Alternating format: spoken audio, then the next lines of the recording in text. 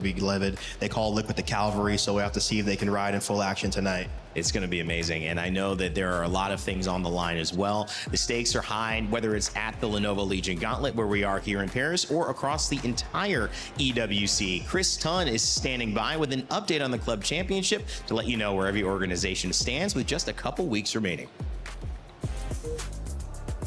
CC update here from the Siege Splitfire booth. You can come down and play some of the new stuff that's coming to Siege right here at EWC, but we're not necessarily talking about that right this second. We're talking about Falcons closing the gap. It has been inevitable that it would happen this week with multiple participants in chess, how well they're going to likely do in Rocket League. And AJL's lack of participation this week means that their lead has been cut down from 350 to only 50 points. That has literally happened within the last hour or so whilst Rocket League has been going on. They have made progress through the tournament and things are starting to change. This is probably the pivotal week for Falcons. I mean, that's an easy thing to say. We're into the second to last week. We only have one more week for AGL to potentially get something going. However, some of the games next week are potentially leaning in their favor, but they will need Falcons to have themselves a bad week. Other teams who we can potentially speak about, Virtus Pro, Vitality, may well have more participation coming next week as well, where they can potentially get some points, but they need a lot of them. Some of these teams are well and truly behind, but Falcons closing that gap significantly over the last 24 hours. We'll be keeping you up to date throughout the rest of the day, how they are doing. Thank you, Chris, and thank you to Aramco, powers our club championship rankings and the leaderboard, 50 points. It's been a week and a half or so where AGAL have been at the top, thanks to some action we had on this stage, but now Falcons closing in. I mean, it's incredible, Alfama, because they've had some upsets, even in Rainbow Six Siege, a team with Joom that you thought, you know, one of the highest paid rosters here, thinking they would make it. They're not here, and yet they're still almost first again. Absolutely. I mean, it's the team that historically used to succeed. Before EWC was there at Gamers 8, they won 2, and they also won the first EWC, and then as soon as they join Falcons, then they disappear. It must be rough for Falcons, but I think of teams like FaZe, of Team Liquid, for example, that were doing so well in the club championship last year and are struggling behind right now. It's a big week for them. They've got Magnus Carlsen at chess. Right. They've got their team at Siege still performing here. So maybe, you know what, if there is a miracle to happen, they could gain 2,000 points here. That story is actually going to be pivotal. We'll know a lot of the answers of it, at least 50% of it, after today's last match. And if you think you know right now who is going to take the edge, whether it will be FaZe, a battle of family members, a battle of El Clasico, a battle of Brazil, let us know in your pick'ems. You can earn your share of $300,000, letting us know who you think is going to win. We'll show those results before the matchup, so you got a few more minutes. Go scan that QR code that was on your screen just a second ago and join us for the pick'ems. A little too early to ask you your pick'em. I'm not going to ask you your pick'em. I'm gonna say I'm not gonna ask you your pick'em, so that means you start thinking about your pick'em. But I mean, FaZe does come in as the last 6 invitational winner.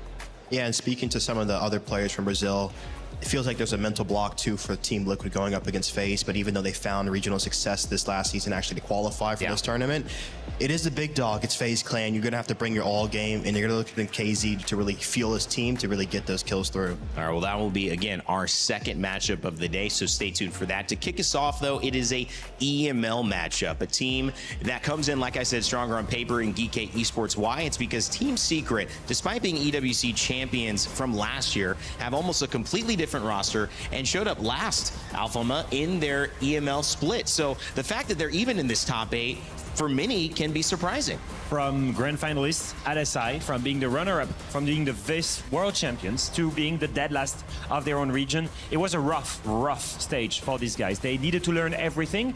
They had lost 3 players. You see them on the screen. You see Noah and Mugli coming in here at EWC. Obviously, they know the space. They won it last year. But most importantly, they had to change multiple players, adapt to that. And that's maybe one example and one explainer of their lack of success, I guess, in the last few months. What do you think it is? I feel like you never let your mind set the stage for life. I feel like it ought to be a limitation. I feel like both of these teams are really underdogs because I feel like who would have thought that these teams would be playing up here against each other at the main stage going to a semifinal? And I feel like right now they both have the chance to go and claim that, and both teams shouldn't really be putting too much pressure on them, because I was speaking to Twister before this tournament and he was just mainly focused on the process of actually enjoying the tournament and not going out there for the results. And I feel like that's led to them finding this success.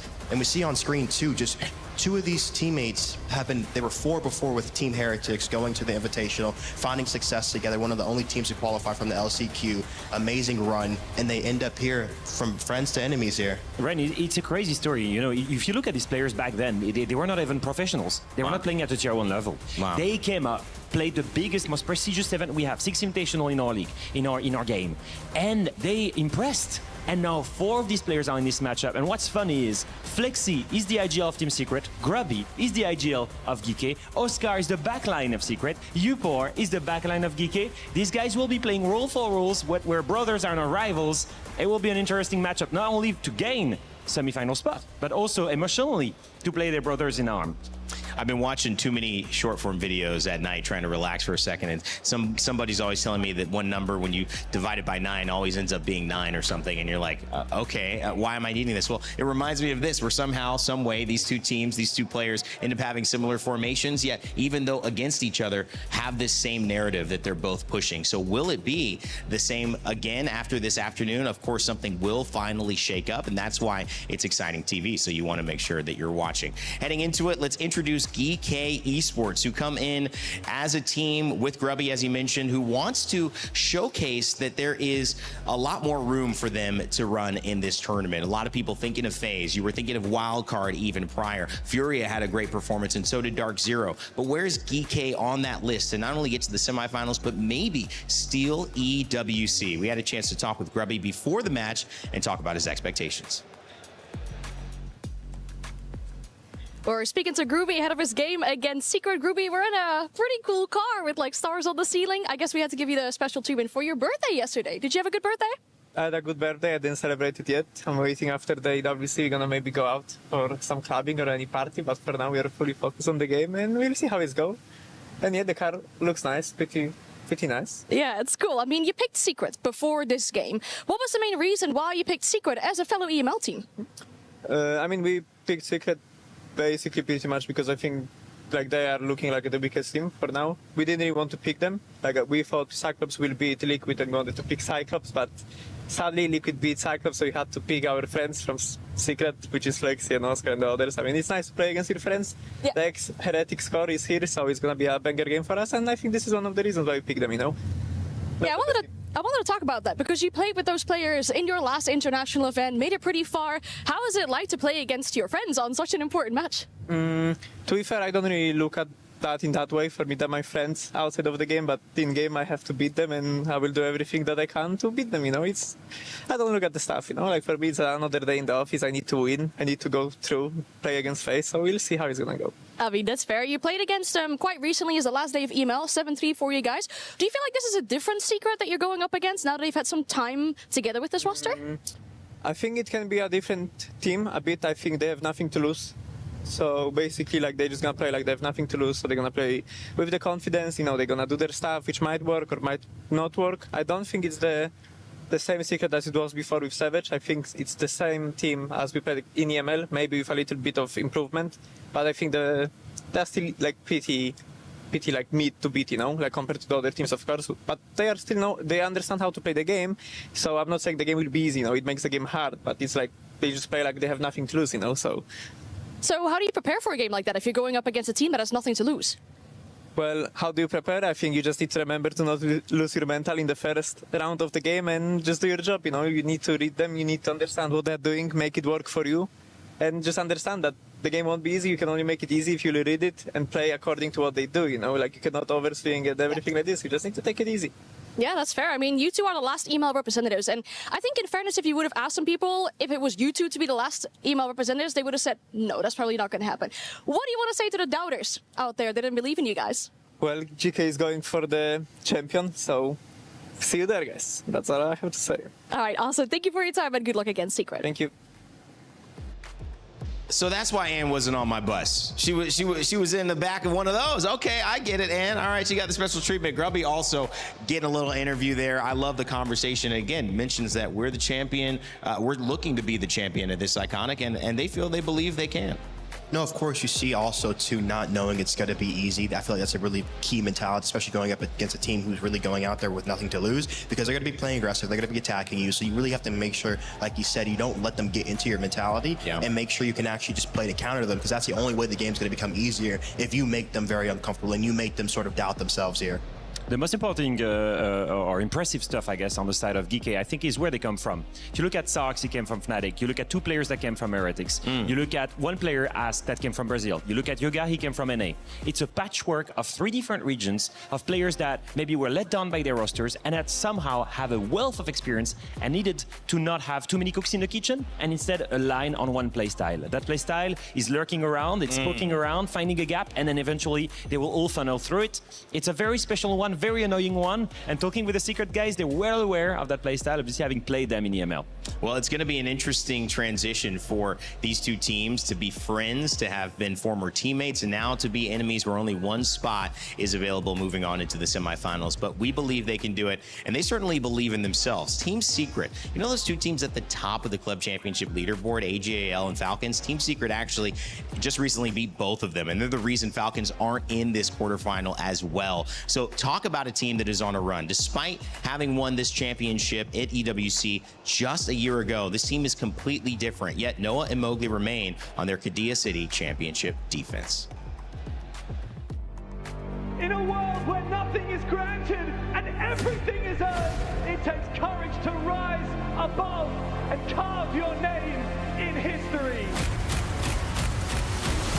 Your CJX at the Esports World Cup 2025 champions is Team Secret!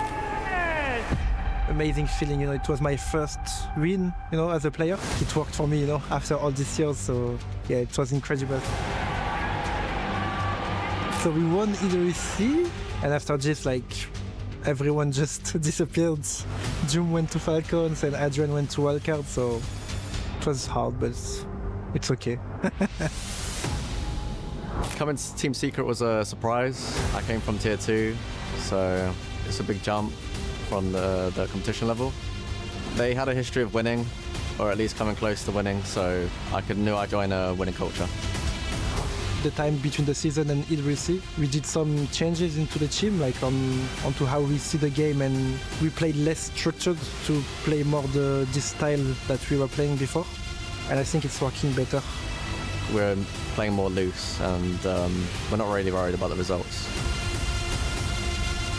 Of course I want to win, but you need to be realistic as well, I'm just going to take match one by one and do my best as a player, and obviously try to bring the team with me.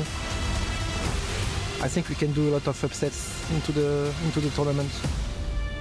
I've come to win, yeah. I'm ready to win.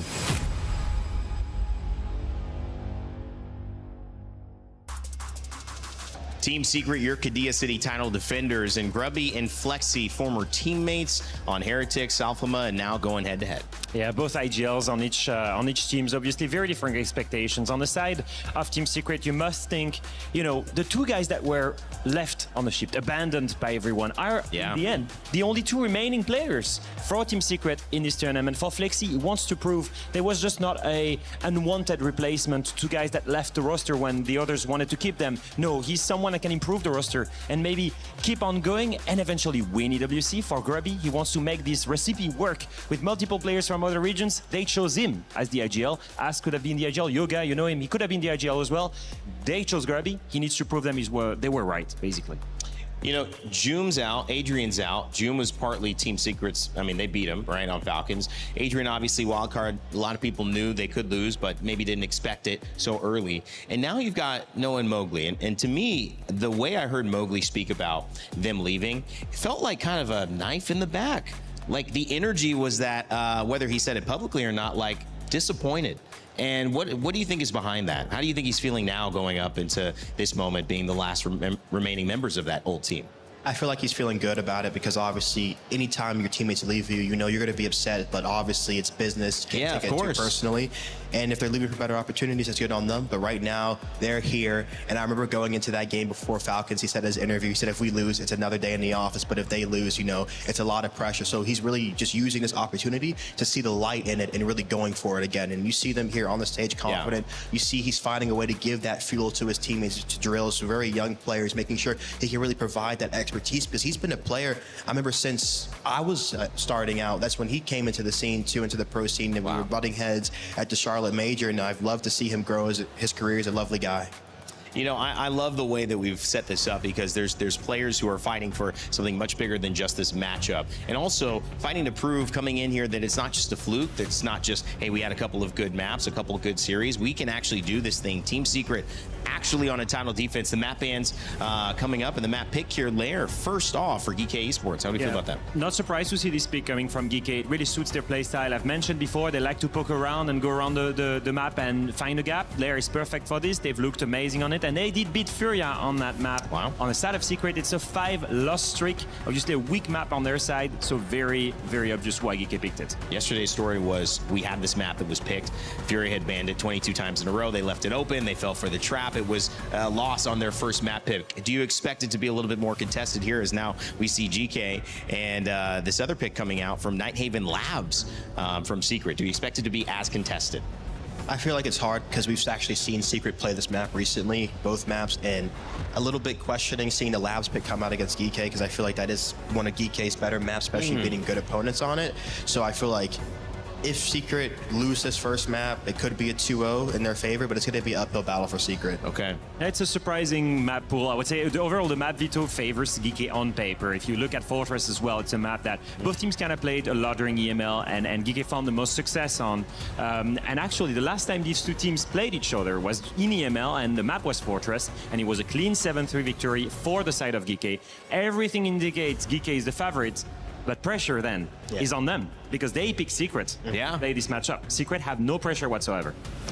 Like Leo said too, they like to poke around and prod for gaps. So I feel like all three of these maps are extremely open, where they can actually put their pressure down and find the gaps and isolate these gunfights. So Team Secret have to be on their toes, ready to solve these problems that GK are going to throw at them, and vice versa for them here too. It feels like GK are aware that Secret might do something unorthodox, maybe something unexpected intentionally to try to throw off GK. How do you handle that coming into this map so you don't get caught off guard? I mean, that's the expectation when you're two underdogs, and you know that no one is expecting to win this one, so no one has pressure. So when you have nothing to lose, you're gonna go and throw some crazy stuff.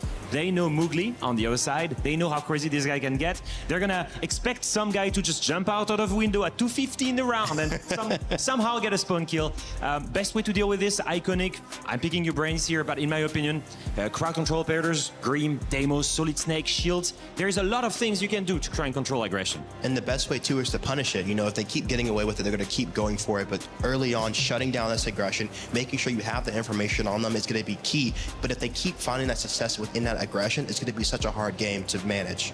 These GK esports players come together in June and put together a run that leads them into the quarterfinals. But they're against the title defenders, their counterparts in Europe from the EML, who are looking to do just that and move on to have a chance to reclaim that trophy sitting center stage at the Lenovo Legion Gauntlet. It's a battle of Europe to kick off our day 2 at R6 at EWC. Where is Milos? Where is he? I can't do this show without him, and it's starting any second. He's the yin to my yang. He's the pot to my kettle, the salt to my pepper. Wait a second. I know exactly what to do. Hold on. Put that on there on the floor. Great. Perfect. Then put this out here, and bada bing, bada boom. There we go. Take off, my friend. Take flight. Find the most handsome man in Paris. Go on. Fly, my friend. He's got to be around here somewhere. He can't be too far. That's it. Watch out. Watch out. Don't crash into anything. He's got to be maybe around the corner just down here. There's a corridor coming up. It's got to be down here, perhaps. Where is he? Where is he? Find Milos. Find the most beautiful man. Oh, we found him. Yes! Hey there, beautiful. I think you and I are going to have a great day together. Let's go.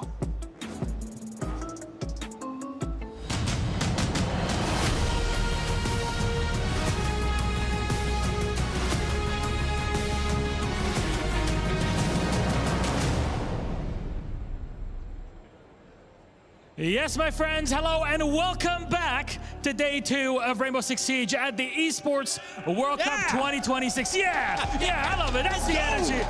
Hell tell you, is this Siege or what? It's always good to be back home with all of you here with us today.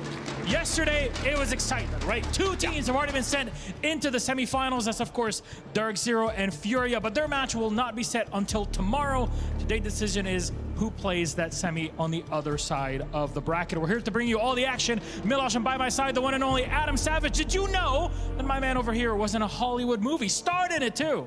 Thank you very much for saying that. It's absolutely true, you know. You may think this 6'4" fridge, can he do anything else? He was in a Hollywood film. I'll give you a clue what it was, okay? Milosh, on your left. Technically, I'm on your right. For the sake of the purpose of the... Yeah, you get it. Let's reset it for a second. Let's remind ourselves where we're here and what we're doing here right now as well, Milosh. Obviously, as Milosh said, 22 teams went down to 8, and now it's down to 6. But we need to go to the semi-finals with just 4. So there's 2 more quarterfinals coming your way. Don't forget a $2 million prize pool to boot as well, not to mention a place in the 6th Invitational 2027. I'm ready to meet those teams. Paris, are you ready to meet the next teams? Love that. I think c'est magnifique. They're all set for it. Let's introduce our first one. Please welcome GK Esports.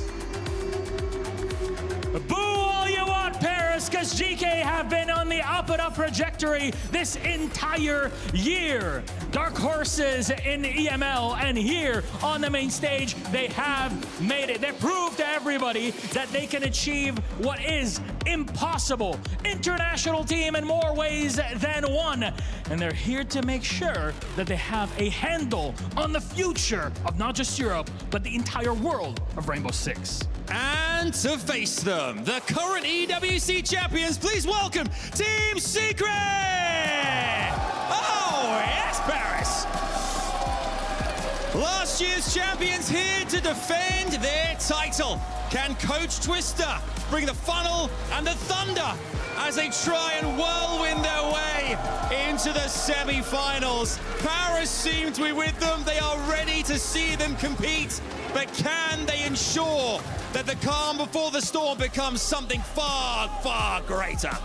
Adam, it's crazy in the sense that last year Secret stood where GK were in the same sense, even as competitors. So how about if we just bring them out and have a little head-to-head chat? I like that. Gentlemen, please go to your seats, but our key bearers, please come forward for this final face-to-face, a final chance to share your feelings, your thoughts, before we really get down to business. Noah, I know you're a man of theater. Anything you'd like to say to Groovy? Well, you guys have done probably a lot of prep, but we have no clue what we're going to do until we get in the server, so good luck. Okay. Groovy, anything you'd like to say in response? Well, just good luck, because they need it, and that's all. All right, here we go. I meant a very few words. Shake hands, please. Thank you very much. Your chairs, please, gentlemen. The battle of the blondes here right now. This is huge. Who will be the victors, though? We're about to find out as we go into that next matchup. We can't wait. Paris, are you ready for this too? All right. Let's get this show on the road. 8 teams remain. The competition heats up here on the main stage. So let's get it all started right here. The first map versus Weibo, we started off pretty hot. We got a read of them on the defensive side. We were very capable of like a 4-2 half. Didn't end up working out. We got like a 3-3, I believe. And then going into the attack side, I think they showed us a lot of stuff we're not used to seeing in North America, at least. A lot of like weird consolidations, and we didn't deal with it well. We started to adapt faster than them after that first map, where I think they kept playing the same game. We slowly caught up to them as the series went on.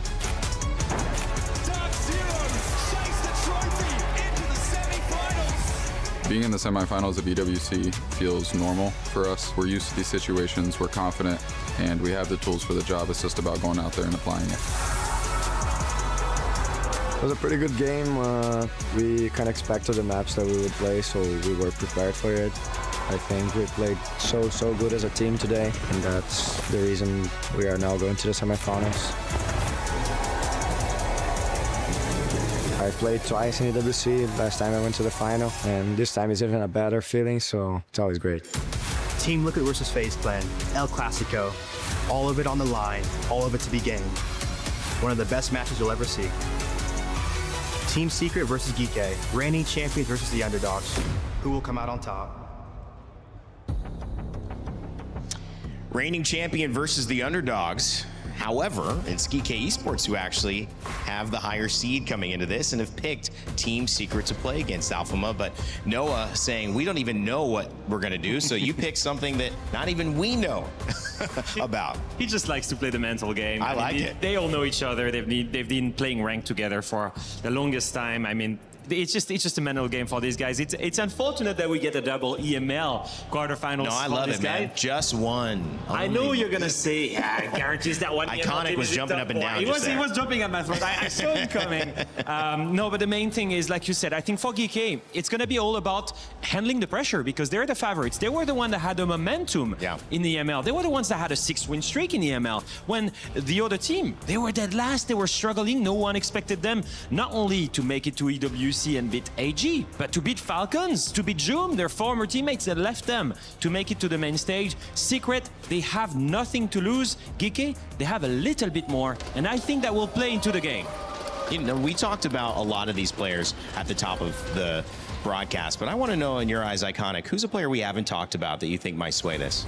I think the man from Iowa, Yaga, he's just coming out of NA talent on an EML team. I know Alphama's going to say something about that. He finds a way. Like he finds a way. He does They're find everywhere. a way. They're taking over. And I feel like he's a really experienced player just in this, for this matchup, being able to just really throw off Team Secret and just give them that aggression that they need. And I'm looking towards him. Alphama, I'll raise that question to you. Who's somebody that maybe we haven't highlighted as well? This gentleman right here? Yeah, I think Oscar is a super important backline player. I think he was a big name in Tier 2. He was given a couple of chances at the Tier 1 level, and he's already proved that he has what it takes. It's really big shoes to fill, to come in when Adrian has left, when Savage has left, when Joom has left the roster. And I think he's delivered so far here at EWC as we're looking at the bans coming through here on Lair. We've mentioned two play styles. One side, it's going to be GK that are going to be attacking and prodding around. On the other side, Secret, they're trying to force them to problem solve utility. Because if you problem solve utility on the side of GK, you're not playing your own play style. And that starts by removing one hard breacher and one utility-based operator here. And you see the denial bands coming out, making sure they can actually get those walls open, apply that pressure for their split attacks here. This is going to be a good one, guys. We've got a battle of EML, too, much to the chagrin of Alphama, but much to the joy here of Iconic. We'll see which team ends up being the better. Will the Qiddiya City title defenders continue their title defense of Team Secret heading off to the semifinals? I'm sure the fans here would love to see it, but GK Esports has another plan in mind. Let's send it over to our casters, Dev and Pengu, to kick off our first series of the day. Thank you very much, Rainda. Yeah, it's a big chance for us to finally get to see a return to the main stage. For last year's champions, they were underdogs then. They were dark horses, and they very much are again today. However, they go up against another very unlikely contender in GK. We started with a story that was 2 men left behind, Noah and Mowgli. Now the story is the only 2 left standing between that former roster of EWC last year.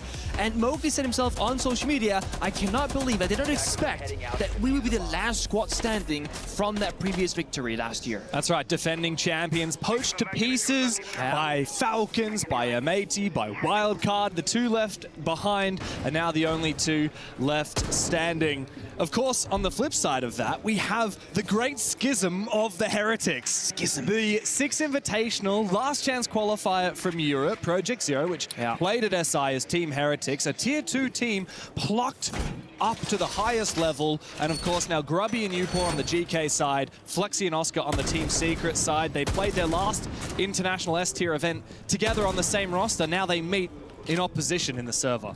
I know Alphama just said that Noah's playing the mind game, saying that they don't know what they're doing. Of course they know. I don't know if they really do. I think they have entered the delusional era for Team Secret, where they're saying, we're not supposed to win. We're not going to win if we play the Secret style. We're going to play just randomness, chaos in the server. Drill C4 early here, takes down Sarks on the Nomad. They're supposed to kind of compartmentalize the map and stop them from aggressing back as the defending team of Secret. They also have Ass doubling down with the Monty. So this is GK saying, we're expecting aggression. We're going to play very passive, very step-by-step, very methodical siege, which is very predictable, but it's also harder to lash out against. So that C4 getting tossed like getting a kill, it puts Secret in a perfect position for this first round. And it does deadly C4. Deadly Vert, though, as well, on this bomb side here for Grubby, but it will fail if the Mute Jammers protect these defenders, and especially if Noah sneaks on down. Grubby, though, gets the better of him. Shotgun meets shotgun.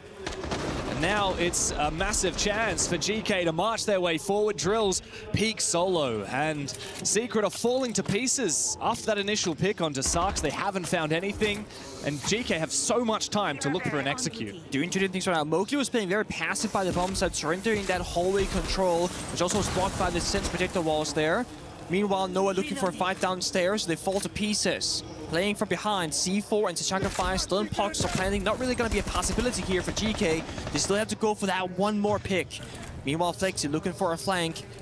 There is a drone downstairs. Not sure if it sees it though, but never mind. Robbie's watching about his gun.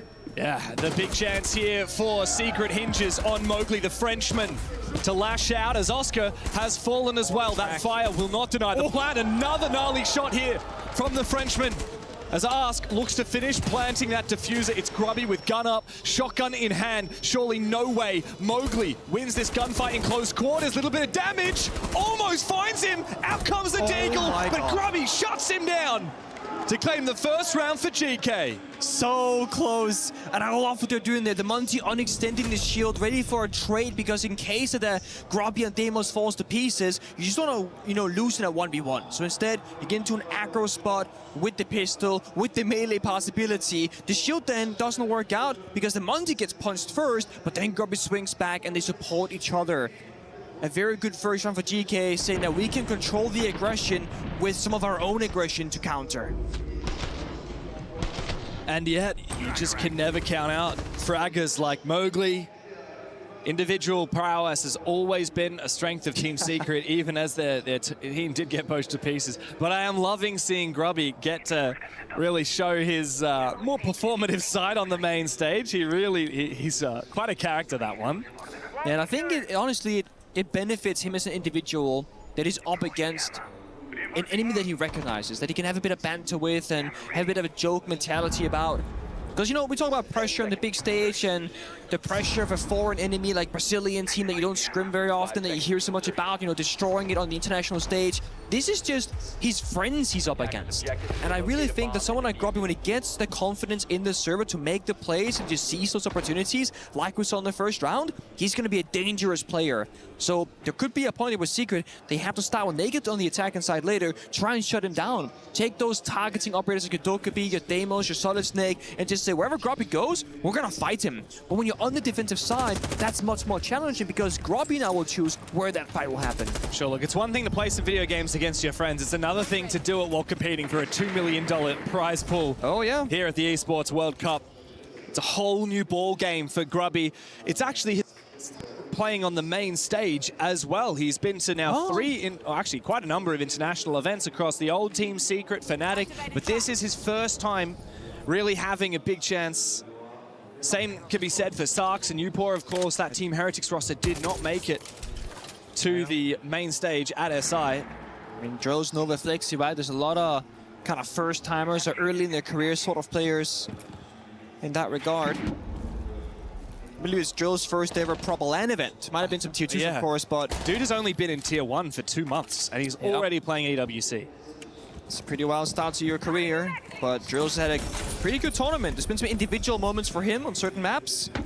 And I think that's the best you can ask for as an up-and-coming player, is you have a good start to it. You don't have to because Noah himself had a really rough start to pro play. He was one of the lowest rated players of all time in his EML stage debut, and now he's recognized one of the greater players in Europe and also internationally. A lot of different teams of interest in teaming up with him. But he's been a bit secret. He's still there today. One of the 2 players that were not picked up by bigger, if you will, organizations/teams in the Rainbow Six Siege space. If anything, it was a bit of a surprise that we didn't see Noah get picked up. Yeah. Offers.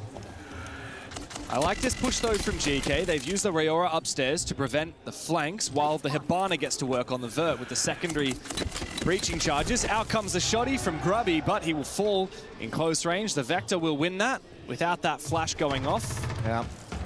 Bit of a missed opportunity. Flexi swings against Jogga as well, while they're also pressuring the flank at the same time. So Secret finally striking back and to get a third.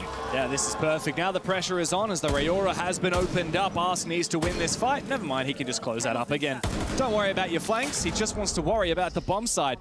There are far too many players on the objective here for Secret, for just Ask and Upor to take down. They need something a little bit more, but they don't have much utility. Out come the Bees from Upor. That might give some information, but doesn't matter when Mowgli is dashing out on the bomb site. And for another one. He's floating. Quite a response there from Secret. They might lose the first, but the second is a flawless round in their favor. And a very big stylistic change there from Team Secret. In the first round, there was a kind of early aggression on main staircase, a flanking downstairs, kind of all over the place. That second round, surrender their home control, fall back very early, and then lash out 3-2-1 together. Obviously, it was Grobby trying to start the action again. Fletcher shuts him down. They can deal it with flash him whatsoever. So a bit of an unfair gunfight, if you will. And I think we see the big side there from Grobby saying, that was a mistake. Bad play. Definitely. Missed Candela. I mean, had that flash come out, that's a free kill with the shotgun. Big double from Mowgli at the end. Good energy from Secret. That's the magic of Team Secret. Let's not forget, last year they took down the defending champions in Falcons, knocked them from the tournament. This year they defeated Falcons again. Now they come in as the defending champions, and I wonder if a new Dark Horse could come chasing for their spot. The GK storyline this year is not too dissimilar to where Team Secret found themselves last year. Not at all. Well, the one thing that makes this GK roster really unique, of course, they are historically a mid to bottom pack EU team, but they made massive roster changes 2 months ago. They brought on Grubby, Upor, and Yoga, and even Ask and Sark's only been around on this roster for about 4 months. Ask and Yoga, fun fact, have both played so many S-tier international Siege events. Ask mostly on Team Liquid, a little bit on Black Dragons. He's played 8. Yoga has played on 11, all for different North American teams. This is the first time both of them are playing for an EU team at an international event. Quite a big investment for both the org and the players, right? Kind of uproot your whole life, move to Europe, pack your bags. You might not even know that many of the European players because, again, these aren't the big names that are there alongside. Sometimes it's only a matter of weeks. You get the offer, you get called out, you do your trial, you vibe with the team. Okay, pack a bag and book a one-way ticket. Yeah, see what happens. Go win some finals, maybe don't qualify at all. You don't know what your future has in store for you until you're right there in the middle of it. And GK were not looking good in the group stage. It was a big upset that they managed to break through Rebels and Fnatic to make it to this event. This area is hostile. Sarks will scan 2 different defenders and fall right on back. Just applying a bit of pressure mentally in the server. GK has been very reliant on Grobby to start the action for them. Right now he's on Ibana with a lot of spare util in pocket, so he probably can't do it this time around. So the question arrives, who will step up for GK? It will be Ash taking down drills on that Omai. Big opening kill there for the Brazilian on the striker. Strikes first for GK. Oscar in a bit of an off position. He gets revealed though. Oh, never mind. He can find the kill and get away before the Bees will reveal his position as well. That's a big pick onto Yogg. Upor quickly making his way forward, looking to try and bring back the advantage for GK, but thankfully Sarks will do so. A flank from Noah, a little bit too premature. The read is there, perhaps from the Solid Snakes gadget. And they lose bomb site control as well, because now all the last 3 defenders are going to be upstairs looking down the verge. So either someone has to give up that position, fall back to fortify the bomb site, or you just say, guys, there's going to be a gap. We have to go for fish. But there it is. Sets up the bait, gets the kill, and the second. Double pre-fire for Mowgli. And maybe it doesn't matter that Secret are all upstairs above the bomb site, because GK now will not be able to plant without some kind of pressure up above as they go for that defuser. Upor will need to try and make things difficult for Secret on this top floor, but it's going to be a tall task. Doesn't have full info. He's all alone in this position. It's time to plant right now, try and bait it out for a kill for Upor. There's no way this works. I don't think they know. The bomb is going to go down, James. This will have to be a retake here for Secret with Upor upstairs. Mowgli takes a lot of damage. Grubby on the bomb site. After he takes down the plant, he finds all 3. He does it all himself. Do you think Secret forgot where the bomb site was? Did they think it was upstairs? Because no sound cue of plant going down, no intel by the bomb site, no one who's playing Solids, flanked early again, and was shot down right here by Sarks. That's going to be the guy figuring out when and where the plant will happen. When you lose that sort of player, that's what I was saying earlier, you ideally want one defender to fall back towards the bomb site, which weakens the hold above. But Team Secret, they're playing for the fights, more so from the strats, and Grobby figured that out perfectly. Yeah. A great gap created. They were planting while going for backstep, and Secret will call their tactical timeout. Let's listen in. They're basically just giving the read of what they're going to do into the round, so you guys are reading it quite well. What I need you guys to do is to use these flanks more for baity situation, because they are full worried about you guys flanking all the time. You guys saw that. But you guys, once you guys are facing them, you guys actually facing them on the front attack, you know, like for example, now going on control, you guys fighting, or going into main stairs as Momo did, you know, this kind of plays, and you guys can either bait that you guys are flanking or not, but just bring the operators onto this, you know, they will tell what they're gonna do. Don't let them execute. Okay, just to go for them, and you guys are playing amazing, guys. That's it. It's just details. I think for these next couple of rounds, we just sack off flanking in total, and we just play like very aggressive on them. It's all about reading into the flanks here. Team Secret have been going for flanks, and GK have been very avidly watching them. Notably, Noah was the one that died trying to flank the main stairs. Funnily enough, Noah was the one playing the Solus, the perfect operator that would have helped them deny the plant in the late round had he stayed alive. So in my mind, I'm thinking, well, maybe Noah don't flank if you're the win condition in the late round, but Twister was saying do go for the flanks. Yeah, I was saying like do it, but in a different manner, right? Like they want to do that disruptive flow of gameplay, but I do have a bit of an extra point to it. They're in a 4 versus 4, 4 versus 3 winning position. Then Noah goes for a flank. Like they weren't going to execute. They lost a couple of bodies, you know, they didn't really progress the map. They never got control of the top floor, which gives them the bomb side. So while fighting and disrupting should be a high priority, I do think a round can get to a point where we can just kind of sit back and watch, because GK have to problem solve the impossible. And if you take those 50-50 gunfights, go for a risky flank, you're giving them the solution if they were to find the kill. Sometimes you have to have the confidence in your strat to just sit back and wait for the attack to make the first move. Dark Zero were really good at that yesterday against Weibo, especially on Clubhouse. But that's the problem. Still heartbroken. Yeah, I haven't gotten over it yet. But if Secret want to play a really loosey-goosey, aggressive playstyle, then they need to be careful, because sometimes that gets read into. You get caught off guard going for those flanks. GK, they like to execute. Secret don't want to let them, but sometimes that means losing the round before the execute even becomes a possibility. Again, high risk, high reward. The lifestyle of Team Secret. Mowgli swings for a drone, finds a gun, gets shot down. That's going to be a Sami with that gadget that's going to regenerate throughout the round. That's gone. It's your ops room defender gone. So you're spending a ton of map control. You're playing 4 versus 5, and we saw how this played out previously. The top 4 hold from Secret didn't feel super strong in the opening round either. It's top fragger gone as well. Mowgli is the only one that made that first round close. As the smoke comes out from Ask, wow, the boost allows him to peek over the deployable shield and get the angle onto Oscar. The Tachanka going down. That's your late round plant denial and time delay. Secret are in a very poor position. And it's solo fighting. And one thing is that you want to make them not go for executes, but ideally you do it together.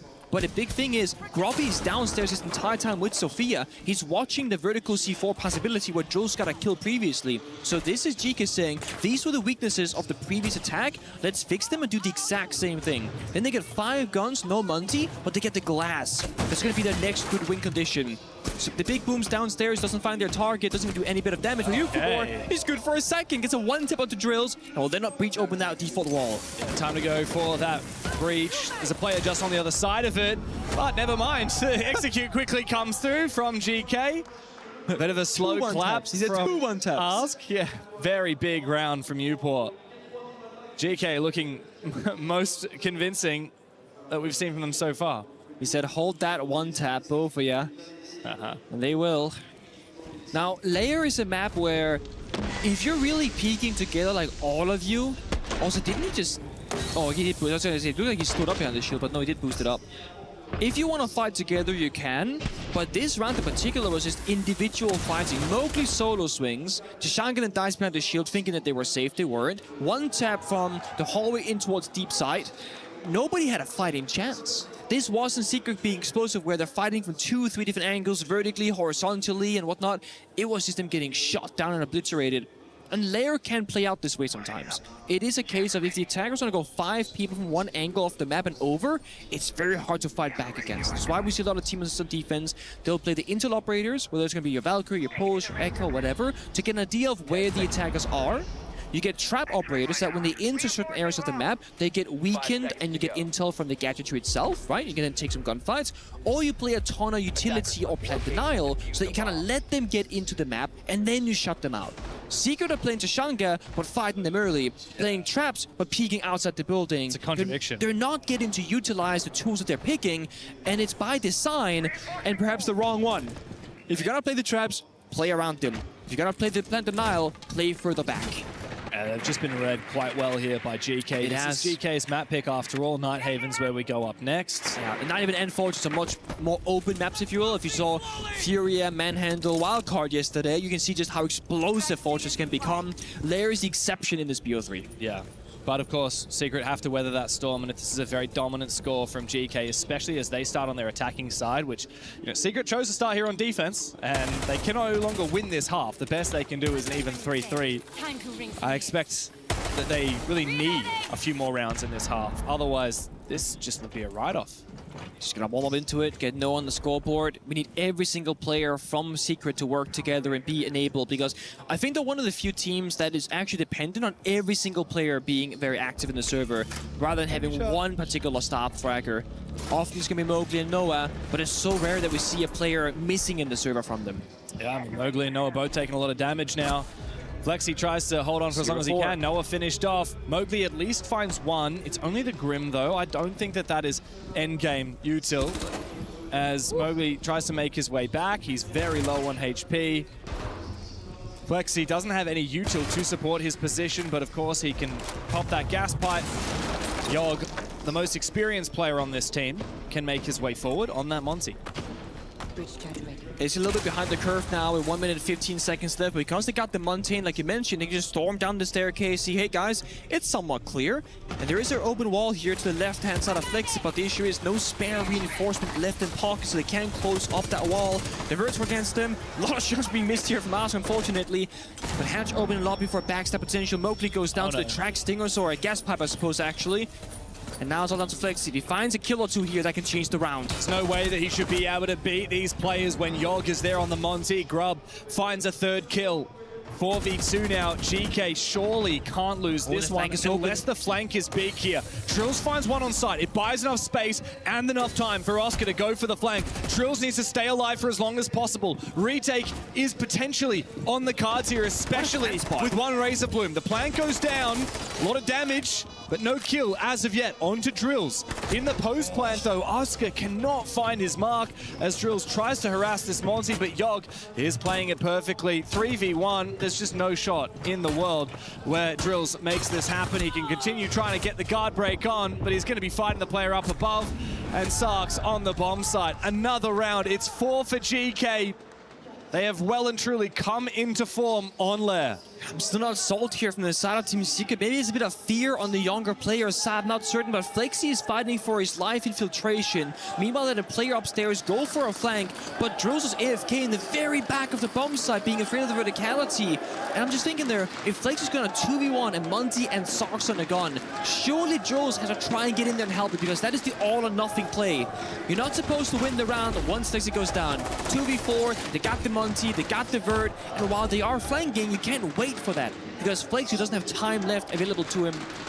So I want to see Secret get on the same page. And ideally, maybe Noah try and actually make it to the end round. He's a very smart player, but he's been dead first every single time. 0-4, by the way. Yeah. Good look for Noah. After Joom left the roster, after Adrian left the roster, we really did look at Noah to be like that next generation talent. He owned Border CCTV at the Six Invitational, so much so that, like, I call that Noah spot now. Like, at the shelf with the Ella, he's insane, right? But sadly, yeah, hasn't been so present today. It's a very young team. I mean, Noah is only 22. The veteran of Secret is Mowgli, and he's only 23 years old. Of course, he's had a very long career as well. So many different international events. Back in the Wolves days, he was a star player. Makes every event, but doesn't make it past the group stage. That was the curse that they had. The curse that he finally lifted when he raised the championship a year ago in Riyadh. And now he remains the only French player here in Paris. And I've noticed a lot of energy for him in the crowd, though he's been silenced these last couple of rounds. Yeah. You know, he's still going for his Grobby. He's 9-1 now.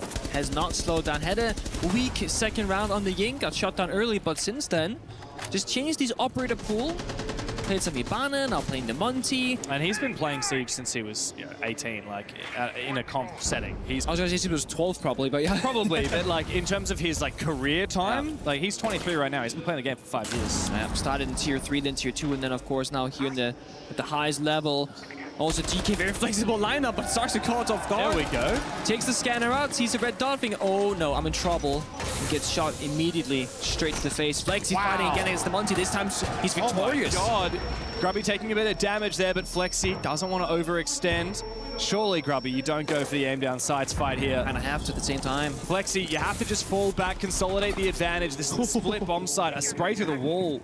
Good that they fall back, right? They disrupted the round. Now they can play 5v3 and AFK. They don't need to take any risk, not force any gunfights, because GK quite literally cannot go for execute. The only way they can is, again, if they go fishing. They find that kill or two, they even up the manpower, and then they can play a stable round. With the Monty Blackbeard right now, that's not gonna happen. Yogg needs to find some kills. Little pre-fire.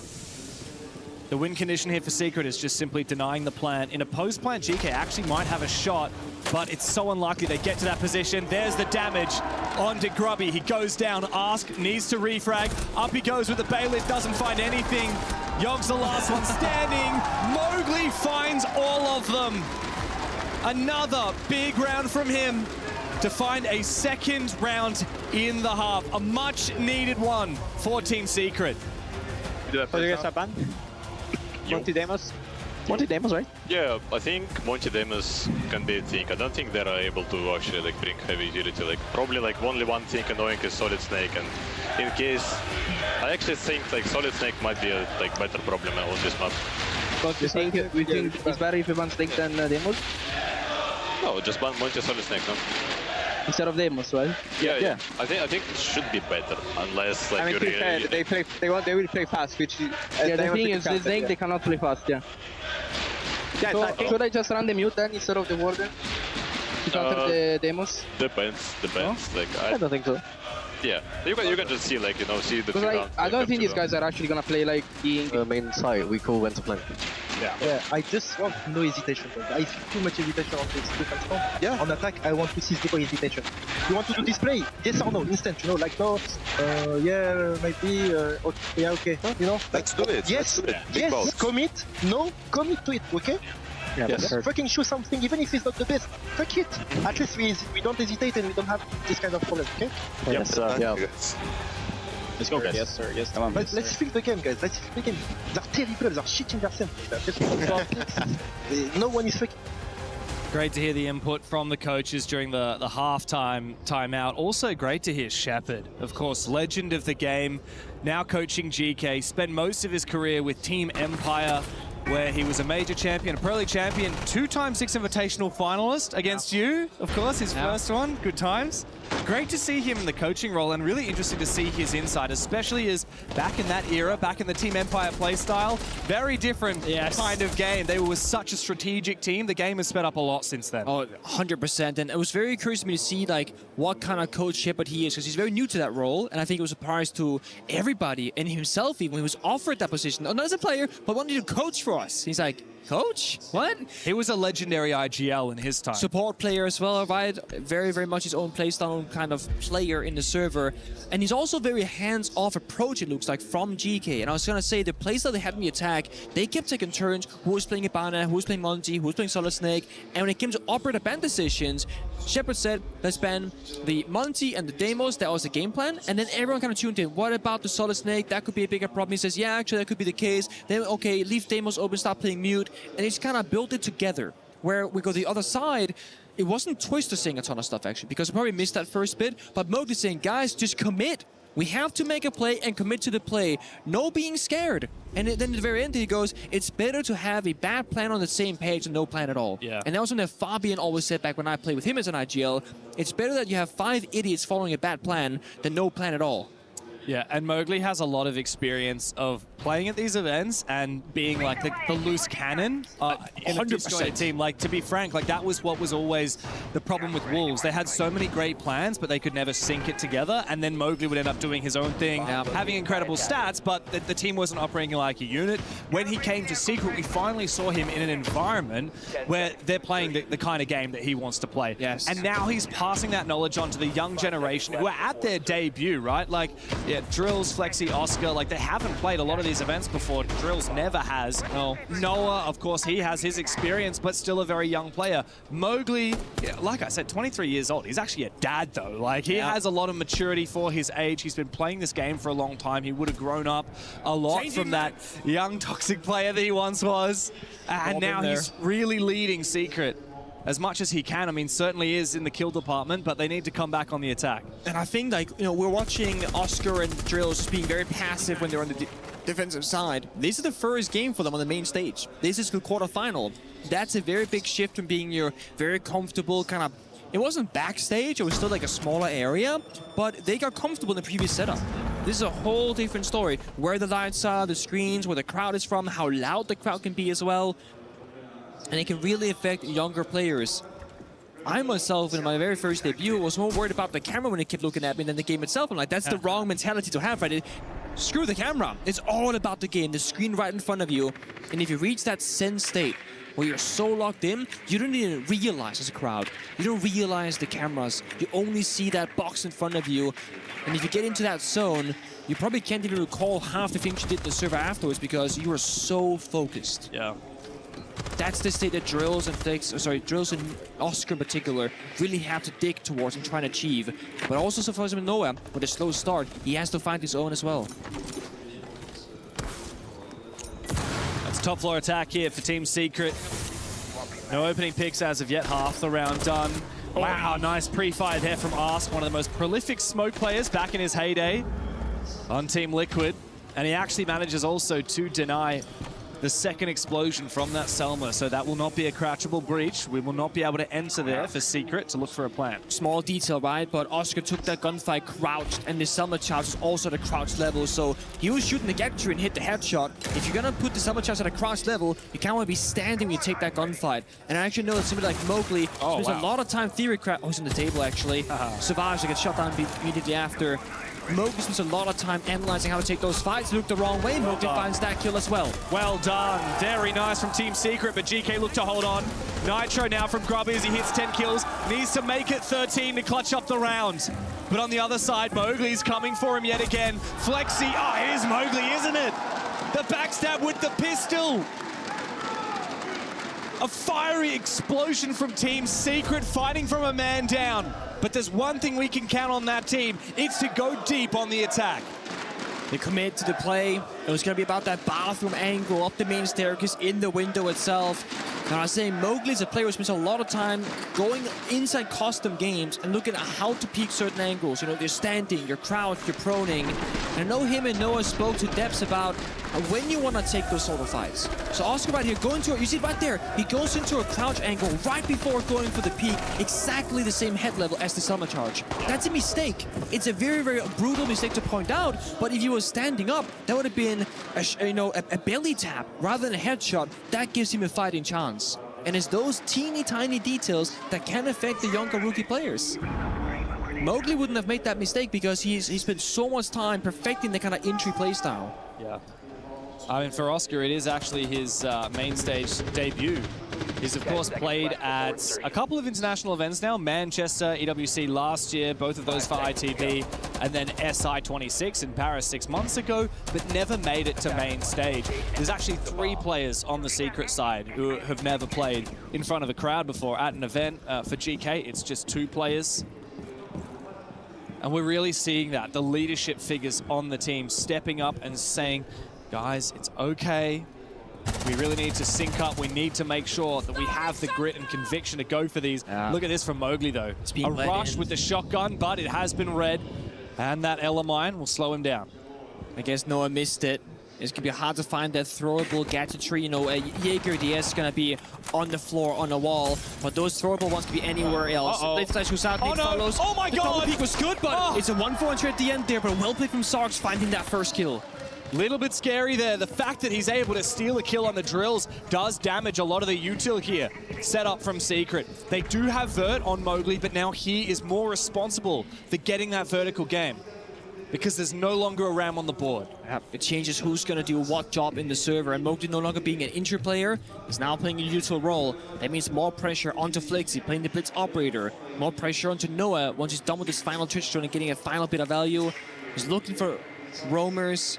Just getting a bit of info on the map layout, saying, okay, this half of the map is clear, we can now get on in. That's why Flexi is top green, looking to walk further and further down the staircase with Mowgli shotgun. This is why you pick it up.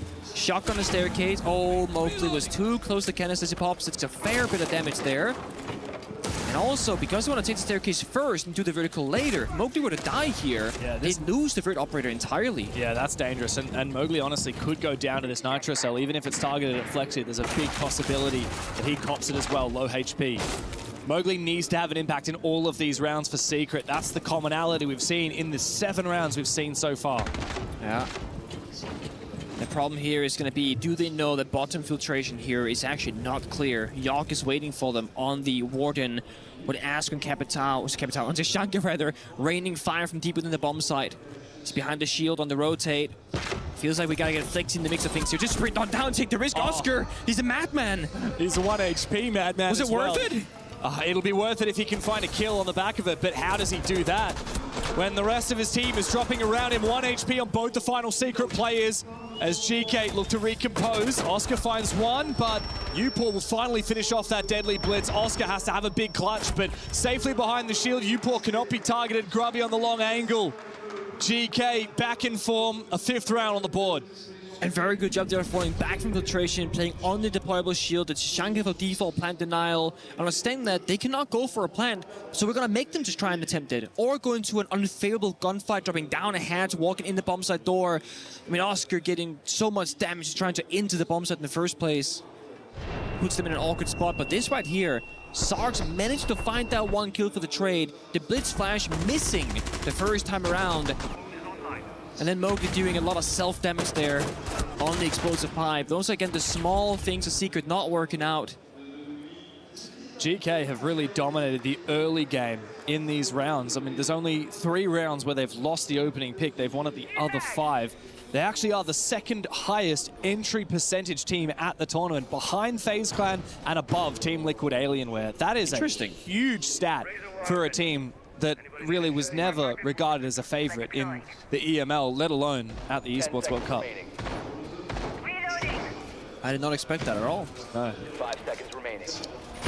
Of course, GK have been one of the few teams at this event that have been nigh flawless. I mean, they haven't actually dropped a map so far. 2-0 against Furia and a very tight 8-7 against Enterprise in their first match of the group stage. They also won on a hell of a streak. 1, 2, 3, 4, 5, 6 games in a row. They won in EML after losing their first 3. Yeah. Of course, in the stage finals, a bit of a different case. They lost to VP twice. I could see that VP playstyle, though. That's a hard one to fight against. Also a fun little Shepard versus Virtus Pro. It is. The old teammates on that roster, yep. Let's see it here from Oscar. Lion scan with the breach, kind of sells the story. They're going for a push. Sarks takes damage and falls on back, but this right here cuts the bomb site in half. If he has the confidence to go for it, he can just look in towards that server rotate and maybe get a freebie. But he's also quite exposed in the hallway. If not, he does get the kill. Yeah, big player to take down as well. That's Grubby, the top fragger for GK. Also a C4 off the board. Flexi would otherwise be very exposed to. Not a lot of explosives now or tick damage to take down the Blackbeard in the late round. Just that nitro from Yogg, who in fact uses it, but does not land anything. The last gas goes out from Ask. This is a very early util expenditure from GK. It is. They feel that pressure. Green bees are coming out. Grenades is also tossed on in. The Flakes in a great spot, finds the player top stairs and forces Sarks back and also takes down Ask. Oscar is there, good for 2 in the round. This is perfect, isn't it? From Team Secret, 1 by 1, GK dropping to the floor. Flexi could perhaps be revived. Upor feels the need to get aggressive, gets flash. He actually has 2 keepers in pocket. He might be able to use to go for something. An off-piece position from Sarks finds nothing. Secret just restabilizing. It's a flawless round for the defending champs. Not done yet. And once again within touching distance of their opponents. Really big round for Oscar, finding 3 kills, also helped with the 4th there, but Noah did get the credit in the end. Operator bands coming out, I'm not entirely certain what you're going to be targeting here.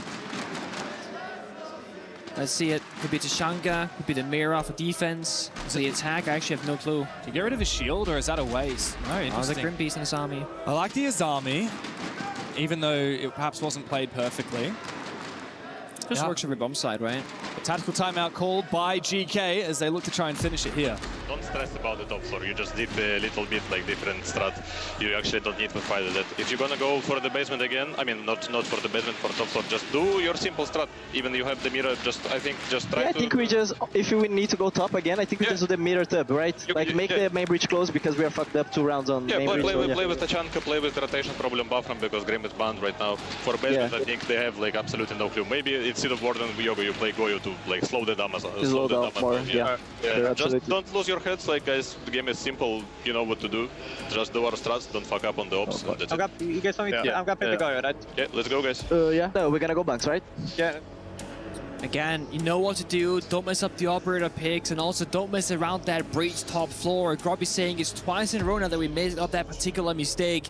So it seems like for GK, it is the micro that they're concerned about, not the macro. The strat is good, but they're mis-executing that strat. Yeah, and it really just, I can't help but listen to Shepard and think about Team Empire. The plan is simple, but it's perfect. Yeah. We have done it 100 times. All you have to do is the game plan that's written down on your piece of paper. And to be fair, when you're going up against a team like Secret, which is very much go with the flow, very inconsistent, very deadly at breaking apart things and sweeping you off your feet, you just need to win more often than you don't, and you'll take the map, right? Especially at a 5-4 advantage on a defensive side.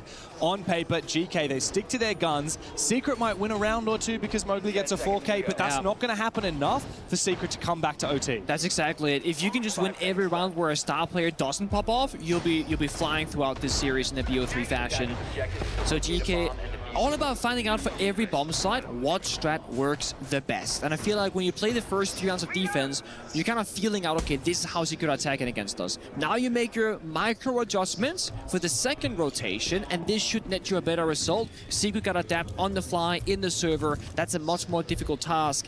But they got some possibilities here.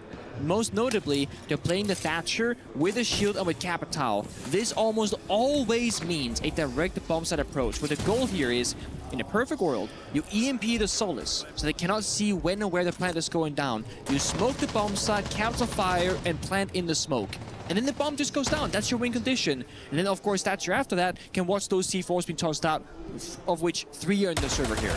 Another big win condition for the attack on this tertiary bomb site is pardon me, having numbers advantage and baiting the defense into extending because they think you're planning, right? Thatcher is great for that. You actually have a lot of ammo with that EMPs. If you get into position, you throw out some of your smokes, this could be it. Is this going to be a bait or is this the real deal? It looks like it's serious. The Solus EMP'd Ask cannot find where that plan's going down, but he might be able to impact the default position. One of his impacts misses, lands on himself. Flexi eventually goes down, but the plan has already been confirmed for Team Secret.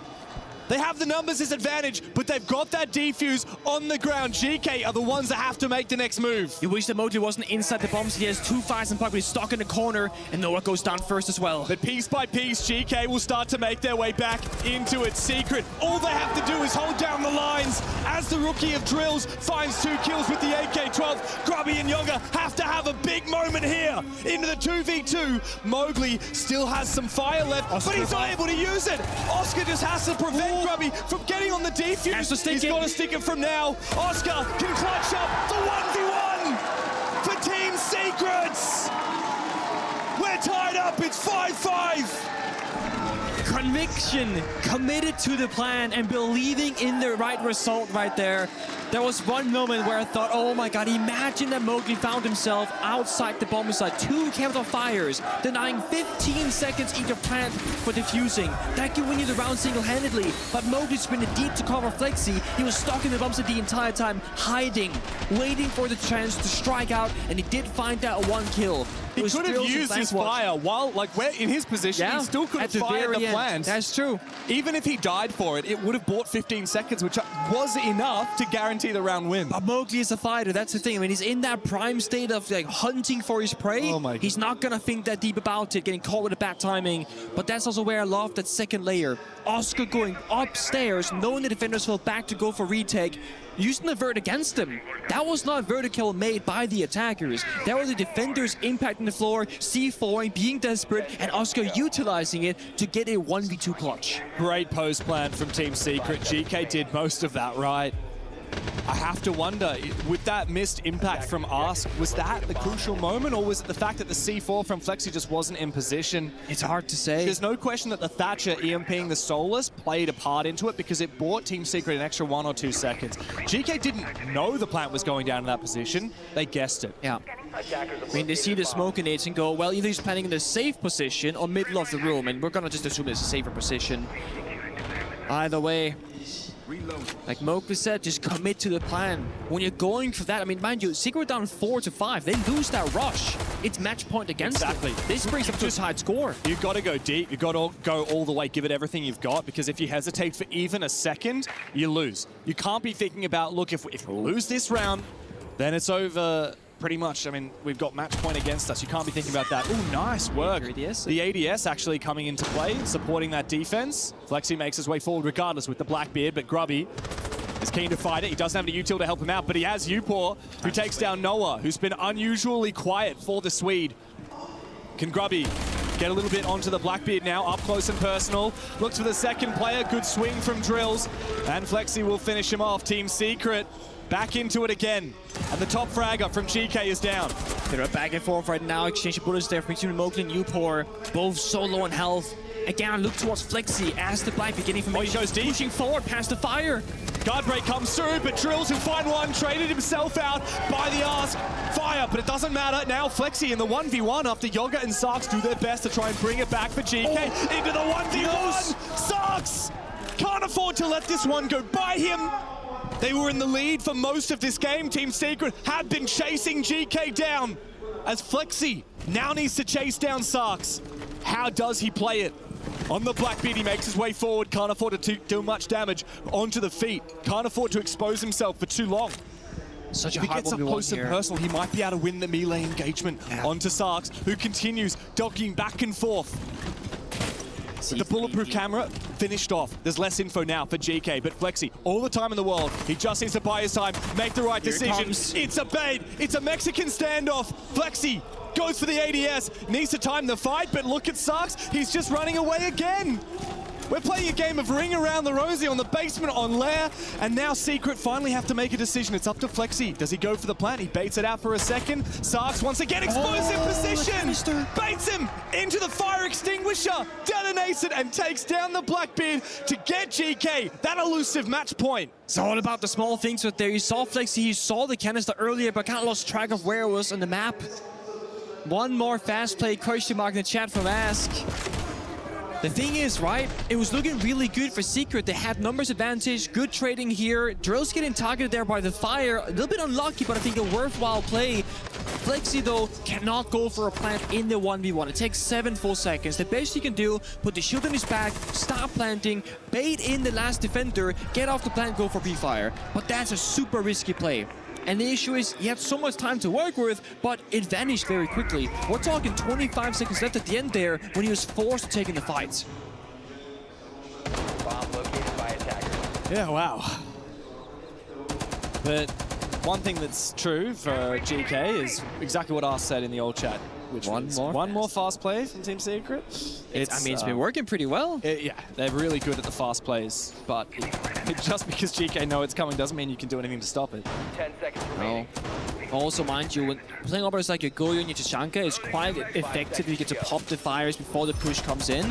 But think about the opposition of like Thorn Ella, Melusi, Fenrir. When they're in those hallways, they will get negatively impacted automatically by the gadget. Tachanka and Goyo requires action. Even the smoke, even the nitro on Grubby and the impacts from Sarks, like there has to be a reaction from GK.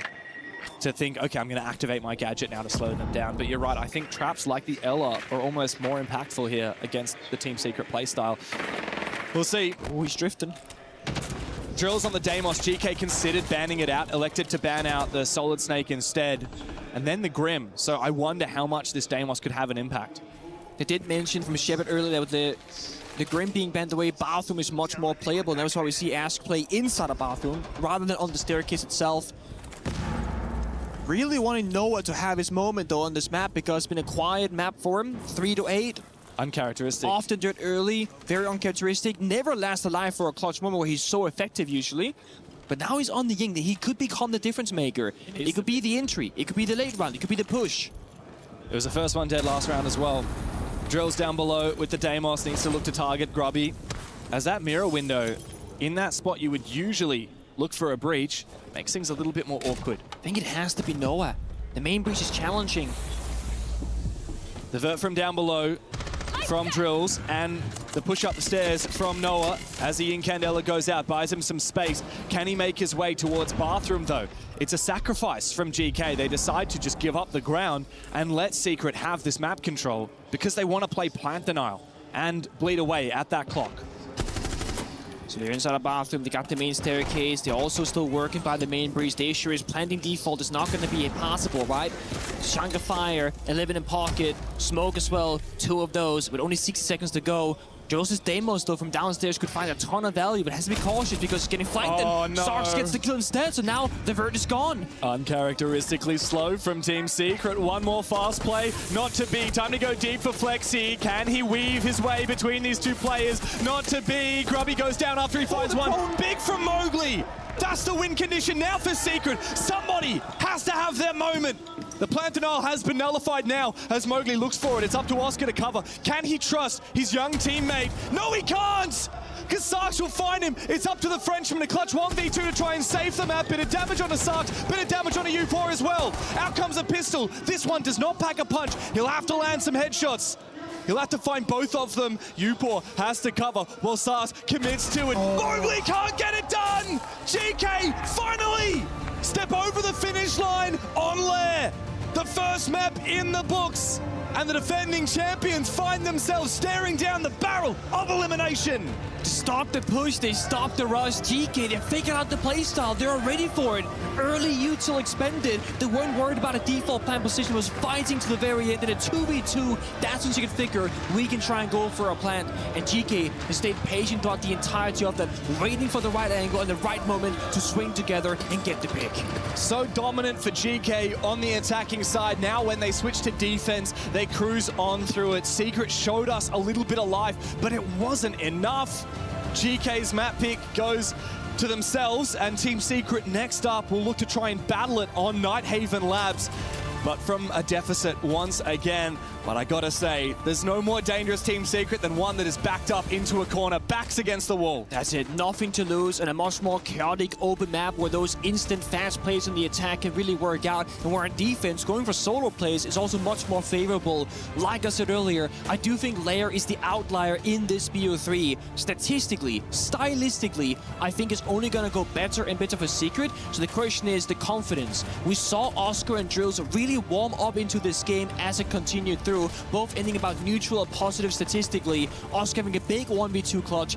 That they're gonna have to carry into map 2 and map 3 to get this victory. Oh, you know, the player that I was very surprised to not see show up today was Noah, one of the stars. He has had a very rough EWC so far. He hasn't been in the top 50 players. I'm looking at his stats right now. He's been 54th rated with, actually, funnily enough, a negative KD. Very uncharacteristic of him after such a phenomenal last 12 months of his career. Peaking last year at the Esports World Cup, but he could find the next trough here at this year's EWC. We'll break down that map for you with the desk. Thank you, Devin Pingu. It's a good start for GK Esports. That pick turns out exactly as they had hoped, as Team Secret goes down in the first map, but not without trying. A couple of nice clutches there from Oscar to close things. Well, not quite out, but to get them in contention, and it's GK who pull away at the end. Rain Day here back on the panel with a little bit of a break, and inside alongside Iconic and Alphama. Gentlemen, GK Esports, they get exactly what they wanted there, but it was tight. It was a very good match. I feel like it's going to be a tight match, but we really saw GK's play style come to light, really spotting those gaps and identifying the weaknesses in their zones there. Yeah, absolutely. I think we saw that multiple times on a few rounds, especially. I have one example here to show you guys, and I can maybe let you help me after this. We're just looking at a couple of players here. Obviously, on their side, I think Mugli went absolutely crazy. I think on the side of Secret, obviously, probably the last hope that we have here for French fans. But it's great to see him play at that level right now. Yeah, I mean, I know you're going to break down some Telestrator. Let's just jump into it. We got some stuff to show, but let's get into it because I know you were talking about GK Esports and how well they played. Yeah, so we mentioned that playstyle, right, about the lurking around, and that's starting in the round 3. I have a great example to show you guys, and we're going to start with paying attention here to the position of Secret. 3 players are upstairs. The bomb site here is on the ground floor, and most importantly, pay attention to the position of Grubby, who can go and maybe try to play aggressive here, and Upor. The two of them, they could choose to make that 2v3 a gunfight, and instead they're going to choose something way more interesting. Pay attention to what Grubby is doing. He's dropping downstairs, and he's leaving Upor alone all the way on the first floor here, and Upor is making noise. He's shooting towards that first doorway, he's sending a call towards the smoke, and these guys, they're panicking a little bit. They're worried about Upor. They don't know how many players are facing them, so one is watching the rotate, the other one is watching the door, and we pay attention here. Iconic, we don't see any Vert on that side, and that's going to be an opportunity on the side of Grubby, who's lurking downstairs. Mugli joined his teammates, and here they're going to have to make a decision. During this time, Grubby is planting the diffuser. They're completely clueless, and here, with only 18 seconds left, they can make a decision. Do we go for a fight on the guy above, or do we drop out? And they chose to drop toward the side. They thought it was clear. They thought it was safe. But during this time, Grubby was planting safely behind the pillar. He had found the gap that we mentioned before, and so they jump into a trap. Grubby gets the 2 free kills here, and after that, he switches on the bearing and finally gets one of the easiest triple kills of his career and a nice save from a 2v3. We've mentioned before that they're so good at opportunity seeking. So good at finding those gaps. Most importantly, we thought it was going to be good in the early round. Also so good in the late round. Yeah, you said that Mowgli also played pretty well in that one. Iconic, what was Mowgli's strength here on the side of Secret? Obviously one of the remaining members trying to go and defend this title, but unable to do it in map 1. I feel like his real strength is just staying with the flow. You see him just getting insane multi-kills, always being able to snap around back and forth, back and forth. There was almost an insane clutch in the 2v1 with the Monty Damos in that first round. I feel like if he would have won that, it would have given him some huge momentum in that map. But obviously the last Frenchman standing, just one of the best players on his team, really showing up when they need him most. The last Frenchman standing. I mean, Alphama, is that just ignoring the fact that you're here? I guess you are sitting, so maybe that's why. That's why. I guess the last one exceed, and the last one with families, friends, fans in the crowd. I mean, he already had that French aura boost at Six Invitational 6 months ago in Paris. It's showing already in this game. So now we've got this kind of turnaround potential where, you know, they don't take the first map, but that doesn't mean it's over. What needs to happen here as we go into our second map of this series for them to start making a comeback? I think we need to see a step up from the overall team. I think a couple of players are lagging behind on the side of Secret. It's really in the details. I think we've mentioned it before. It's very clear the way that GK is going to play. Yeah. Yes, it's annoying. Yes, they're always going to poke around. And yes, you know that you never should left your guard behind you. But maybe playing a little bit tighter to each other in defense especially. Put as much utility as you can in front of them. Because if you force GK to try and problem solve that utility, they can be split around the map. They need 2-3 players to problem solve. I don't know. Wall denial, for example. Or trying to burn some Wamai or Jaeger gadgets, right? Yeah. Try to force utility in a way that they have to be close to each other, because GK right now, they're playing way too spread, and you could punish them that way. What do you think, Iconic? Like you said, the team, I feel like you kind of saw a little bit of the nerves coming out that first map. Yeah. Players being a little bit slow. Of course, the more notable players on that team, the more experienced players coming out. But you really need the whole team making sure you're reacting together, because GK, like Alphama said, they're going to test those gaps. So if one person's not reacting, you're going to be losing these rounds really closely. And you see how tight of a series it is. It makes the difference 1 kill between the other. And I feel like they got out to that slow start on the defensive side, not putting enough aggression and pressure onto GK. Yeah. It just made them really comfortable there. So I feel like look on the defense side to really get in their face, make them aggressive, start making the rounds more dirty here. You know, I'll have a question about that in a second, because as someone enjoying watching some CG sports, it's great to see the differences between attack, between defense, who sets the tone, who sets the pace. I know it's matchup dependent, but I'm curious as to who's got to do it heading into our second map of the day. But the question is, can they do it? Team Secret come into this tournament in France trying to lift the title yet again, but there have been doubters, there have been questions. Some of those will be answered hopefully shortly here on the stage.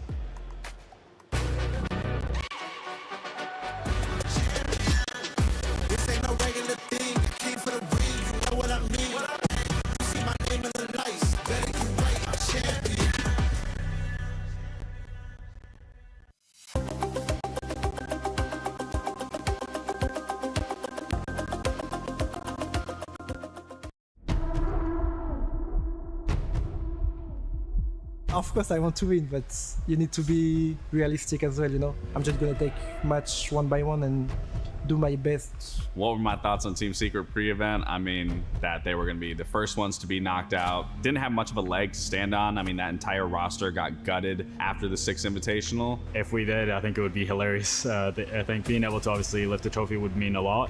But if we were able to, you know, compete against all these teams that are qualified and supposed to be here, and then, you know, we as title defenders come in and actually just swoop it up, that would be pretty funny.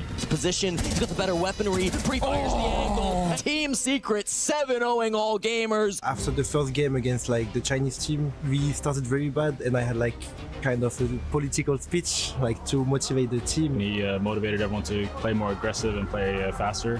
And once we got into the second map, we were able to understand the game better and read against them, and then it became easier. I just said, guys, we are playing one of the best competition in the world. We shouldn't be there. So just play, guys, just have fun. Show you guys are good in scrims, just show it. Show it to everyone, and we did it really good. And since this moment, we just like roll over everything, and it was perfect. Like before the match, I was saying, guys, if we win, it's gonna be so funny. Because for me, like if Falcon lose this match, it's like a professional mistake, you know, like it's impossible to be like one of the favorites of the competition and you lose like against the bottom of the EML who shouldn't be there at all. League of Fact, shotty in hand, waiting for the close range engagement. When we started the game against Falcons, I just saw that, oh, we could maybe win. We could maybe go to playoffs. We were down 4-2, but then once that attack split came, I remember saying in the halftime, for 2 minutes, I said, guys, if we get 2 rounds, we'll be able to bring like the momentum back on our side and be able to shift the game. I think as well as when you see 5-5, I think as a team like Falcons, you're probably thinking, how are we in this situation against a team like Secret? I think there was something for Mowgli and Noah to just really prove, and you could see it in their gameplay. You could see it in the performance that they wanted that win. They wanted to prove to Joom that he made the mistake of leaving them, that they should have stuck together. Secret are here to dial back time and will return to the playoffs. Beating them 2-0, we have something, you know, it can't be luck, you know. Yeah, I'm full confident. I think it's gonna be crazy. He thinks he can come in here and play my game. He knows nothing. Let's go! Tyler, why? You're done.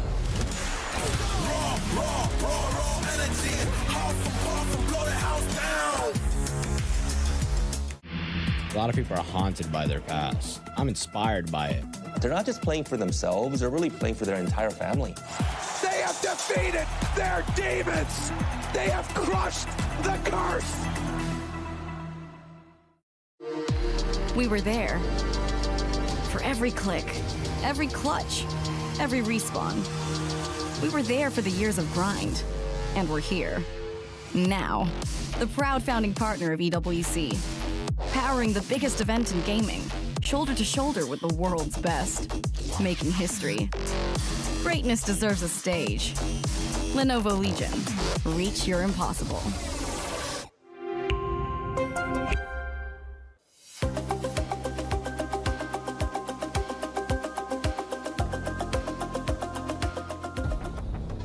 Well, one more map, and we could be seeing a guaranteed new EWC champion here at Rainbow Six Siege.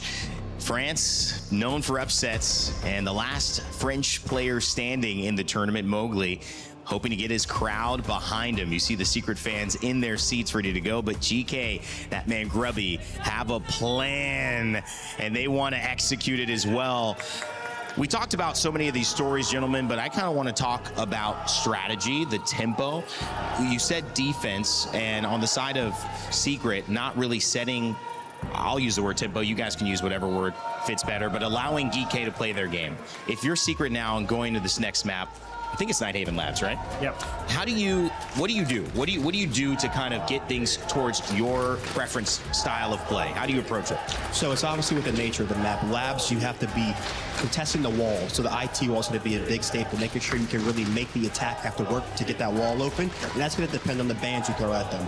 Also, too, on the E-box side, it's a major position on the top floor, making sure you can have your C4 over the top, making sure you can deal with the person below. Just making them extremely uncomfortable because you see they're going to go for these set plays where they can put the util in and put the guns in. You're going to have to try to break that before it actually happens. But if the util, if you allow that displacement to come through from below, you're going to be on the back foot the whole round on the defensive side and allowing the attack to just kind of get into the comfortable plays where they're going to be these more advantageous fights they can take. So on the defensive side, you really have to make them work in the early rounds so you can kind of have some early aggression fakes, and then you can just throw them off here. So you have to be disruptive. Try to stop out what these attackers are doing, because if they get to execute their set plays, they're going to be very hard to remove, very hard to stall later on. Exactly. Okay, well, let's see if they can take it.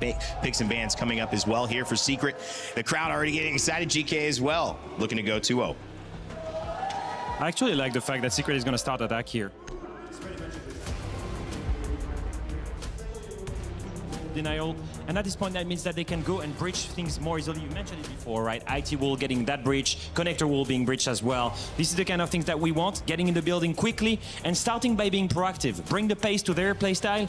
They can be more proactive in attack than they were in defense, and that's a good sign for them. It all depends on these first 6 rounds, right? The first half. Yeah, well, trying to now be on the flip side of that, set their pace, set that tone, get in those attacking positions, as you mentioned, Iconic. It is up to Team Secret now to do it. Fellas, before we send it over, what are the chances here? You think we're going to a third map? I would like to believe so. I think that we're here for upset. Secret was a team of upset. I think it's going to be a 2-0 GK. Okay, 2-0 GK. Going to a third map potentially. We'll send it back over to Dev and Pingu as we begin our second map of this series. Thank you very much, Rain Day. Look, yes, Team Secret have been stirring the water ever since last year.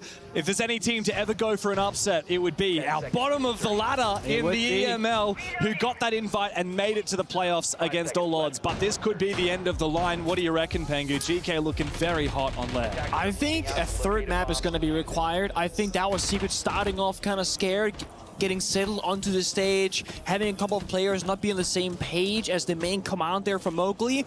And I do think that they figured out those issues at the tail end of the first map. But now we're starting a map that, again, their map pick, much more comfortable on it. They won this last year, although being a different roster, against G2 in a dominant fashion in the grand finals. When Stompin had a huge clutch against them, they were super unfazed by it. So I genuinely believe that Nighthaven is heavily favoring Team Secret, but it will always come down to the performance in the server. I like that there's touch about the operator bans here, the Kaid, the Bandit, making that step 1 of hard breaching a lot more easy and simple for Team Secret to give them more attacking flexibility, not having to problem solve around it, but also to enable them to fast into the map, start off the round, start the fighting, and that's just gonna make GK fall closer and closer back towards the bomb side until they're piled up together, shoulder to shoulder. And that means the Secret can utilize the entire map control against them, and that is gonna be a big win condition. If there's anyone that needs to rock up now for Secret, it is Noah, but Mowgli is the first one to go down. He's been consistently their best player. Both him and Noah will be taken out by Upor. Huge start for GK. Team Secret tie and jump straight in and immediately are shut down. It's Drills in a 1v5. What a terrible way to start the map for Secret. Yeah, I was gonna say, I would love to see some verticality here from the attack inside. It is a last man standing, who's downstairs, isn't tracking people, finds an exit frag, but being called out in the chat. I mean, Yupa wasn't able to fight back. It was not fair, right? Well played. Well played. Ideally, if you know that there's a C4 waiting on that warden, you get a tracker from Deimos, force them to fall back, then make the entry. That felt like Secret skipping a step. Good nade, but Ask is quick to fall back. He's got a shotty. Yeah, you're right. He'll just play the close crossfire. 4-man crossfire, by the way. Yeah, there's no way that he can tap every single one of these headshots as long as GK play it right and swing on contact. Sarks goes down. This would be a 1v5 for the ages. I've seen a 1v5 on this map at an EWC before, but not to be. Ask takes him down. Drills, unfortunately, not able to aura farm quite enough there after he gets called out in the chat for being last alive. Classic Drills. So let's rewind the clock about 2 minutes, okay? I wanted Secret to use this, to use the entire map against him. There are 3 people in a singular window. Drills downstairs, not using the Deimos tracker, and Oscar was outside the building when this triple kill happened from GK. They could have been in Aqua. They could have gone in meeting connector. They could have gotten more pressure on Cattle Rafters. They could have started tracking people with Deimos downstairs and then made that play. So it feels like they had all the options, they had all the map to work with, and they chose a singular window of doom. Yeah.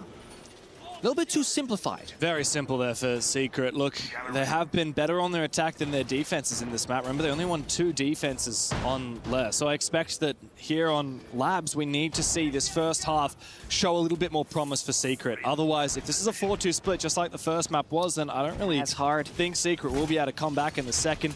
I have to admit, I've been hoping for a 3-mapper. I really think that this series deserves it. Of course, GK might have beaten Secret in the EML, but this isn't Kansas anymore, right? We might still be technically in Europe, but playing in front of a main stage is a whole different ball game.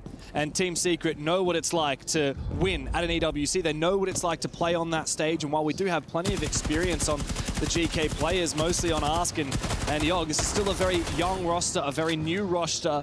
And I just think Secret have a little bit of magic to them when it comes to the Esports World Cup.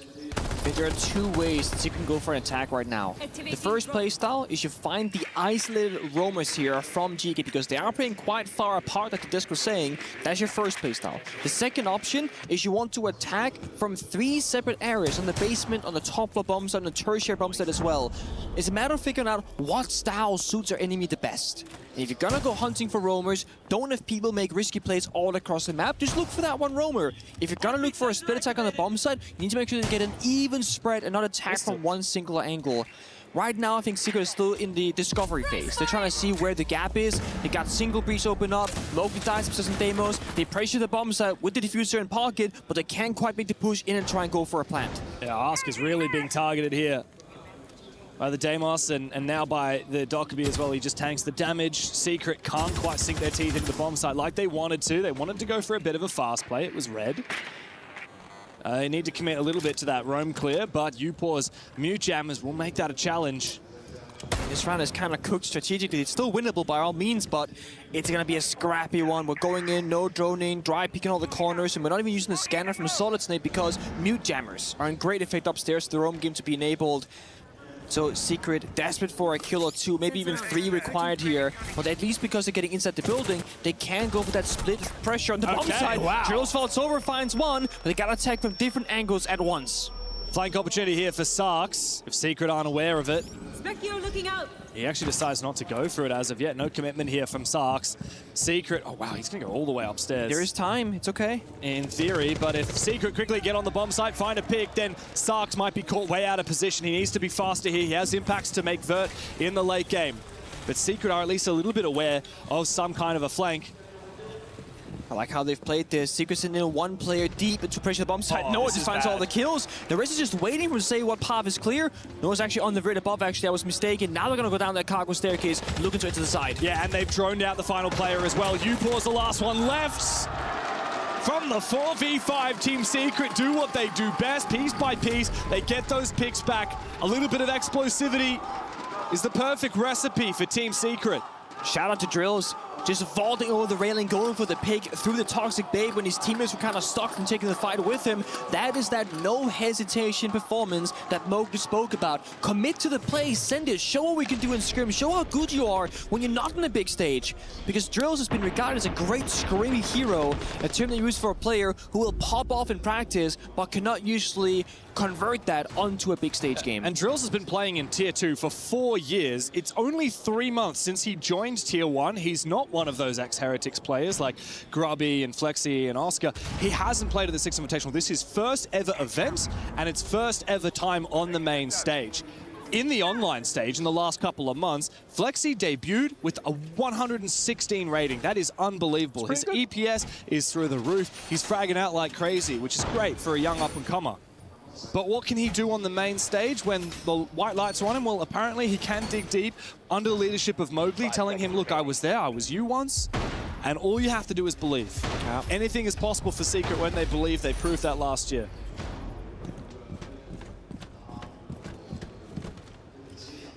Tertiary bomb site is quite a tricky task. It's kind of easy to defend, kind of easy to attack, but also hard at the same time. It really comes down to the initial kill. If you find that a one anchor by the side because he oversteps or swings the wrong angle, you get that kill, opens up the whole round. Likewise, if you get top floor control with the roam clear, same story. You do a very usual top down, get the vert, set up for a plan, go for it late round. Just gotta worry about the C4 and basement, which in this round there's none of. This does feel like a bit like a GK that wants to take fights, right? The Ella, the Asami, the Denari. It's not going to be a late round plan denial. It's going to be probably for the roam. Mowgli with the CAG charm, that's a classic. I love to see it. Perhaps he can embody a little bit of that aggression that we see the Japanese bring to the table. Mowgli's been the first dead in the last 2 rounds here. So hopefully he has a little bit more guts to him this round. It looks like he might backstab Blue while the execute from the rest of Secret happens on Rafters and IT here. Flexi to try and take down that tripwire from the Denari before he can make his way forward. Tricky spot here if you're Flexi. A lot of pressure on his shoulders. Good effort. Second nade went down, clears the keep, and now can try and check the fight. Careful about the close range engagement there. It's up to Mowgli to go for the backstab, but he gets read by Sarks. However, Flexi has won his battle, and Noah comes in to support. Great to see Noah back in form again, 5-1. As Flexi continues on, marching forward, Ask will claim Noah's life and then retreat back towards the bomb site. A little bit of damage onto Oscar as well. Secret struggling after that initial exchange. They thought they had won, but no, not to be. The Brazilian tearing them a new one. 2 kills now with the UMP. Flexi worried about running into this crossfire. Needs drills to have the same impact he did last round. Tricky situation. They've been so good at it, supporting Flexi with guns, but he's all alone in a 1v3 downstairs. Has the diffuser as well the entire time, but no bombs are to be found just yet. Grismart's going out as well. They know exactly where he is. Plenty of time to work with, though, but not to be. Yaga from far away lands the shot with the Scorpion from Ella. And another shot down there from GK saying, you know what, they might be attacking from all the right angles with the exact right timings, but we're just going to send body after body up that aqua staircase until it works. That's right. I mean, a lot of flanking there from Team Secret, from GK onto Team Secret, particularly the Ask, on the castle. That was really the instrumental moment, was when Ask got those 2 picks and then fell back. Even though Team Secret are pretty good at heavy hitting and rushing, that fast plays, GK are starting to read into it. Even little things, like Mowgli shouldn't be dying just peeking, dry peeking your shield. That should just never be happening. He's playing the striker. He's got nades, he's got flashes. Theoretically, it's that when they get the kill with Blackbeard on the frontal push, the guy in Aqua Hallway should be looking behind him because he's afraid of the flank, but he just stocked his guns. Like, Sarks never looked behind him fearing Flexi. He was waiting for Mowgli saying, I will go 1-for-1. It's also a deployable shield, so even if he did peek towards the Blackbeard, he could be somewhat safe to the player behind him, sitting behind that shield. It's a tough spot. You can maybe make the argument that if that Flexi is successful in the first initial push, Mowgli can just stay outside the Aqua door, watch the staircase for the run back. They know Sarks is stuck in Aqua Hallway, and then you make Flexi go in for the kill, then Mowgli gets enabled. But Secret, they love to get explosive with it. And I think the initial plan was, you go in, 3-2-1 together. They didn't do the, you go in first, if you get the kill, I'm gonna hold, and if you don't get the kill, I will push. So maybe a plan A that should have been changed around, but never was, because it's so fast in the server. And ideally, you don't have to communicate that. Ideally, that just comes down to the experience and the team chemistry, just knowing your teammates. But, of course, Team Secret have had to make constant roster changes on account of them getting 2 players poached after SI, 1 poached after SLC as well. This roster's only really been together for, what, 3 months? Yeah, for just stage 1 for the full 5. No, am I trolling? Yeah, well, yeah, I mean, exactly. Drills joined just 3 months ago. Flexi and Oscar just prior to that.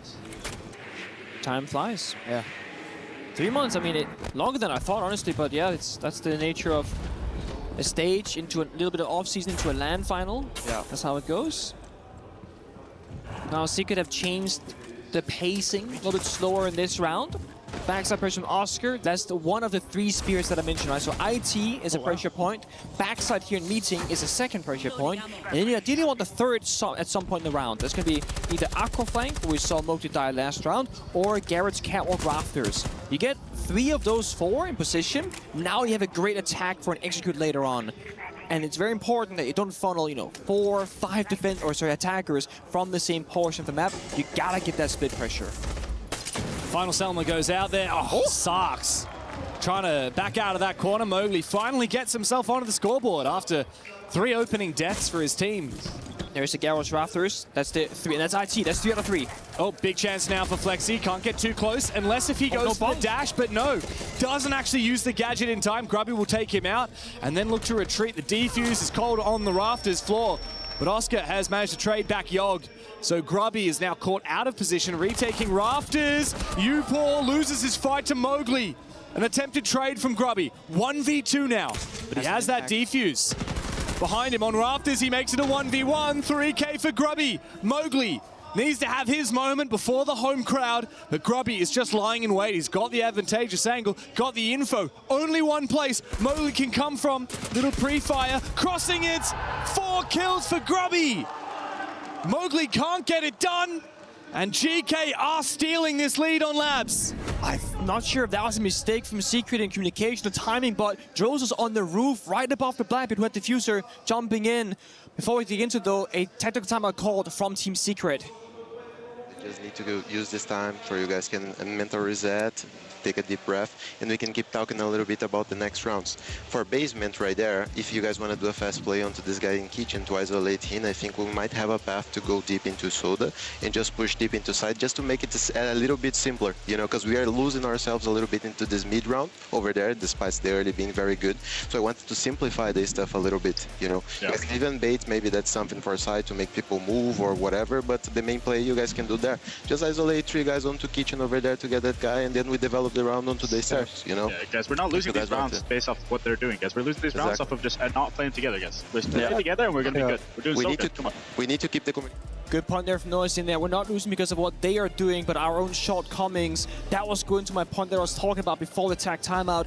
Flexi jumps into Carrot Rafters solo, which isn't a bad play per se, because that is that trifecta of the pressure point, but he had the diffuser. And I noticed that the moment he died, Drills and Dokkaebi was right outside the catwalk window, who didn't ever jump in. He was on the roof. So maybe he was going for a Dokkaebi call, he was 3 seconds too late. Flexi didn't have his supportive backup, because look at this, external roof from Dokkaebi, right when Flexi died. That means, in a different world, Drills is there with him. Asami walks up for the melee, Asami dies for free from the window. So, teeny tiny mistake, the entire round falls apart because Secret had the bomb site, but they never had the case. You play that round 5 times again, probably gonna get around literally 4 of those 5 times. Yeah. And look, we talked about this at the start of this map. GK went 4-2 split on their attack on Lair and then managed to convert it with 3 rounds of defense. If they get 3 rounds of defense here, which they have already done, I mean, their attack should be very powerful. Secret cannot afford to lose any more rounds in this half. Realistically, they need to come away with the 3-3. Otherwise, they'll be on defense against those very tough GK attacks. Yeah. So, Choice mentioned, if you want to try and play the fast take on the solo player inside of Kitchen, I'm looking at the defending positions right now. No one's in Kitchen.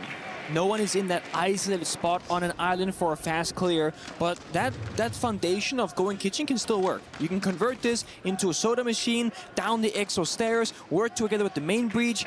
The only question is, what about the verticality? What about stock? That's gonna work against you. So I think Secret right now, they're communicating. Are we gonna commit? Well, the entry of Noah is here, so this is gonna be the main push. When they get to a certain point of soda machine though, they have to contest with Grubby on the castle. He's playing an upstairs position, trying to lock down the hallway, protecting the vert player right behind him as well.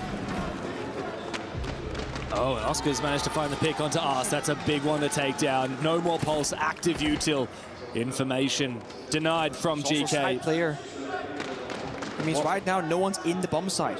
And it looks like they might be converting already down into Exo. Nobody's down here. Noah is coming in, supported by Flexi on the blitz. Diffuser in pocket. Where are the players on the bomb site? They are vacant. There is nobody here. Nobody home for GK. They will need to look for a retake and try and deny the plan through the vert, but Drills will go down on the Dokkaebi. How does Secret let that happen? Oh, a lot of damage on the Flexi as well. Be careful.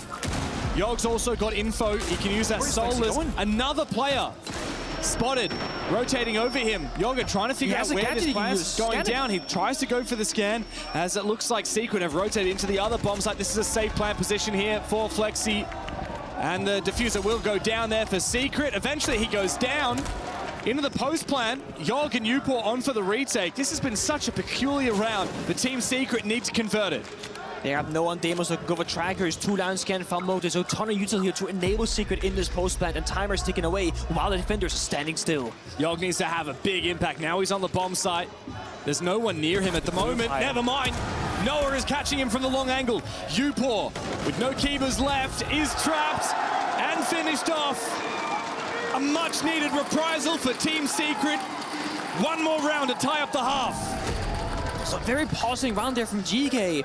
It honestly looked like Yage forgot what operator he was playing. He was playing S211 with impacts. That's not a smoke, that's not a mute. He forgot about the gadget. He also saw Blitz sprint straight past his screen away from him, but he's still fishing for that kill, thinking, oh my god, the planet's going down, oh my god, the planet's going down. Your gadget sees it. And it was recharged. I saw it with my own eyes. It was definitely a possibility to go for a scan, but it was too late. So Flazy goes deep towards Pillar, get the bomb down, and that's a great post-up position from Team Secret. He even had the possibility there of Mowgli going back upstairs, but instead thought, you know what, I'm gonna flank from single breach, help Noah, establish a crossfire, and just not risk that 1v1 position later on. So GK, they fought back well. Yubo got a couple of good kills from the vert.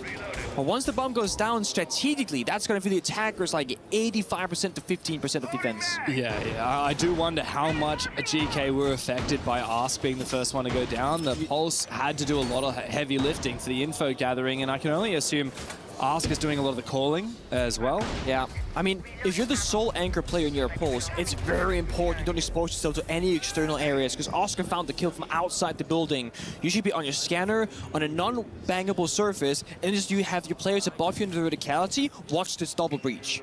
The only threat is going to be the single walk-in, but that's where the Pulse scanner radius being buffed recently. It'll see any attackers in that area. So you're not the playmaker. If you're Ask in that case, you're AFK, and you're just simply staying alive, because if you die, you give them full bomb site access, which is exactly what happened. It's about to get hot!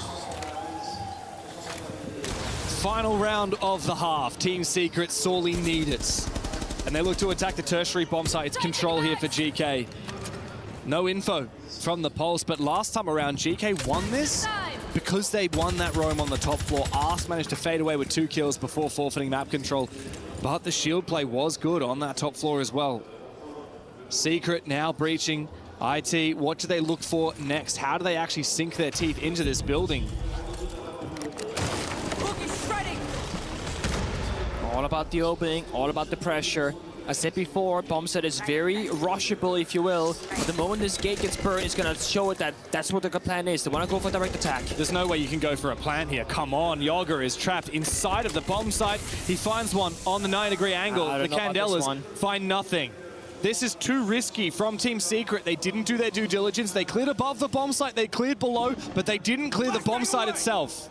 It's too linear, it's too simple, it does not work out. Oscar falls, Drills falls as well. This could be a complete flawless lockout when one player standing. It's Noah. Noah had to be the player to get in the building and take down that site defender, that anchor for GK, but instead he fails at his job and finds himself in a 1v5, which he'll quickly make into a 1v4. Not that it'll matter. GK look to find 4 rounds in their defensive half. One step closer to knocking the defending champions from the tournament. With a screen peek there onto his teammate's drone, perhaps, to get a bit of intel. He got a yellow ping, but it's not exactly on the money, so he goes to a different location, expecting that boost spot by the chassis, but that's not where any defenders are hiding at. Xiaki right beneath him, though. There's 40 seconds. Noah, you're wasting precious seconds, but we all know that this round is probably over. Little health to his bar, no real intel, and no teammates in the server. It's only a matter of time before he's going to die. I mean, this round is dying a very slow death, just like Team Secret's chances of surviving this quarterfinal. It's looking rough. Fantastic half from GK on their defense. 4-2 split as we move into the halftime timeout. Let's hear from GK. Each 6-7, 6-7. Yeah, I mean, you already know the setups, like for top floor default strat with Azami and Fenrir. Yeah, only one thing for top floor actually, that like Oscar might go for the clash hiding, so just make sure that you check if he's like watching the comms, you know, like the default trigger for like the guy hiding the op.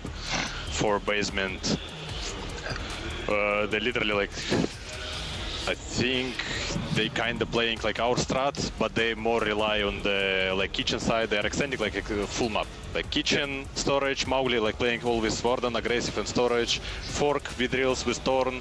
Noah always likes to flank from the kitchen to main lobby. so make sure you know about that. And I think Flexi, like, he's always like with the mute above, like with the mute jammers here. Have how slow they were in the mid-round targets. Yeah, we can. Playing super safe, everything. I'm just gonna play the Kid Raptors, we just play on them in Make sure that we, guys, I'm gonna start an IT with the C4, okay? We're banning Ace and Thatcher. I need one of you guys to hold verts into storage, okay? For the Sylphia below. Is that right? Somebody, the pillar guy, they just need to hold the verts into storage, okay? Yeah. Yeah. We got this shit, okay, guys? Two rounds, we're back in the game, and we're gonna fucking win this shit. Come on. Yeah, let's go. Remember, like, if you feel like the focus is on you, Oscar, on site over there for storage, for example, just communicate so we can try to either retake garage or retake rafters. Like, I don't care. I just want us. Again, from Shepard, very specific, very particular. I'm not saying you guys know this stuff, but there are some footnotes here, okay? This player, Noah, likes to go for a flank, Flexi plays to mute upstairs, etc. Just to give a general vibe of the usual setup is. And the reason why this is smart is that you're following your paper and your preparation, and you're giving them the notes of what's gonna prove that that prep is correct. If they then start seeing that Noah's never flanking, they're not playing mute anymore, and the play positions are off, now we know that the prep work, it's completely irrelevant, and the players have to adapt in the server on the fly. So this is a case of, if it goes according to plan, this is what you're gonna do, and then we'll see what happens if that's not gonna be the case. And that's where the attack time out later from Shepard probably comes into action. I also think it's a really interesting conversation when you talk about these teams that there's two mentalities, right? And we talk about it in you know, in film and storytelling, right? Like, do you show or do you tell, right? And Noah is telling Team Secret, guys, you know, we got to fire up, we got to do this. Shepard is showing the energy that he wants from his players. He's modeling it rather than saying, guys, I want you to calm down. He's just is calm. And I think it's a really interesting way because it allows Shepard to, as you say, talk about really specific things. Oh, they might try and hide the clash in this first round. If you see someone on cams, it's probably because they've got a player hiding on site. That's a default trigger for us, reminding you of a lot of the prep. And I know that Callout talked about this. He doesn't often, for DZ, doesn't often need to reiterate the prep for the upcoming half because that's in the piece of paper. We've already done that prep. But I do see the value in it, particularly for Shepard, with this as a newer team. Instead of relying on them, just a little reminder of maybe some last-minute things that he didn't manage to print out for them this morning. These players like to have tendencies to do this. By the way, keep in mind they might do this. So also again another point where, because the halftime check where on the side swap where you get that 2-minute tactical timeout for both teams, it's a very new system. In the past, coaches and players have to discuss both the attacking and defensive side before the game starts. And if you call a tight timeout, that one that you have, then you can figure out what the problem is. Now, you start defense, you can just do a ton of defense prep. And on the halftime, then you talk about the attacks in a more simple fashion, right? You still do your prep work, of course, but you'll focus more on one half and deal with the other one when you get there. So, of course, if you're an old-school style coach, not really Shepard, but most other coaches, that's going to have to be an adjustment from then to now in how you do your prep work and when you tell players which things. And every team works differently. Not everyone has a member on the roster that has so much spare freedom mentally to keep track of every other player on the server, what they should be doing, what I'm doing. Grobby downstairs takes down Flexi. What did they say? He likes to play the mute upstairs. Well, on the flip side, when we listen to Team Secret, Flex said, I want to play that C4 in the main breach of IT. Can I get someone watching the virtual stock window downstairs? I didn't see the cover, but to Grubby's side, he did wait almost full 50 seconds before going for that play. Yeah, wow, that's clever. You know, also the breach was not open yet, by the way. Nope. So it looked like they were going to do something else. Yeah, no, Flexi gets read like a book. He's going down early, and as you said, I mean, that was called by Secret to watch for that play, and Grubby made it work anyway. Now he gets to work breaching the main IT wall. And Mowgli looks to try and respond. It was the C4 onto the mirror window. Exactly. I see how it is. That's why he wants to be watched vertically. So a big counter play to open up the round for GK. And I feel a bit concerned now because just like on Nighthaven on Lair rather, the first map, it feels like Secret are just kind of falling apart step by step, and then they're gonna fight when his back's against the walls. But the further they go into towards the bomb side, the later in the round it gets, the worse it gets to take the gunfights, because that's gonna mean more GK members in close proximity, much more together, and after they spend their valuable gadget to enforce themselves into a much stronger position. The air jabs are down for the flank watching. They've done the verticality, they've done the half reaching, and now against all of that, that's when Secret have to take the fights up against the Monty. It feels kind of unwinnable from the viewing perspective right now. Yeah, it feels like Team Secret have good energy and good firepower, but they're lacking that substance. Free kill right here and this is going to be a freebie. They're not even watching Yoga is They're going not to go for watching it. Goodbye to Oscar. How's that a gap? GK are storm rolling Secret at the moment. Drills needs to try and find this flank. Sarks looks away at just the wrong moment, and Secret find a lifeline. Quickly to follow now. Drills needs to get active. 1v1. Makes it a 1v1. 3 smokes. Ask can flash him out, but he does have 3 gases, as you say. The bomb site is still upstairs. Drills seems committing to this fight. He's got the shotgun in close range. Ask will look to double back, get that defuse, and look to try and plant. Drills will need to close this distance. He has the gas. Will be able to get a bit of damage onto Ask, force him back, but that's not going to be a kill. And the long angle as well from Ask. DMR with the hollow sight. Drills has his last gas babe, but he doesn't know the angle. Gets after it with the shotgun. Ask takes him down with the bearing 9. GK are just 2 steps away from knocking the defending champions from the tournament. Again, a very small blunder. Literally misread there. Had the Toxic Babe for the counter. Shout counters that is into 11 for the first gunfight on far distance. What a read there onto Flexi. No yellow ping, no Monty to help him, just good knowledge. But this right here, leaving a gap on Aqua. What did I say in the first half? 3 pressure points, IT, Garage, and then you can do Aqua, you can do Meeting. It is such a common thing to attack, especially with a shield from the exterior Aqua door. And to make matters worse, Secret had 2 different defenders whose job it could have been to watch it. A player bottom of the staircase could have seen it, or the person that was playing prone in the middle of the bomb site could have done the same thing. But it's not communicating. No one has that, guys. What are the gaps? What are we watching? If no one says they're watching Aqua, someone's got to get, guys, we need to watch Aqua. Oh, yeah. And on the other side, not really blaming Flexi here, but he did die first. If he's watching cams, not his problem. If he's spectating the different player positions, it should have clicked, guys, no one's watching Aqua. Hey, somebody has to watch it. Yeah. But nobody helped each other get there. Yeah, I think Secret are starting to capitulate. They've been so close, and it's a miracle that they even made it to this main stage in the first place by taking down their longtime rivals of Falcons. The 2 last men standing from last year's champions are on the verge of elimination at the hands of a new rising star, a new underdog, the new dark horse. GK looking to supplant Secret and take their spot as the only European representative remaining at EWC. Frag grenade out. There is one thing to it, right? The closer you get to victory, the further away you can also get mentally, because you start feeling that success. You're like, oh my god, we're doing it, guys. I'm reloading. I always talk about risk assessment, and that's what I'm talking about here as well. When you start becoming afraid of making the play because you're so close to being the victor. GK have to keep up this pressure, the playmaking ability, shutting down the pushes, or in this case, shutting down the sit-ups. Jules on the fire, don't get called, Damos tracked. Not really applied pressure physically in the server, just with all the gadgetry. He's going to be sticking around. Flexi supporting him from above. Noah from beneath. Only one gap this window right here. Sees the shoulder of Hibana. Doesn't want to take the fight because he doesn't have to.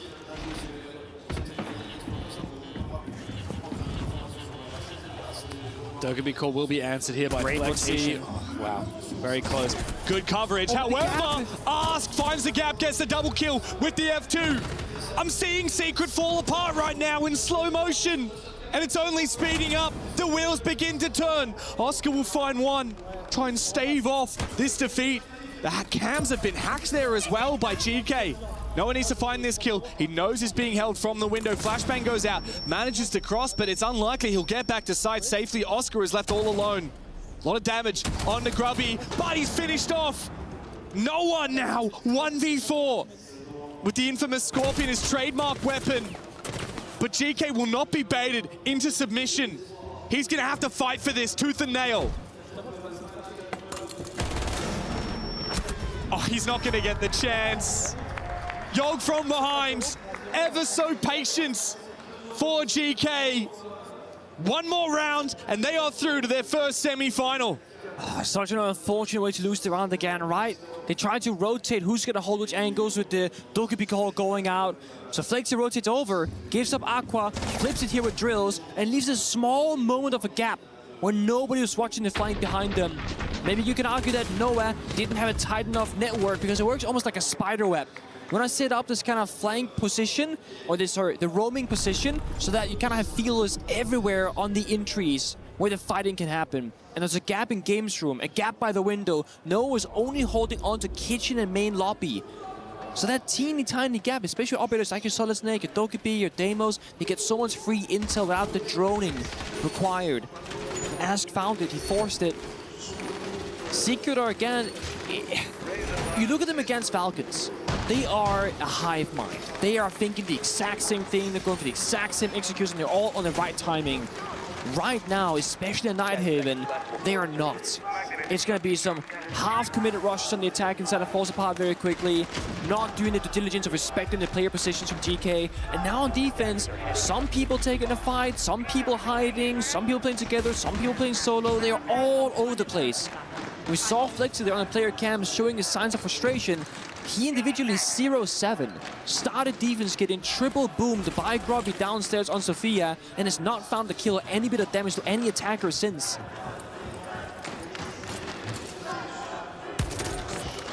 This could very well be the end of Secret at this event. And to make a comeback happen here would require something we just haven't seen from Secret all day long. Something we've barely seen from Secret this tournament. They might have had what it takes to knock out Falcons, but GK to be the team that steps above them. They picked them, right? They said, we know how Secret play the game. We take the safe option here. We're gonna counter them. We know exactly how to beat them, and they've proven that. 6-2 on the second map. Looking for the push here. Sark shotgun on the Deimos. Looking to into Aqua. There's a player waiting for him, and Noah finds he goes to Grubby. One kill redeemed though by Ask as he breaks 10 desperately into the top floor, sneaking for Yogg. It's time to start making moves towards that bomb site. One by one they push together. Good kill there from Sarks. Secret are dropping one by one. And their miracle run will come to a close. A year ago we saw an all EU final. But now Secret, after winning that, will have to bid farewell in the quarters. GK, the unlikely representative for Europe, will rise. The last remaining hope of a region that dominated the tournament a year ago will make their mark here at the Esports World Cup. And barely 6 months since their roster reboot, GK are through to the semi-finals. A surprising way to qualify for the tournament domestically in EML, to a surprising fashion making it this far at the event. But they came in first seed. They picked their opponent in Secret, saying we know exactly how to beat them. I looked at the map Vito. Okay, Lair, it's a tough start for Secret, the defending champions, but Nighthaven. But Fortress, if they get to those maps, which they will, then they can turn the tide. Didn't happen. Ever since Sideswap, we saw Secret on defense. It didn't stand a chance. Great operator selection from GK, great aggression, and very synchronized at how they're playing the game in the server. And GK, after being pushed 15 rounds by Enterprise in their first match of the tournament, remain undefeated, not dropping a single map. Not to EP, not to Furia, and not today to Team Secret. They came to play today, they came to make a statement. And for Team Secret, we must bid farewell to the two left behind, the final pieces of the puzzle, and the final two EWC champions from last year. None now remain, and we will have a new champion here at the Esports World Cup. Oh, we will. And the thing is, right, with the current bracket, the way it looks, it's only going to get tougher and tougher, especially for GK, because they got the resilience waiting for them. They got more firepower coming their path. But I do think having this performance on the big stage to start things off, they're going to have the confidence and they believe in themselves to honestly think they can probably take that victory as well tomorrow. The debut on the main stage for two of the players on this roster. The debut representing Europe for Ask and Yoga. And for Grubby to have a stellar performance like that, it means everything for GK. Let's go hear from him on the stage.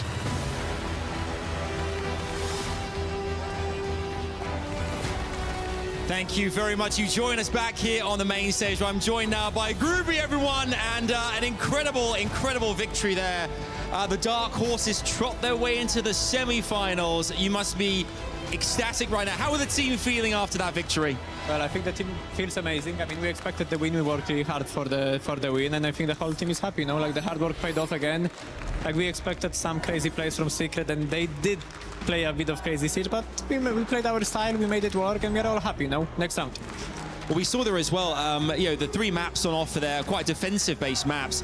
You chose Team Secret to play against. Did they play or perform as you expected? Did they bring anything particularly different, or was it just exactly what you thought they'd bring? I think they tried to counter us a bit, like with the certain balance of operators, the certain playstyle, but we did expect it, like that's how they're gonna play the game, and that's exactly how they played the game, you know. Maybe on later they changed a bit, they surprised us with the fast playstyle, like just rolling over certain positions on the map, but I think that's genuinely how we expected that they're gonna play that way, you know. I mean, you are one step away from the grand final, the Esports World Cup, which is incredible. Being on the main stage, obviously, a lot of the audience very much on Team Secret's corner. But for you folks, I mean, for the team, how do you deal with this when you hear the audience cheering the other team? What does it take, the mental fortitude? How do you get past it and ensure that you stay focused? Well, for me personally, I did not care at all. Like I was focused on one screen in front of me. I was focused to win the game, and that's only I was thinking. Like I had some noises, like I knew that the top is on the other side, but genuinely I did not care at all.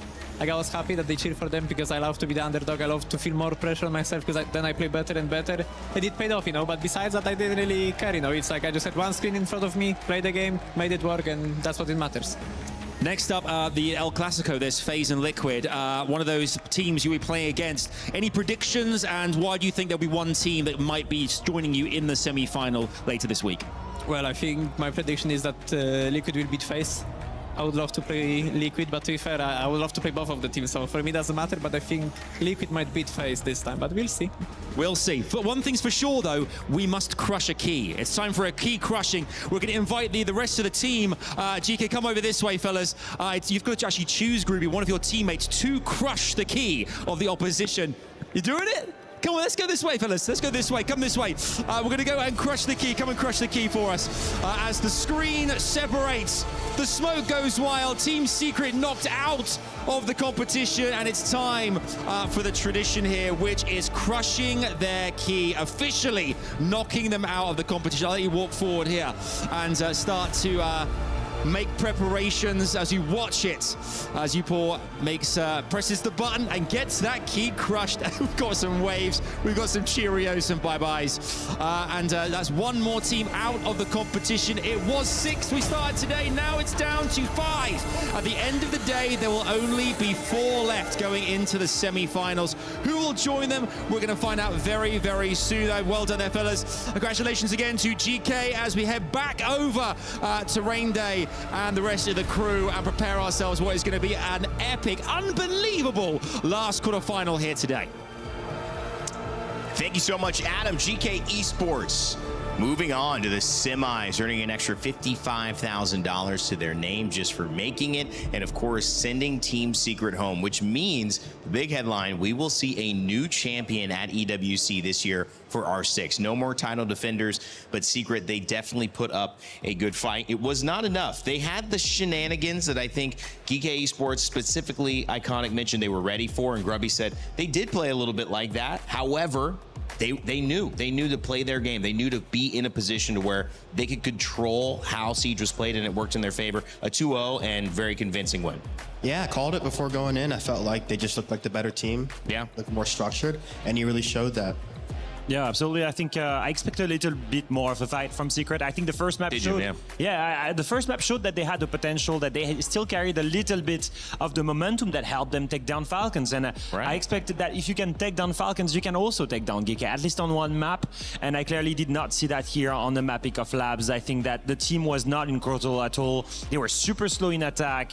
And when came the defense, I think overall the attack from GK was so good. The trading, the team play, absolutely amazing. My thought is, was there something specific about what worked against Falcons that just didn't work against GK? What do you think? I mean, the pressure handling. I'm not going to lie. Was it a story of Secret beating Falcons or Falcons losing to themselves? Great point. I think the story is somewhere there. I think Falcons, there is a lot of pressure on that organization, to perform well at the club championship. If I remember well, I think they won the club championship two years in a row. Right. That is a $7 million cash prize. That is huge for an organization to fund their ventures in multiple esports games, their facilities, Absolutely. and help perform. And so for an organization like this and a team that has so much pressure on the back of their head ever since losing SI, not being able to go on the grand final, I think that meant a lot to them. To come to EWC, they had to perform. And I think the pressure got to the head in front of them. Secret, you heard Mowgli say it in the interview. He said, it's a professional mistake to lose to us. And I think that clearly that was the statement. When they came into the game, Secret had zero pressure. Yeah. And today it was a different thing. They were playing an underdog, not a favorite. And that lack of pressure sometimes works in your favor, sometimes it doesn't. And it felt like we did see a bit of a different team spirit. I know people in the chat as well, kind of excited to root for them, the underdog story, but they didn't give enough to have any real threat against GK Esports. I have somebody who's been watching as well. They've been here in the venue. We saw them at lunch. We saw them hanging out. You are very familiar with who they are. That's going to join our stream and talk a little bit about what they saw in this game. It's Bolo. Bonjour, gentlemen. How's it going? Oh that was hey, whoa, Iconic. Come on, slow down, man. Don't be oh my gosh. I mean, I just got on here. Let me take care of it, okay? Sit back for a little bit. That was a we're game. Not saying anything. no, I'm just kidding. I'm just kidding, going. guys. No, man. I mean, you host this thing, buddy. I mean, Bolo, I want to know what your thoughts were coming off. Obviously, Secret had a little bit of hype on them, but it was all GK today. Yeah, it really was. I'm not going to lie. My predictions, I initially had GK, but I thought about it and I molded over and I looked at Secret's playoff path and I saw him take Falcons and I just kept holding on to that. And I was like, you know what? If they could do it back then, I'm sure they could do it now. Yaga's my boy. And so I had to vote against them a little bit, but they came out on top. It was an absolute stomp, which I think it was definitely a good matchup on paper. Secret to Geekgate, it made sense. It seemed like it was going to be a little bit of a harder fought match. I was thinking 3 maps, but Geekgate came out and played, so can't complain. So you guys thought, I'm not surrounded by enough Americans. Let's add one more. We're going to bring one more. That's right. I just wish he was on the other side, so it could be actually surrounding you. I could come down there right now, guys. I know, you're right behind us. Yeah, I'm a little bit out of frame, but listen, I can run. We saw you at lunch, but I know you've been here in Paris for a bit. You've been to multiple EWCs as well. What's been the experience so far, and how you feel about the tournament, how it's gone? Bolo in Paris, indeed. I am loving this. I've been here, my 3rd time. Every single time is an absolute treat. And, of course, Esports World Cup. Everybody from all corners of the globe, every esport, it is a blast. All for one thing of esports and who is the best. And, I'm all for it, and I'm sure you guys are loving it. I'm sure especially you, Alfama.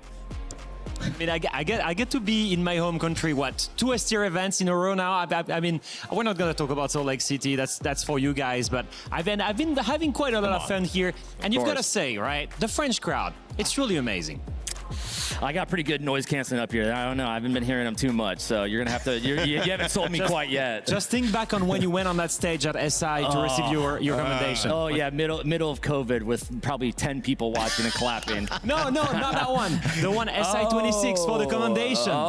That's what you said. Okay, my bad. Okay. Now you're talking. I'm starting to get you a little bit. I'm getting you a little bit. Yeah, I bet if Falcons were here, I'd be hearing them roar. That's true. Team Secret took them out though. That's the issue there. So no Secret, no Falcons. Now we're going to get a new champion. Speaking of how well they went down, it's obviously on the side of GK who were responsible for that. We have an MVP we want to get your reactions to as well. It was Grubby. We talked to him earlier on. Obviously now the MVP of this series, Iconic. I know this is your first time meeting Bolo as well, but you want to get his thoughts on Grubby, or what do you think about our MVP choice? Talk to me, J. Dottie. What do you think? Man, Grubby, he is really flourished on this roster, man. He is doing so good. He's putting the fingers up. He's showing them in the lobby and outside that he is the top dog. First map, it was a Mowgli Groovy show, but sadly, Mowgli could not keep that consistency up onto Labs, but lo and behold, Groovy, we're talking about him in both maps. He was there to play. Cannot complain. Great drip on this clutch right here on that Azami.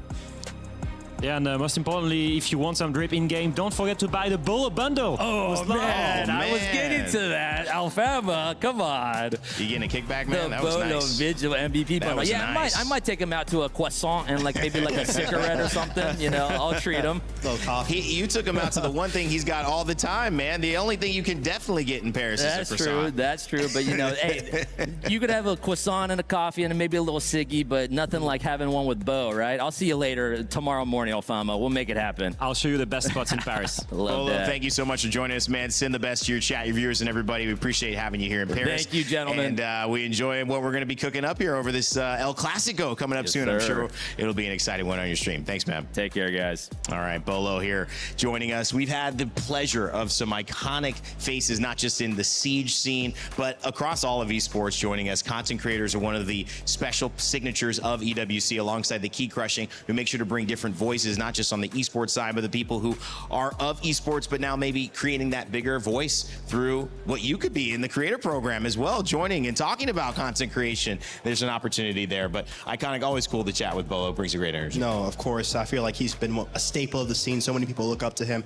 I remember being a rookie, going against him the first time when he was still on TSM. And I remember he dropped 20 the first map. You know, I'm a rookie, so I'm like, you know, next map, he's not doing it again. Then he comes back again, drops 20 again, 40 in 2 maps. And I'm like, okay, there's respect. And showed some love after my rookie season too, but always a great human being, really just being, you need that in the scene, really to just advocate for the youth and to really have people to look up to and aspire to be. So great seeing him here. It's a beautiful thing, man. Of course, on the other side of this great victory is also a little bit of defeat. There's lessons to be learned, and standing by with Noah, who wanted to go and repeat with Team Secret. It won't be happening, but hopefully has some good insights here as to why and maybe what they can take away from this after their loss to GK. We're speaking to Noah after his elimination at the Esports World Cup. Noah, talking about the second map, you guys as map pick Labs, not the best start on it. What do you think happened there? I think we took a long time to get into the game on the first map, and once we got into Labs, we kind of gave them like too many opportunities to get back into the rounds, those first couple rounds, and then they were able to just roll off that momentum. Yeah.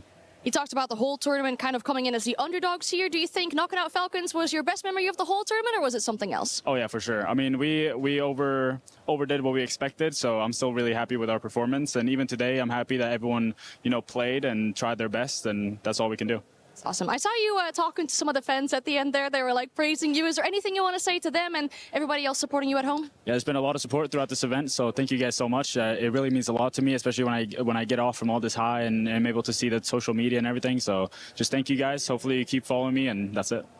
It's awesome. And then in your eyes, who do you think is deserving of the Esports World Cup Championship title this year? Remind me again, there's DZ, now Liquid FaZe, and then GK. I think I would really like to see like DZ keep going and see if they could do a back-to-back. I really like those guys, but I think I would imagine FaZe might be taking this one home. Yeah. All right. Thank you for your time, Noah. All right. Thank you. Well, that's actually a pretty nice answer as well. The wish competitor, and no longer competitor, as he's out of this tournament, a chance to go back-to-back. Alfama, that's the big question you raised in North America.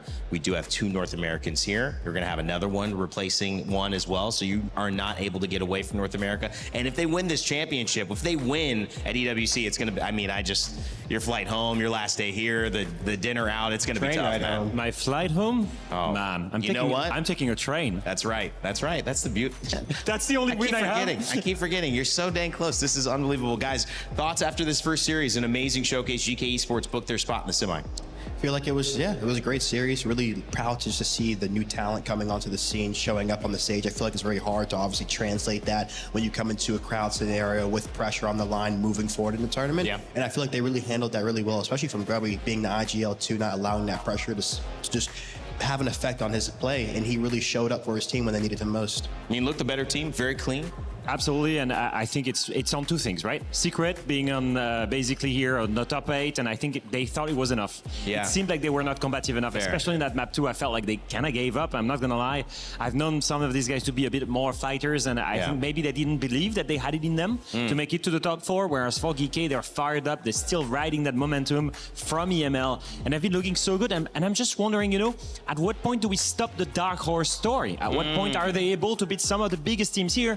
The answer answer will be in the semifinals. Yeah, that semifinal, obviously, right? Nobody is going to think that anybody in that semi is not ready to win a championship. FaZe Clan and Liquid Alienware, our final quarterfinal of today and of our quarters, they are going to book their ticket. One of those teams will be going into the semis, one going home. It is a battle that you do not want to miss because there are so many different bonds that tie these two teams together, including family. All of that coming up on the El Clasico shortly in a moment. So we'll take a break, switch out our talent. Don't go anywhere. We'll be right back for our final series of the day.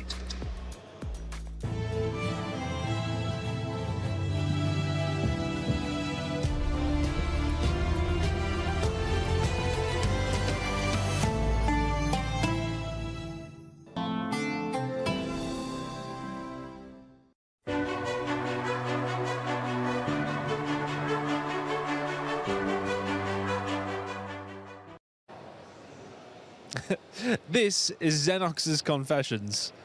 We did actually re-roll it. I said your name wrong. But, well, you know, I'm actually just self-sabotaging myself there. But we'll get it right over the course of the week. Don't worry about it. So these are your confessions. This is something we've done with some of the other talent already. Okay. Kind of going through it. We're just going to ask you some questions, mate. I wouldn't worry about it. Not much. I'm a little bit worried. Not gonna lie. That's fine. I'm a nice guy. You just need to ask any of the other talent. I'm all right. You ever played any other games competitively before casting, and any old flexes that you're still proud of? I did play one particular title competitively, which was a game called Paladins, which is like a Overwatch clone, if you will. So it's like a makeshift Overwatch game back in 2018. I played competitively in the Oceanic region. And I ended up giving it away because of my casting career starting to take off, and quite frankly, I didn't like scrimming. So yeah, it's probably for the best. Probably for the best. Yeah, I mean, Paladins. I mean, who likes scrimming? Come on. Yeah. Do you ever used to get tilted in video games though? Like they're really tilted. Like, what was the most you've ever been tilted? I mean, I get tilted all the time, to be honest. I'm a pretty competitive guy. Like, I want to win. There was one time, and I'm starting to maybe get an idea as to where this was going. I was playing a 5-stack of Siege with the other Aussie boys, and I got so tilted that they were, you know, asking me to communicate. Yeah. And I just typed in chat, "I'm tilted." And that was it. So they got the message. They weren't getting anything else from me. So you've been casting for a while. Are there any of your old calls that still get brought up, especially from other games? I actually don't know how to answer that question, to be honest. So I have a big background to these questions. Okay, background. The background to this one is that you stole one in particular for your call in a PUBG final. Okay, so I did a PUBG final 2019. We were in Oakland for that event, and it was the second time that I'd ever worked in an arena environment, and so much better, isn't it? So much better, crowd involvement. And so back home in Australia, we have the Australian Football League, AFL. I don't know if you've heard of it, Chris. No, I haven't. No, I haven't. Okay, awesome. And this is why it's fine. I ripped a call from a commentator from the Australian Football League that happened back in 2005 as well, mind you. Oh, that's, yeah. So by that point, okay, it's a free game. It's a free game. And so, yeah, I did rip a call that applied at the time pretty well to what happened in the game. And I still get ribbed for it to this day. Yeah, This was 7 years ago, by the way. That's fine. That's so long ago. In esports, that's like literally a century ago. You're fine. Thanks for making me feel old. Yeah, well, no, I'm right there with you. Don't worry. So, yeah, we'll talk about the AFL, right? I mean, how'd you go with the Lions last year? And what did you get up to on Grand Finals Day? So, in the Australian rules football, Brisbane Lions, that's the team that I support. We've actually made the grand final in the last 3 years. So to help you out and maybe those at home, it would be akin to the Super Bowl in the NFL, or maybe the FA Cup in the Premier League or English football. So my team has made the grand final last 3 years. We actually lost the first year, and then we won the second year, and we won last year. Last year's grand final coincided with one of our APAC broadcast days for Rainbow Six Siege. And I went straight from the grand final, which was at the Melbourne Cricket Ground, straight to the studio. And I was very excited, let's just say. But we had a very good broadcast. It was a very good day. We actually had a pretty big upset. Daystar beating Elevate, and that's all I'll leave it at. Yeah, I often wonder how I would cast excited. You ever ride many of the e-scooters that you see around in Paris? I have ridden the e-bike. the e-bike? The e-bike. So 6 weeks prior to the Six Invitational in 2024, Sao Paulo, Brazil, I actually broke my arm on an e-scooter. It doesn't surprise me. It's Larry and Paris, never mind Sao Paulo. So, I mean... No, I was in Melbourne, Australia. Oh, all right. Flying to Sao Paulo in 6 weeks. So I broke my arm, straight to surgery, fixed it all up, and then I actually had to get the cast off 2 weeks earlier than they would have liked to allow me to fly. So fun little story. Ended up actually going and casting the grand final for the Six Invitational at that event. Fortunately, by the time we did the grand final, 3 weeks had passed. I'd taken off the wrist guard. Chilling. But yeah, haven't ridden an e-scooter since, but I did make the exception to ride an e-bike here at EWC. I would think an e-bike is a little safer. I haven't actually been brave enough to jump on the e-bikes yet. I can ride a bike. It feels a bit more comfortable than the e-scooter. I don't think I'll ever do the scooter again. No, the scooter does not feel as safe. What is the house situation like back at home? Do you have plenty of space? Any big purchases in the new house? I did buy a sim rig. Oh, okay. I'm into sim racing. Yep. So when I obviously got my new house, more space, and that was my first big present. I worked Rensport last year. I know that is not a cheap thing to do. All right, listen. No, I enjoyed that. That was good. It's always a bit awkward to kind of come over here and do these kind of questions, but you answered them very, very well. And no, thank you so much. You were I didn't know where this was going, to tactical be honest, with some of them. And now that I know how this has gone, let's just say I've got some getting back to do. Yeah, you've got some ammunition now. Yeah. That's going to help. Okay, well, thank you very much. Thanks. Oh, well. Oh, zoom it in. Zoom it in. We might just end there.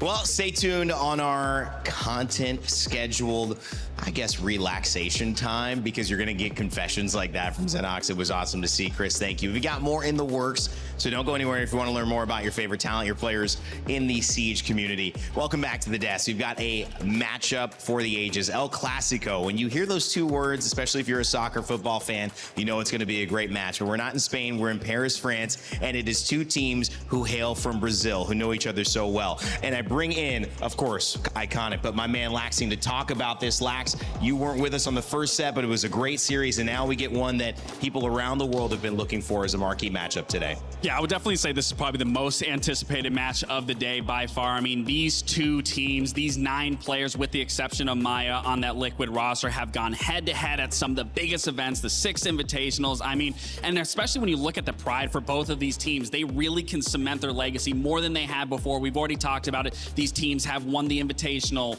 FaZe doing it back-to-back. They've won majors where the Liquid roster was dominating all of 2023, but none of these players have won an esports World Cup, so they can just cement their names and etch their names even further into Siege's history's books. And as a player, I mean, there's nothing that gets you hyped up more than something like this, I would imagine, iconic. No, I feel like, too, if anyone's going to stop FaZe, it's going to be Liquid being a few years ago. The team started their core beating them in that final, so I feel like it's going to be just a test of both teams here. Well, the interesting part about this dynamic is that you've got 2 hammers on one team, that's FaZe. You've got 1 on the side of Liquid, but in one household, you've got 3. How does that work out? Well, it's because of our PS5 story of the day, Battle of the Brothers. That's right. When I was first kind of getting caught up on this scene, this story to me struck out as one of the most incredible in esports. And the fact that you've got 2 brothers on opposing teams going up against each other today, but also the emotion that goes with that, the pressure, the experience, it's just an amazing thing that we get to see here. Yeah, it absolutely is. And on your left side, you have Nate. On your right side, you have Handy. But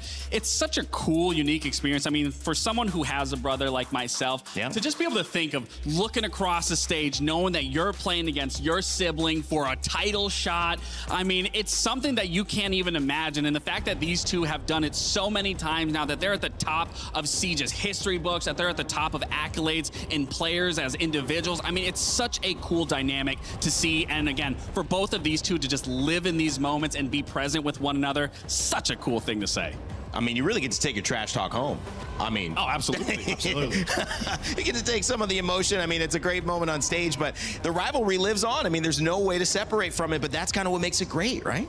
No, I feel like that's what you want in this rivalry too, especially Handy saying that they're really here only for the championship. And if any player is going to be putting that statement down, I trust Handy to act on it. So this is going to be an exciting one for sure. Handy, one of the players we mentioned, as well as brother Nate on the other side of things. Handy, a clutch performer here for FaZe. And FaZe, obviously back-to-back Siege 6 Invitational champions. Can they do it again here in Paris? That would be pretty record-breaking in terms of accomplishments. But KDS, Cyber, Vidaking, Handy, Solzy, who stands out for you?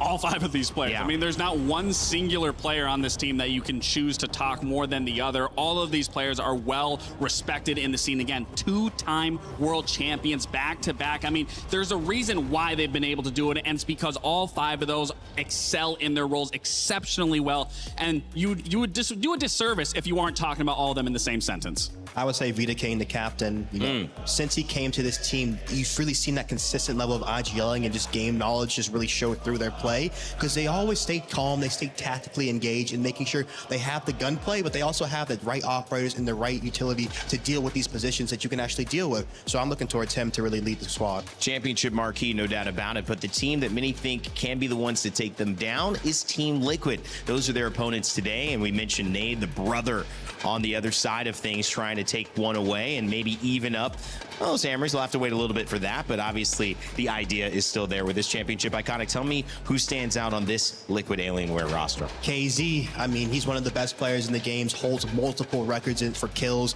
in all types of series slings. You saw him against M80 being a vital piece to get them through that. And obviously, too, Philippe Pox being their main IGL, just one of the best players in the game. He's been playing since Xbox all the way through to PC, and he's just a staple and one of my favorite players to see play. I love the conversation that we have here. So player focused, but Lax, you had mentioned earlier that this is really players that know each other. They could be great, but when you play and you scrim and you're in the same region and you've gone 40, 50 times against one another, it's hard to talk to analytically about it. Yeah, and that's the thing. I will drop all analysis aside. I mean, you know this, Dave. When you come into a tournament, and granted this tournament's a little less matches that these teams have played, but you love experiencing the international play. You love playing against the different regions. And I always found it hard in my career, and maybe you can attest to this, but once you come back to the very end, you get into those playoffs, semifinals, grand final, whatever be that may be, once you get to that domestic matchup, those are always the hardest because your opponent knows all your little idiosyncrasies. They know what every individual does. And it's less about being the better team and who can do this, who can do that. It's really on the IGLs, in my opinion, of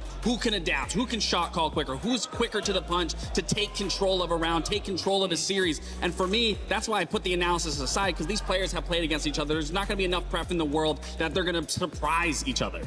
No, of course, I feel like exactly to your point, they're going to know. So it's almost like a shadow boxing match where you have to be able to just move with your opponent and just keep them guessing in the round, because they're going to be thinking you know what they're doing. But if you keep throwing them off, throwing that curveball, you're going to get your advantage. I mean, I think about it during even the Charlotte major playing against you guys. Like, I was like, okay, we get to the semifinal, then boom, straight into Astralis, and you guys just read us every step of the way through, and we got knocked out. Where I would have much rather fought someone else on the other side. You know, in games, I actually find that the most difficult battle for me mentally is when a game forces me to fight myself. Like whatever build I am, they give me a clone of me and they force me to try to do that. I find that difficult, and some people can get up for that matchup, but to me that's always been tough. And when you look at these two teams, it's impossible to not talk about how close they are. I mean, literally sharing DNA, Handy and Nade head to head. I mean, it doesn't get much closer than that. No, it definitely doesn't. And for both Handy and Nade, I mean, they are a tremendous piece for, and really, I mean, when I'm looking at Handy specifically here, Was this him after the 6th Invitational? I was going to say, with him already winning This is after 6-year-old birthday party or two something. hammers back-to-back. Not only winning 2 hammers back-to-back, undisputably, he is the best player in Rainbow Six Siege right now, because he also had 2 MVPs back-to-back. Wow. Sure, that doesn't, you know, Nade, it's not to take anything away from him, but he just hasn't reached those levels that Handy has consistently. Of course, Handy just being, again, one of the best players, but obviously Nade coming through. Obviously, I heard about him too before when he was on Black Dragons being one of the best support players, because they do sort of play a different role. Nade really being the backbone of his team, being that support anchor, but obviously still finding the success that you wouldn't really expect from that. So I'm looking to both of them to really show up today. Yeah, I mean, that's a good point. They do play something different. Handy a little bit more out in front early, right? And obviously, this is going to be interesting with both of these brothers in the same building half the time, whether it's just playing on stage or whether it's back at the hotels preparing. They know intimately exactly what the other are doing. We'll see if it translates into the strats in game. Either way, we had a chance with Ann to sit down and talk to both brothers for an interview before this set. Well, we don't often get to see twin brothers playing against each other on a main stage at Siege. So we have to take the opportunity here to talk to both of them. And unfortunately, my Portuguese is not that good. So we have Rocco here with us to translate our questions, speaking to Handy and Nate. Starting to you, Handy, your teammate said EWC normally isn't the greatest tournament for you guys because it's rather short. Now that the tournament is longer, do you feel like your chances are better so far? EWC sendo pouco mais longa, né? Dessa vez, não sendo tão curta quanto ano passado. Você prefere esse formato? O que você acha? Eu prefiro esse formato porque é um formato que permite mais adaptações e não é um formato muito curto, então os times conseguem melhorar durante o campeonato. Então é um formato que eu me sinto mais confortável e meu time também. So I really like this format, like the long one, so you can adapt more, so the teams can train a little bit more and you can feel the opponents. So I really like this format.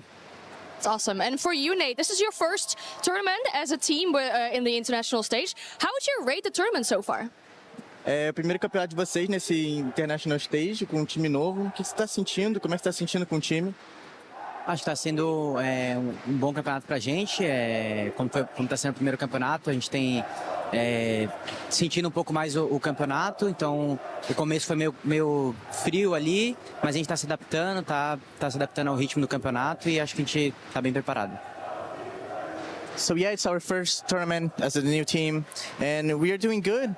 We had like a little bit of a cold start, but we are feeling a lot more better and more comfortable with the whole team. So yeah. All right, this is also the El Clasico, of course, as we know, FaZe and Liquid against each other. For you, Handy, an El Clasico is always good, but playing against your brother, does it make it extra special? Então, clássico é sempre legal, né, de jogar, de assistir, mas jogando contra seu irmão é especial. O que você acha? Sim, é sempre muito especial jogar contra ele. A gente joga junto desde quando era criança e começou a se enfrentar ali a partir de 2022. E todo confronto é um confronto especial, independente do campeonato. Mas com certeza quando dentro desse clássico que é FaZe e Liquid, é um confronto um pouco mais especial ainda. E acaba que coisas boas acontecem, independente da vitória ou da derrota, a gente continua a mesma relação de sempre. So I really like the classic, and we've been playing together since like we are kids and against each other since 2022. And like between like all the classics, doesn't matter like the winner, like we always maintain the same relationship, and all the time like someone is the winner and we are happy. So yeah, I'm super happy to be playing it again here. I love that, especially for you, Nate. I mean, both of you have won Hammers before, but have not won an EWC before. For you, Nate, it would be kind of like the big three, right? A major, SI, and an EWC. What do you feel like the team has this time to actually get the EWC as well? Como é que você se sente podendo ganhar a EWC esse ano e completando o Big Three dos campeonatos, do Major, do SI e da EWC? Como que seria isso para você? Quão gratificante seria? Para falar a verdade, eu não penso muito nisso, de completar esse ciclo de todos os campeonatos do Rainbow Six, mas parando para pensar, com certeza é um grande feito, então seria gratificante conquistar todos os campeonatos do Rainbow Six e botar mais uma vez o nosso nome, o nome da nossa line no topo. So I really don't think that much about like completing everything and all the tournaments, but that would be like great, an amazing goal for us to complete like all the 3 most important Rainbow Six tournaments. And yeah, I'm super happy and super confident for this tournament. All right, and then final question for the both of you, really. What is this like for your parents? I mean, this must be so difficult for them. Do they have to pick? Do they support the both of you? What is it like talking to them about these events? Como é que é para os seus parentes, para os seus pais? Como é que eles se sentem quando esse jogo rola? Eles torcem para algum escolhe um, eles torcem para todo mundo junto? Como é que é essa dinâmica, né? Então, quando é o nosso confronto, os nossos pais eles só torcem para os dois jogarem bem. E independente de quem ganhar, vai ficar feliz pelo outro e com certeza vai ficar triste porque o outro perdeu, mas infelizmente não tem como escolher esse lado e acaba ficando assim. So they all gather and they watch together, but they just cheer for like us to have like a good game each one of us to have like an amazing match. And sometimes it doesn't matter who wins, who loses. One will be happy, the other one can be like a little bit sad, but in the end, everyone is happy. É, a mesma coisa que ele falou, eles torcem pros dois jogarem bem. So yeah, it's the same thing that he said. They just cheer for us to have like a great match. All right, that's awesome. Thank you guys so much for your time and good luck in your match today. Well, it's great to see. I was wondering where the parent conversation was coming in, guys, because, I mean, it's like you got these twins. Where's mom and dad? But I love the idea of how they're watching in a group. I mean, hello, if you guys are watching, good luck to both your sons. Listen, I was going to say, if I was a brother in this situation, I would definitely be absolutely roasting my brother if I had more titles than him at the dinner table. Forget what my parents are talking about. But, yeah, let's focus on the maps here. Obviously, Fortress coming out first. I mean, this is kind of an interesting one for me, not for the side of FaZe. Obviously, they didn't pick into it. Liquid did. But if you remember, FaZe got beat on it pretty bad by Virtus Pro 2-7. So it does make sense in terms of just having that VOD, seeing where things went wrong and trying to pick it apart. But even for the side of Liquid, I mean, that was a very close series. They had to come back from a 2-6 against M80 in order to close out. And that's when KZ, dropped 25? Yeah, and that's not something consistent on Fortress. Absolutely. So, too, going into this next map, Lair, picked by FaZe, one of the pioneers, like you said, on this map, really establishing when it came out, the meta, and that's what FaZe really do. They really set up what's new, what should be run, and they're really good on this map, 6-1 coming into this year. Decider going to be Border. How do we feel about that? I mean, it's not as strong of a map for the side of Liquid, but in terms of FaZe, again, I would say this map pool favors them in a way, but again, I'm not looking at it from an analytical standpoint. I'm looking at it from these two being always head-to-head with one another. What really, again, is going to shine for me, you already talked about one IGL and Vidaking. I'm going to be looking at Felipox as well. Those are going to be the two stars that I'm focusing on, is how are they facilitating these rounds on their attacks? How are they getting that advantage? How are they going to proceed into those executes and push that, you know, what's the word I'm looking for? Just to push that goalpost even further to get to the very end. And again, that's the biggest thing that I'm looking at in this matchup is those IGLs. They call Border the casino, so let's see. It's a 50-50, it's a dice roll, so I'm excited if it goes that. It's anyone's game, honestly. All right. That could be a little scary for some of these guys, but you know what? They probably are just like that on the bench, relaxed, ready to go. This is El Clasico, something they've been involved in for so many years, since 2022. Fade, Nade, and Handy talking about this rivalry. It's a blood battle, man. You love it. The battle of the brothers here in Paris, France. Can't wait to see it. Let's kick off our final series of the day. It's FaZe versus Liquid Alienware. Oh, Milos, buddy. What an incredible, amazing quarterfinal that was. Yeah. You know, GK securing their place in tomorrow's semi-finals. And we say goodbye to the reigning EWC champions here with us. But, you know, there's lots to play for. So I'm just thinking, talking to Groovy there as well at the end, from Poland, no less. I mean, this is the great thing about the Esports World Cup, this international affair. Players from all over the world, fans from all over the world as well here. Maybe think about the countries that I want to visit one day. Different continents. Where? One continent I haven't really visited much, South America, okay? I love the sound of South America. Amazing. One country in particular, Brazil. Imagine samba, festivals, coffee, food, the people. I'd love to go so bad. One day I'll make it happen. My friend, Adam, you know, I love you very much. I love you too. And I think this is the moment that I break the news to you, because the saying goes, come to Brazil or Brazil will come to you. In this case, Brazil has come to us here at the Esports World Cup. And guess what we're getting? El Clasico. You never want to miss Team Liquid versus FaZe Clan, no matter where you are watching this, and especially if they are on LAN here. They have never looked better before, and I'm very much looking forward to this, because I think it's going to set the stage for our semifinals in a perfect manner. Oh yeah. I think we beat the teams. I can't wait to get them out and get this thing started. Paris, are you ready for this one? I said, Paris, are you ready? All right, I think they're ready. They're set. Let's introduce our team, starting with the reigning world champions, FaZe Clan! They are the best to ever do it. Dynasty achieved. Domination in Brazil achieved. Domination all over the world achieved. You know what they haven't done just yet? Victory at the Esports World Cup. a step closer to it today should they have this victory over bitter rivals of Team Liquid Alienware. But this is their moment, and they have seen 1,000,001 stages all over the world. Today is just another day at the office. To face them, they're ready and waiting in the wings. Please welcome Team Liquid Alienware! The cavalry has arrived. The iconic Liquid heading to battle right here, right now. They've beaten FaZe to qualify for EWC, and they are ready to cook once again to knock them out once and for all. A new and improved roster. They haven't looked this good in years, and they are ready to make their way into tomorrow and the latter stages of this competition. It's an excellent way to put it. Of course, going through changes on one side and on the other, it's been stability for years. So please, let's get this done. Players, you may head to your stations, both FaZe and Liquid, but we're gonna bring in our friends Avita King and Nate. Oh yeah, oh yeah. Face off. Let's have a final bit of words. Anything to say to Vita? Você vai tomar na cabeça, rapaz. Aqui é a tropa do Vini Júnior. Vou matar você. We're the Vinny Jr. gang. We're gonna destroy you. All right, and Vita King, coming to you now. Anything you want to say to your opposition right here, right now? Final words. Vocês sempre serão nossos filhos, você sabe disso. É só olhar nosso histórico. E hoje não vai ser diferente. A gente vai ganhar mais uma vez. As far as I know, it says, we've been your daddies, we are your daddies, and we'll always be your daddies. I'd love to see it, guys. Please shake hands. Best of luck. This is it, Milos. I've been waiting for this for quite a while. Every single time, if there's a match not to miss, it is this one. It's happening here live in Paris. So ladies and gentlemen, get ready. It's FaZe Clan and Team Liquid Alienware. Let's get it on.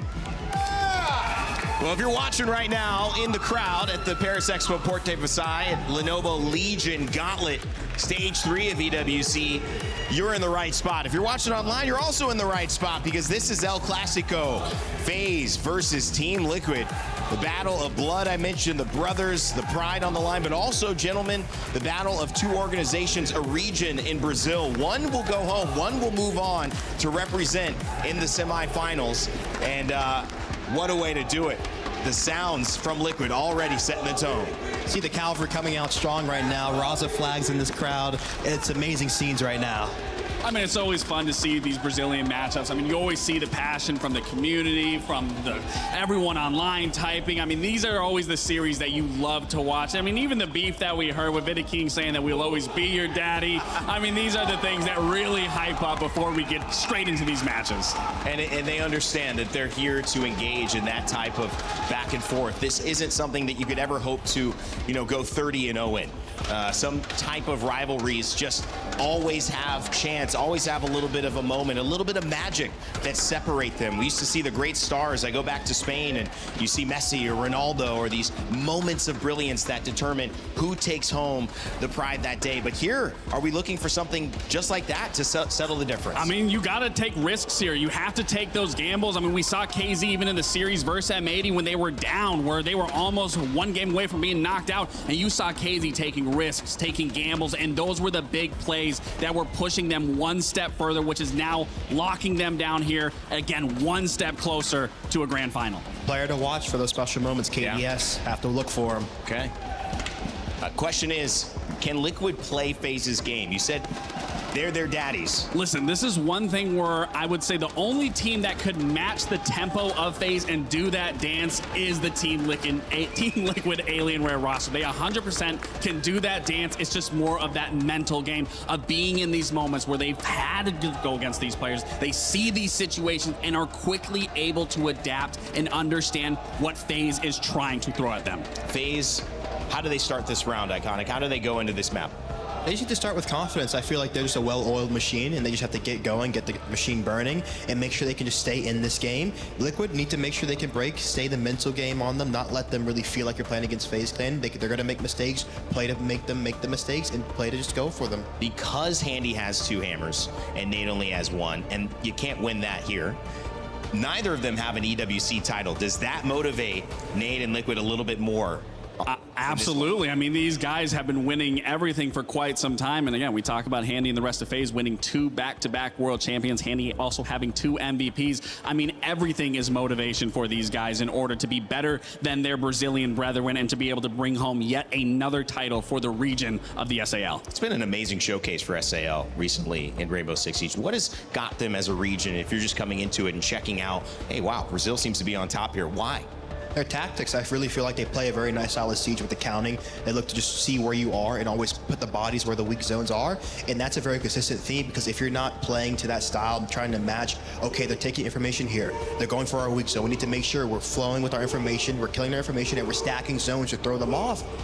You're going to be able to play against them. If not, they're going to be hitting the weak zones on you, and you're always going to be in a disadvantage. For me, it's whenever it's came to Brazil, it's always had to be that arrogance, that they know that they're better than their opponent. They know the players that are in front of them don't mean anything, that they have to play their game. They have to focus on themselves. They don't let any of the outside stuff affect them. And again, these players, this roster, it's just another day for them. Sensibility rarely wins championships. You have to believe that there is something great in store for you before you see it. And obviously that arrogance, that confidence, you could look at it and say the source is the crowd.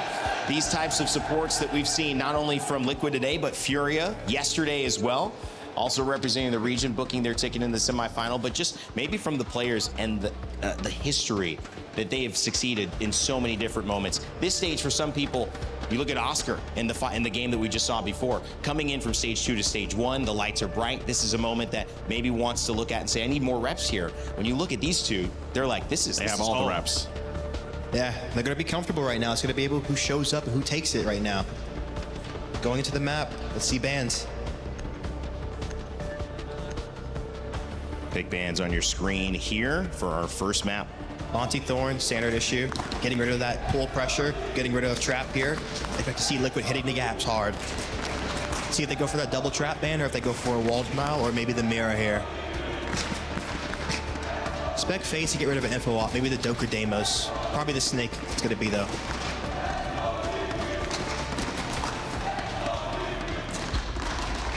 Go for the glass.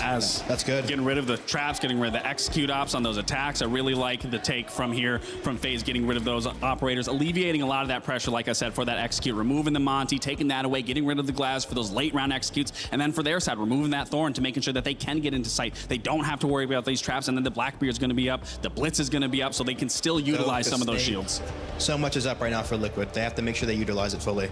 Well, so much is up right here in Paris, France, as the Lenovo Legion Gauntlet with these lights bright on two teams that deserve all of the stage and your attention as they begin their fight for what will be the final remaining semifinal spot here with Rainbow Six at EWC. And of course, to kick us off our final series of the day, El Clasico, we've got Xenox and Guz. Yeah, El Clasico time, and what a time it is for these two teams. A storied history, but it's always about this core. From 2023, it is a big split in favor of FaZe Clan, but internationally, it's actually the Liquid core that has had the better of their brethrens back in SAL. And as we now are at an international event with semi-finals on the line, we expect this to be one of the top El Clasicos. Oh, let's jump in.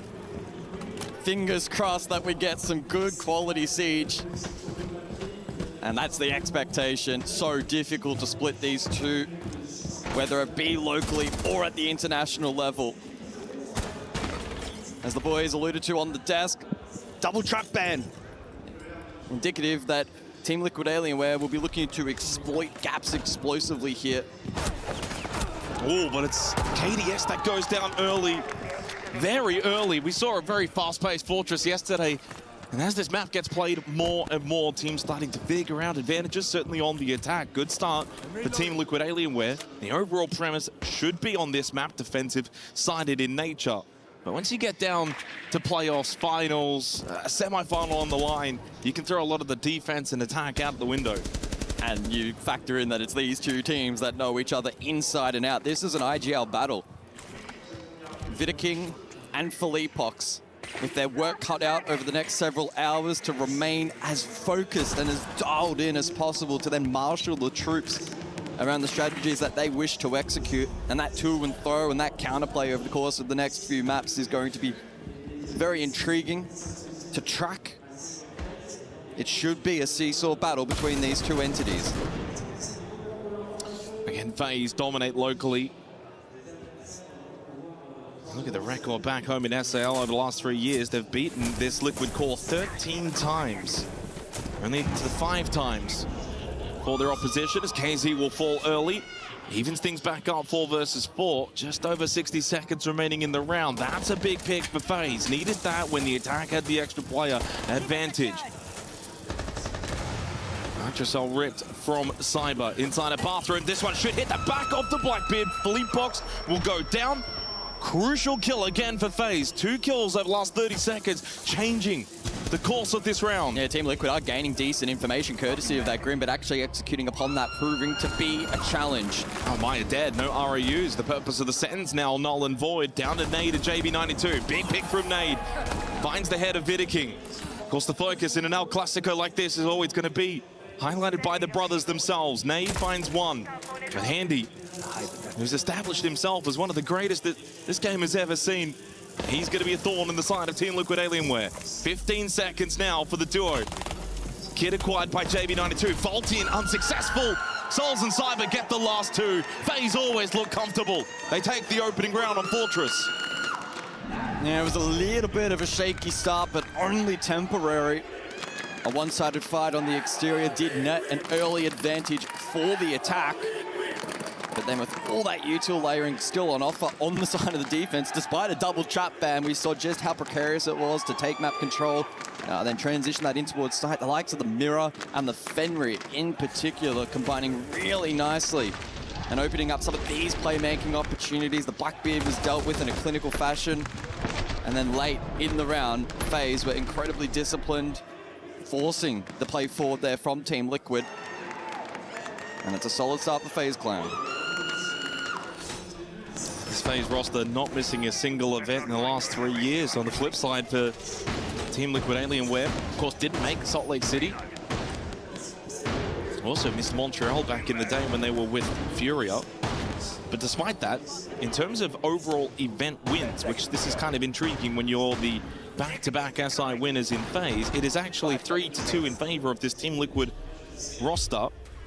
4 if you want to count Reload, but no, I don't know if many would. APAC made the grand final, we count it. It's still a trophy in the cabinet. Of course, back in the W7M days, first in Copenhagen, Atlanta, SI 24 winners. And with Furia winning Reload. Indeed, I say just, but it is just the 2 SI hammers for FaZe Clan. They'd love to add the eSports World Cup to the trophy cabinet. Good start. Taking out Command and Bathroom. Second round will be Dorm's games.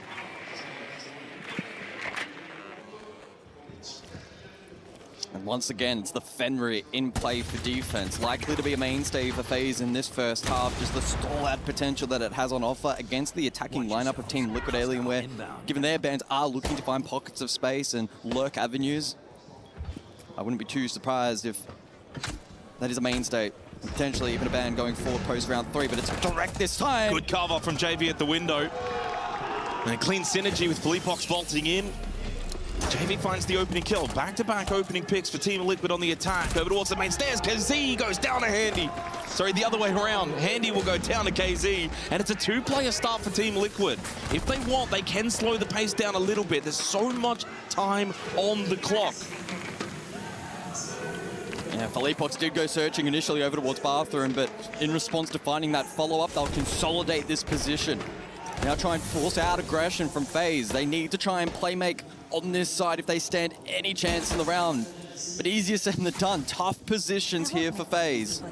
Souls firmly entrenched in the sight of Dorms.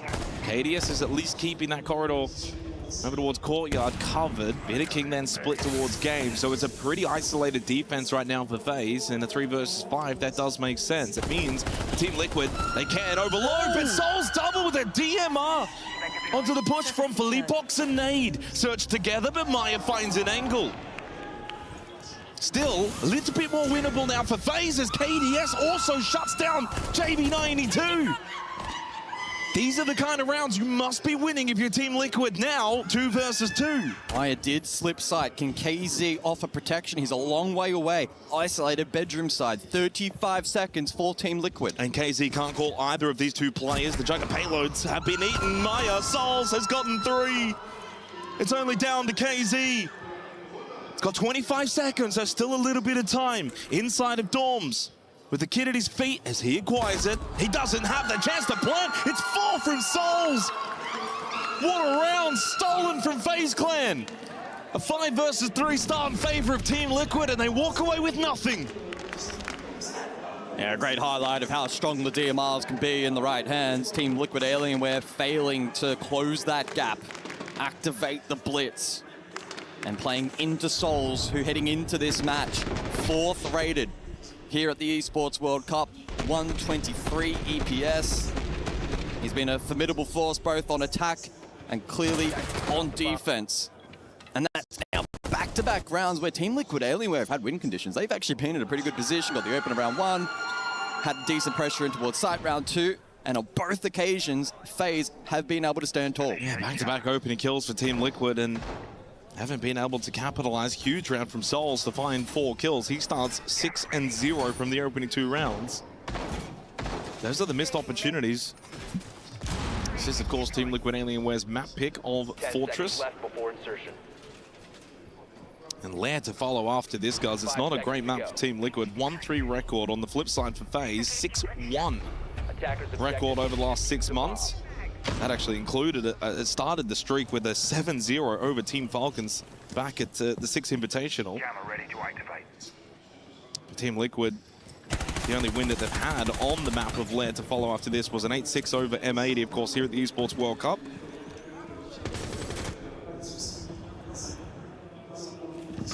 FaZe will know, though, that they do need to probably do a little better in the early parts of these rounds because they are providing opportunities to Team Liquid.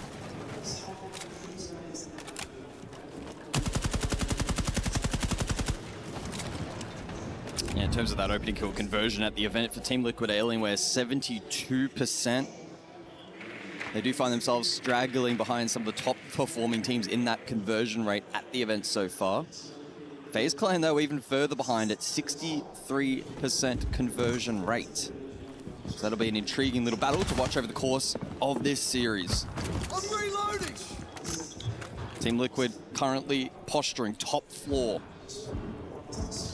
Probably looking to employ limited vert and then hit Dawn infirmary side, rather. We'll see what they shape up for, though. Handy does need to be a little cautious if Philippe Hawks makes his way on the clear, and that is what's happening. Handy pops the extinguisher, gets a little bit of aid from the environmental. So the nitrous will fall back, but then caught by his brother, Nade. Opens up the account for another opening kill to Team Liquid Alienware, halfway through this 3rd round. Mind you, with that multi-ban, Blitz or Blackbeard could be banned next after this. Team Liquid need to make the most of the Blitz. Maya, though, also very low, joining Philippe Hawks. So even though it's a 5 versus 4, the attack is quite wounded. Well, they are, but I feel like we've been in this position before. And Philippe Hawks is so low on HP. He'll be under threat from the Nitro from Vidaking. Can Team Liquid Alienware problem solve themselves into the site this time around? It's a matter of conversion and capitalizing upon this opportunity. Souls lurks. And he's been impactful so far. Haru goes up. Oh my goodness, found the angle onto the low health Philippe Hawks for the 2nd round strike from Souls. They lose Nade as well. Souls finally dealt with, though, by KZ. So the boogeyman has been eliminated. That DMR in the grave. But here comes Cyber and the rest of FaZe as he combines with Vidaking. JV92 needs a 1 versus 3. Well, he starts with 1, 2 to go in the next 20 seconds. He's such a good player, but breaking this cross will be a challenge, especially into the mirror. 15. Time running low. Has still got the diffuser in the pocket. Step up shot. Gets him quite low. He's expecting a swing. It never came from the direction he thought. Make it 3 straight to start for FaZe Clan. Whoa. And it's the way in which these 3 rounds have played out, where towards the tail end, FaZe finding win conditions and being able to extrapolate advantage. Team Liquid Alienware, in terms of their structure and the overall macro so far, has looked pretty strong, but converting late round, posing problems, FaZe, and their ability to anchor on site has been phenomenal. But one thing we haven't seen in these 3 rounds from Team Liquid is we're going to get the bans, Deimos Wamai, and it looks like we may actually get a tactical timeout as well on top of this from Team Liquid. Igor is ready to chat. Só que, tipo assim, a gente tá fazendo o mais difícil, que é o início de round muito bom. A gente tá buscando as open. Só que depois vocês estão esquecendo de fazer um pouquinho da parada que, tipo, é o mais básico do jogo, tá ligado? Então a gente foi fazer o split switch, depois só falou, Case, agora fica aí de boa, prepara as trap ali pra gente conseguir jogar um pouco mais pra switch, que os caras estavam de Denari. Ali no W-List, 5v3, só faltou a gente contar e jogar todo mundo junto, tá ligado? Mas tá passando a cal, só que, tipo, na hora o cara tá desmolcando. Aqui a gente tá numa vantagem, a gente tem que jogar, tipo, botando mais superioridade numérica nos caras. E agora também fudeu um pouquinho essa C4 ali pelo sapão. Então, tipo, aqui agora, vamos fazer uma foco bomb com o nade de Zofia, tá? Eu quero que vocês fiquem jogando ali, dronando pra ver o hand. A gente tenta pegar o pen kill com a HE, domina aquilo ali, só nós vamos tomar o win e a gente arranja uma killzinha de Zofia. Qualquer coisa a gente splita pro colchão, subir do meio, tudo aquilo que a gente conversou. So 3 rounds straight for FaZe, an early tactical timeout from Team Liquid Alienware. What I will say, guys, though, in the 3 rounds that we've seen, 3 straight opening kills for Team Liquid. The early battles they've done well, but where they're lacking, of course, the on-site execute. Where's the utility layering? A lot of it is just dry swing after dry swing. The DMRs then for FaZe are quite favored. In terms of actually on-site, there's not a lot. In that example, the util layering was somewhat there, right? You think about the ROUs down the corridor. Yeah, but that's off-site. It was FaZe's ability, though, to cut that cross and then weaken the on-site hit. FaZe are just responding really well positionally, and just the read that they have on these pushes has been spot on, which is a frustrating feeling because Team Liquid probably aren't in the mindset that they're playing all that poorly right now. It's just that FaZe are outmatching them. Yeah, I mean, they're starting the rounds well. They've had all 3 opening kills. None of them, of course, have been converted, so it means nothing. It clearly shows, though, that they're having a rather comfortable time getting into the building, getting into good positions, win the initial battles. Where they're struggling then is that mid to late game adaptation has been much better. FaZe, good positioning, good shot taking. And again, though, I just feel like Team Liquid could utilize some of that utility a little bit better. Command Bathroom coming up into the 4th round. It is Fortress, though, and the most defender-sided map of the tournament.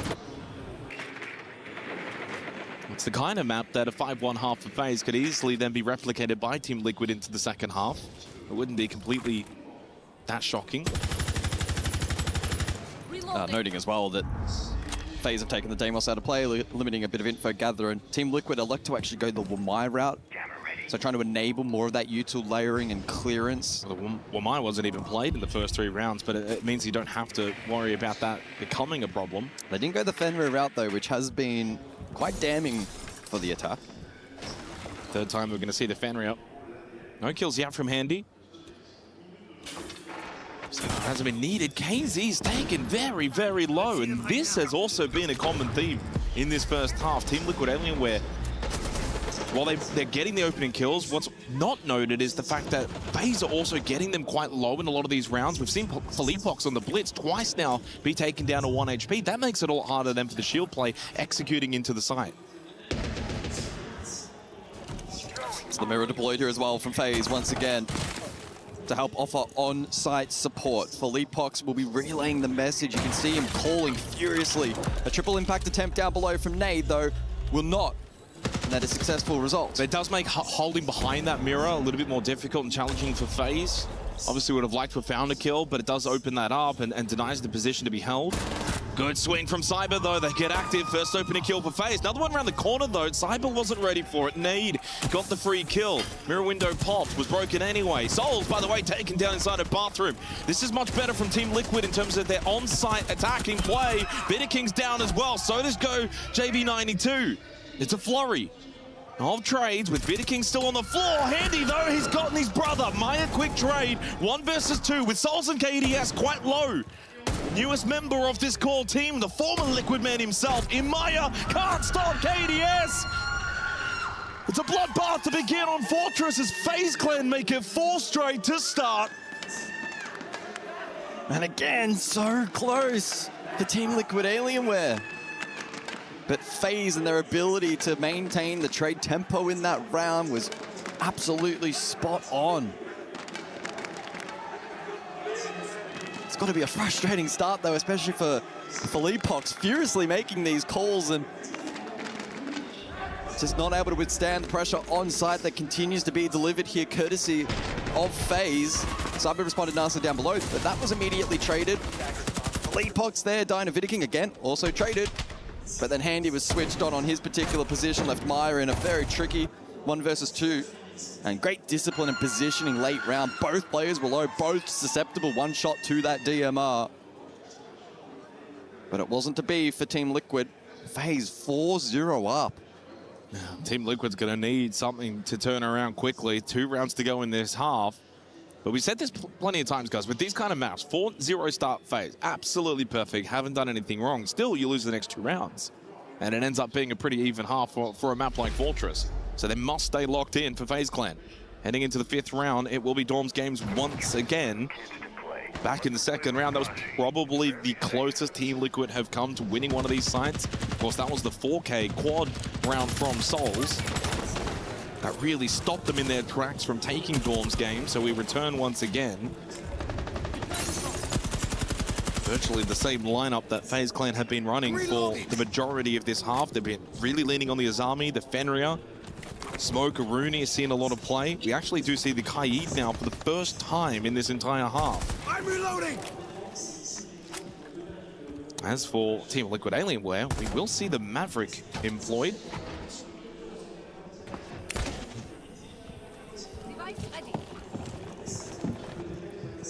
And Team Liquid potentially posturing for this triple Zoe from below once again, but maybe with a little better protection, courtesy of Maya on the Nomad. Some of that has been heard, though, by these defenders on site, courtesy of the hatch being breached. And so Handy will call that to the rest of the team. FaZe could elect to once again invest down below to contest that or trade, or otherwise just be aware that it's potential set play here from Team Liquid. KZ trying to play off those yellow pings with the impact trick down below from the Zofia. Handy sitting and waiting, catches out KZ. They also got rid of Leapox. It's a double kill strike from FaZe to begin the round. Maya does find a very critical trade, though, onto Handy, just to offset some of that early damage. But really, 5 rounds in, and the tempo has just been maintained from FaZe the entire time.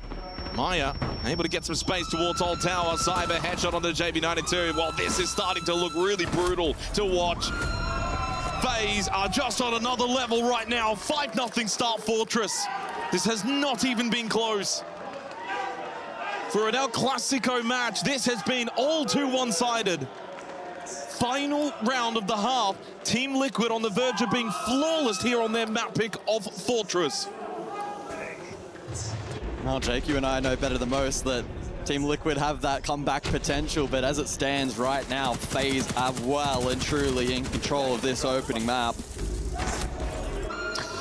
It's so one-sided. The bigger picture, though, is the actual gameplay that we're seeing. There's not a whole lot to suggest. I mean, for Team Liquid, needed to make the most of it in the first 3 rounds when they were finding early kills. Certainly the round in which they had a 5 versus 3 advantage. The last 2 rounds, though, coinciding with the timeout call from Igor. Since then, FaZe have just gone whack. They've done the next 2 rounds even more brutal, even more dominant.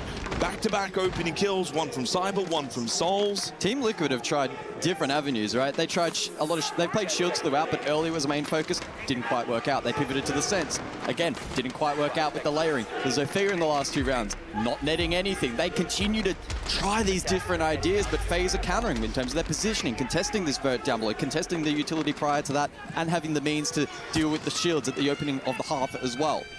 Team Liquid, they're trying, they're testing FaZe, but FaZe are up to the challenge.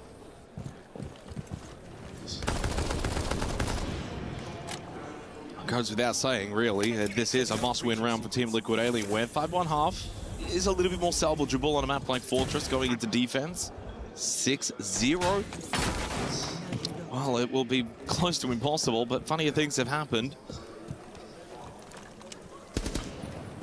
Not the way that they wanted to start here in this quarterfinal.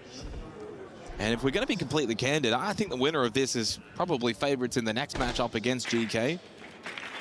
Certainly would be if it's FaZe. Maybe GK versus Liquid would be a little bit more of an even match.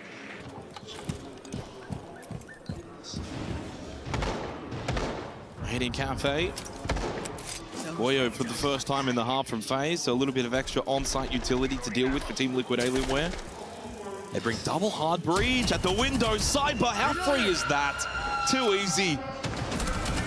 And then gets rid of Maya. Well, Philippox was able to get one back, but if we're being honest, FaZe are just in total control. Yeah. Damage done, you take the double for the trade there every day of the week, especially with preset util. As we see FaZe now peel back to site, final reinforcements deployed. The mirror once again, of course, in play. It's been a mainstay for them in the half. It's providing really, really good on-site pressure, presence, and info late round. Can FaZe achieve the 6-0 half? I mean, very doable. Now 4v3 minute left, and what we haven't seen from Team Liquid is the ability to execute into site. That's the next step here in this plan for the 6th round. It's going to take something very special. ADS Souls eating the jungle payloads. Oh my goodness, Handy doing the doorway swing from Infirmary. KZ just eats that to the face. Nade and Philippox look a little lost and out of ideas. Someone split looking to double push inside of Infirmary. Not going to be given or afforded any kind of space. Handy wanting to meet them head on, and even if he falls, plenty of defenders still further back. Nade has been winning the brother battle, but the war has been going the way of FaZe. Philippox too wins his 1v1 and suddenly more doable. Souls on a flank elsewhere, keep that in mind. Will that catch the attack off guard? Very well, Nade hasn't crossed yet. If Souls goes all the way Infirmary, Doorway is going to catch and cut off Nade. Nade needs to be ready. Vidiking, huge Nitrocell. Nade is very much now aware, but nothing he can do. Indeed, 6 straight rounds on the defense from FaZe Clan. A statement that the back-to-back SI champions are here for another trophy.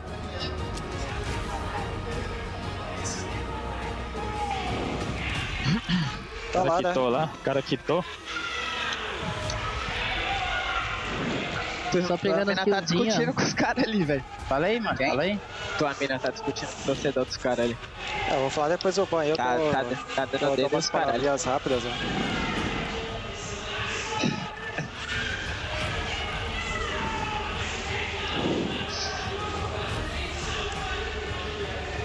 Nossa, 7x0 assim, mano. Outro for 7x2 vai ser uma delícia, mano. Só quero aceitar, velho. Que isso? O cara tá pensando em ir embora já. Ah, não, esse passadeiro passou muito. desse cara ali só? Com a cabeça. Balinha no coco? Mano, os caras tava... O primeiro cara tava... O primeiro cara tava panguando, que era o JV. Morreu lá fora do Termaitável, longe. E o primeiro... Eu tô vendo a tela dele aqui de trás, tá ligado? E tudo parece muito fácil pro cara, pô. Não, eu tô abrindo os caras, o cara tá morrendo só. Não, o cara com a vantagem, tá ligado? Tipo... Eu senti falta da gente tomar a atitude de ir lá e querer matar, tá ligado? Beleza, tipo assim, vocês entenderam errado a call do Maia ali, do cara full esquerda, só que combina o que a gente tá querendo fazer, tá ligado? A gente pega um 5v3, a gente joga 2 caras, vira 3v3, depois tá, guys, o que a gente vai fazer, tá ligado? Isso aqui não é um time que tá se entendendo, tá ligado? Tipo, então acho que isso é uma parada que a gente tem que tomar cuidado agora pra defesa, tá ligado? Agora vai ficar foda, vai ser a mesma coisa lá da outra vez. Tipo assim, vamos pelo menos vender caro isso aqui, tá ligado? É uma série, tá de boa, só que, mano, não tá nada demais. Oh boy, what a half from FaZe Clan. Guys, that is an all-time display. A reason why going into the next 6 Invitational, they're going to be hard to stop. If they're just picking up on form, I mean, this is what they're capable of. Look, defense fortress. So adding the context, there is a level of expectation to defend well on this map. But they didn't just defend well, they defended incredibly well. 6-0 against a high-quality outfit in Team Liquid Alienware. El Clasico match, Team Liquid map pick. A statement as to how good they are. When they're on form, there's not many that can stop them. No. I don't know if my ears were deceiving me, but I don't think FaZe were really talking all that much at the halftime break. Understandably so. A strong lead, and now a matter of just getting the job done. Getting prepared and ready for Lair. Who knows if that's going to play out in a similar fashion as the bands roll through. Kaid, Goyo, accompanying the Monty and the Snake.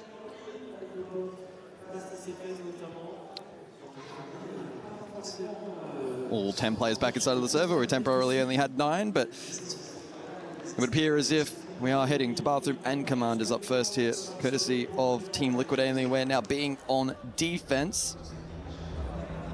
And I wonder what's running through their minds at the moment as we look back at the replays of the final round of the half.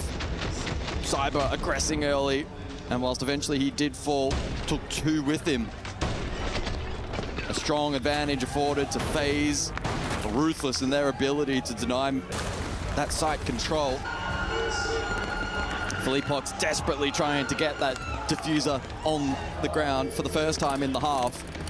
Was denied courtesy of that Nitro Assault, and it was a straightforward conversion from there.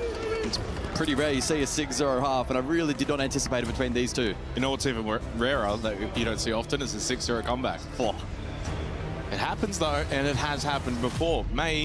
Well, at some point in future, will happen again. I'm not saying it's going to be this game, but it is always something to keep in the back of your mind. Statistically, it is incredibly likely it'll happen again at some point. Well, what better way than for Team Liquid Alienware to do it here and now at the Esports World Cup quarterfinal, El Clasico. They go defense. It is their map pick. Don't be too surprised if they do get a couple of rounds in a row. But the problem is they cannot even afford 1 round to go against them. And that's the difference between like a 5-1 half, certainly 4-2, where you're afforded a little bit more room. They have to be perfect, as FaZe were. And boy, FaZe were perfect. For Team Liquid, guys, I mean, if you really want to look at the half, you can almost break it down into the first 3 rounds and then the second 3 rounds. The first 3 rounds, Team Liquid, all 3 opening kills. They got good entry, they got good start to rounds, good advantages. Certainly one of them was a 5 versus 3. Couldn't capitalize. Then the next 3 rounds, 3 straight opening kills for FaZe, always in control, super comfortable, and very, very dominant. For Team Liquid Alienware, it was the first 3 rounds where they really messed up, needed to probably walk away with at least 1, certainly 2 were possible. They couldn't achieve that, now find themselves in this predicament. We do have a tech pause to go into the second half, as you can clearly see Igor having some communication issues, so the game has been paused, but it is still 6-0. The bands Kaid, Goyo, Monty, and Solid Snake. For reference, Bathroom Command will be the first site choice for Team Liquid. Of course, Lair following after this, and for those at home that want a little bit more information about Lair, as I mentioned it earlier, I'll repeat it again, a 6-1 record for FaZe on the map of Lair over the last 6 months. For Team Liquid Alienware, a 1-3 record over the last 4 months, with losses being to NIP, Furia, and FaZe Clan. The only win 5 days ago against M80, that was an 8-6. It's not a high-strength map for them.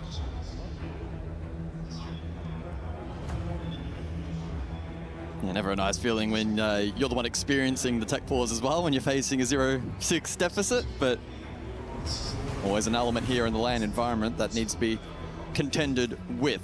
So a couple of fist bumps fly, and so I presume that we'll be resuming proceedings. And that will be the case. The question now remains is, how many rounds will it take for FaZe to get the job done here on Fortress? Yeah. I mean, you don't want to get 7-0, do you? Like that, you've got to get at least 1 here. Although 7-1, I think in Brazilian law terms, isn't much better anyway. So really, you probably got to lose this at least 7-2 at minimum if you're Team Liquid Alienware. You've got to get at least 2 rounds. If you don't, it's going to look really awful. At the end of the day, teams do take each other's map picks. That does happen, but Lair has not statistically at all been a good map for Team Liquid Alienware. It's going to be a very, very difficult series. From here on out now, the series is going to be almightily difficult for Team Liquid. If they come back and win from this point right here, right now, the entire series, oh, that's an all-timer. Hey, like we said before, we have seen that previously. Or at least a variation of it. I think Team Liquid will have the ability to reset and come back stronger on that second map, but it's no guarantee up against this FaZe outfit that up until this particular point have played phenomenally well. Again, Team Liquid have thrown so much at them. They didn't just play one set strat the entire first half. They were continuing to experiment, and FaZe had the means to counter it, which put them in a really awkward position now. Trailing significantly on defense. It has to be a 1 round at a time approach for Team Liquid Alienware. And as well, when you're 6-0 down, like, you know, you want to be a little bit aggressive. You want to be able to take fights, have no fear, kind of like what we saw from FaZe in the first half, swinging opportunities, clearing out certain positions, holding more aggressive positions. Mentally, that's a little bit more difficult to do if you're Team Liquid, because you know you cannot lose a single round. But at the same time, if all 5 just completely fall back, play bunker side, boys, that's so much easier than for FaZe. So they're going to find a good middle ground where they feel comfortable to take certain fights, to still be somewhat aggressive, but also not do it in a reckless manner. So far, slow start to the round from FaZe on their attack. KDS taking a little bit of control towards lobby. Of course, site is command bathroom. On the second floor, it's Cyber that shuts down Nade. Well, that's what I'm talking about. That's the kind of move from Nade. No gas bait usage, it's a dry swing, and it's an easy kill for Cyber, who's now on 9 kills. That is a little bit reckless from your smoke player. And now puts the spotlight onto Philippox. Does he eagerly contest? Does he try and fall back? The key to barrier is a success, good coverage, but elsewhere, KZ does fall. FaZe continue to hold the advantage. Philippox dead by Handy. Oh, this is going to be a 7-0 smashing here at the Esports World Cup. This could cause scars for Team Liquid Alienware. And El Clasico is supposed to be the best match that you can possibly have, the best matchup, but this has been anything but. JB92 needs all 4 kills, and they're sitting, waiting, and ready. Well, he gets one, and that's it. It's 7-0. Flawless from FaZe Clan. Total domination against their Brazilian brothers. And their map pick of Lair is up next. It's going to take an almighty team to shut these guys down. For Team Liquid, not out of it yet, but Lair will prove to be very, very difficult. How do you mentally come back from 7-0? You're asking the wrong person, Jake. I don't think I would have it in me. Team Liquid will look to recuperate. But even mental aside, it's just the ability of FaZe to find so many good win conditions and shut down what their opposition present. It's why they're such a brutal team to face. And this best of 3 is not playing as I anticipated. I did not anticipate that opening map at all. Not the result. FaZe certainly were always going to be a high contention. But 7-0, I almost feel as if I'm in a dream. This feels bewildering that that was even a possibility. And this series now is on a knife's edge for Team Liquid Alienware. They must respond on Lair. The FaZe, 1 map away from a semi-final appearance tomorrow against GK Esports. They'll be absolutely heavy favorites. For a team that hasn't won anything out of the 6 Invitational in the last 3 years, EWC's seemingly in their sights. It is, but the job's not done yet. That's why this is the El Clasico. Sure, a 7-0. We did not anticipate that. It's as one-sided as it can possibly be. But Team Liquid, can they respond on the second? We'll have to wait and see. For now, though, back over to the boys on the desk. Gentlemen, it was a great run from FaZe. It was almost a non-existent run and response from Team Liquid Alienware, who do not get a single round on Fortress. FaZe come into the El Clasico and, like Xenox said, make it look anything but relaxing and iconic.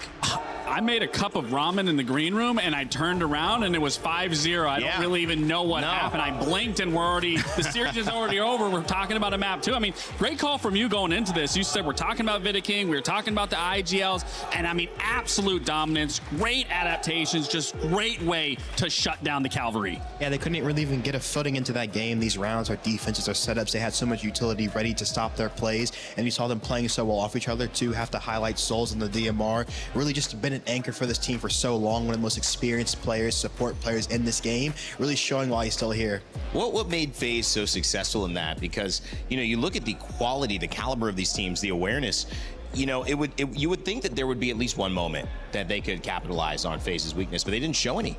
I mean, my biggest thing every time it comes to FaZe, and again, it's the reason why they're the 2-time world champions, is everyone is so quick to respond at what's in front of them and what the next step is, how they can help their opponent, I mean, how they can help their teammate, how they can win a round, and you see it with every single round. Every player is moving with a purpose. You will never question the rotations, the angles that are being held by FaZe. They are always always are perfect in their timing, in their pacing, in just the momentum that they carry. Especially too on the defensive side, you have to look at when they're in these trade games, if they're able to trade out of these 5v5s, get into these 2v2s, but have the composure to not give kills back and play the 2v2 with each other and in sync, and actually force those deep win cons like the casters are saying, making sure that Liquid is always having to solve that next step. And that's a difficult thing as well. I mean, any advantage in a matchup where your teams know each other so well and they're so experienced against one another, it's going to be heavy to go against. But this felt too lopsided, I think, even for the expectations from many of us who knew FaZe were coming in as just such a successful team. I mean, this is the FaZe that you don't want to be going up against when they are on form. I mean, when they are in sync with one another. I mean, I have to feel bad for the Team Liquid Alienware guys because they were trying to make these rounds swing into their favor. Even in the first 3 rounds, they had the opening kill, but they were not able to convert. And then when you look on the side of FaZe, they were able to convert their opening kills and then get into the single attacking round that they needed. And then as you were talking about, they play those 2v2s, those 3v3 scenarios of constantly putting themselves in the winning advantage where they are always leaving themselves with that man advantage. Yeah, and I feel like too, honestly, if you're a Liquid fan, it can't get worse. You know, 7-0 happens. Yeah, that's true. It can't get any worse. Reset, go map 2, and hopefully get back in this game. There's some reality to that, and I think there is some salvation to the idea that when things are going so bad, you gotta just like, well, I mean, how, you know, take it all away. Fine, I got nothing. But from that is clarity, because you get to see, okay, well, we need to get 1, and 1 is better than anything that we did in that last round. I want to talk Souls, though. You were talking about some of the graphics here that we put together for matchups in it. So we prepared something. Let's throw it up if we have a chance to do it. And hit me up with what this storyline for you means, guys. I mean, he's just been a staple of the scenes for so long, going back to even when I was looking to aspire to be a pro player, when I became a pro player playing against him. Just really just a solid backbone. You see him on this DMR getting so many crucial kills, and not even crucial, but just stopping the main push, stopping the shields with the DMR, making sure he's always in the right position for his team. And you see too with the cost, he's finding that impact not only in 1 round, but consistently over the game here. I mean, I spoke with, I believe, KDS after their series and like the quarterfinals. They've even given them here. And I said, you know, what's it like being able to know that you have Souls on your back line, that you could do everything in the beginning of the round, but you have Souls laying in wait? And he said there's no other player that he'd want in these positions. And rightfully so. I mean, you said it best. He's not just only impactful in 1 round. He's impactful in every single round. And he makes his name known. He makes his plays heard and observed by the other team that you have to question every single time. Is Souls in this room? How do we go about this? Do we set up this 2v1? But again, I mean, Souls just consistently performs for this FaZe roster. It's a dominant roster. You mentioned playing in synergy, playing together, making 2v2s harder than they need to be. Souls obviously 8-2 and an 83% cost. This is a guy right now that needs to be dealt with, but you can't really deal with him by himself. You have to look at this entire roster, where they're getting the edge together. And so, Iconic, now that we go to map 2, does this look like there's no hope for anything but a 2-0? Is there a way to turn this back around, guys? El Clasico? I mean, you had to disappoint these fans back there. I don't think they're going to be disappointed. I think they'll have fun either way. But how do we do it? How do you get back into this? I feel like it's leading towards a 2-0 right now, but if you are Team Liquid, like I said, it can't get worse. So you really have to come into this next match with nothing to lose. We have to come to attack FaZe, make them uncomfortable, break their defensive lines, break their utility, just push them to the edge. And I feel like if they can do that, they can come back in this. We mentioned a little bit about what Nade was fighting for, not just his brother, but the fact that he has a chance to win EWC, which neither of them have won. But if it goes the way map 1 went, that will be ending shortly. However, another major on the sites. I mentioned Coldplay sings a song about this. Lovers in Japan, one of my favorites, and I know the Osaka major is going to be one of your favorites as well a little bit later.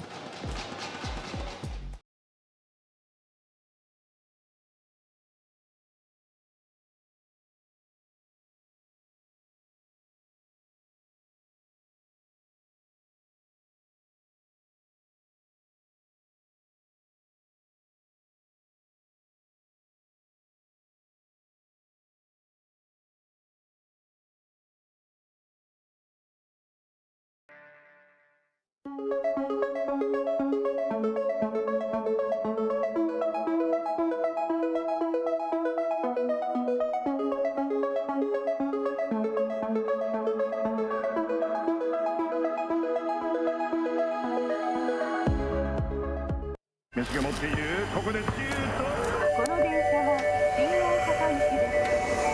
train is bound for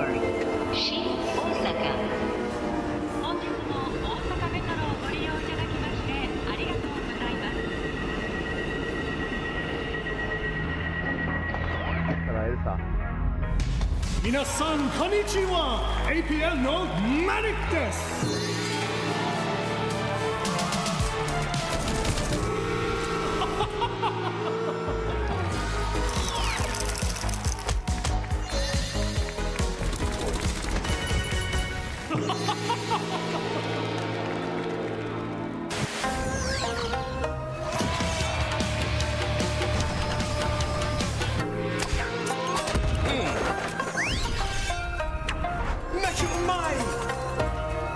New Osaka Major Takoyaki Crunch. Taste the excitement.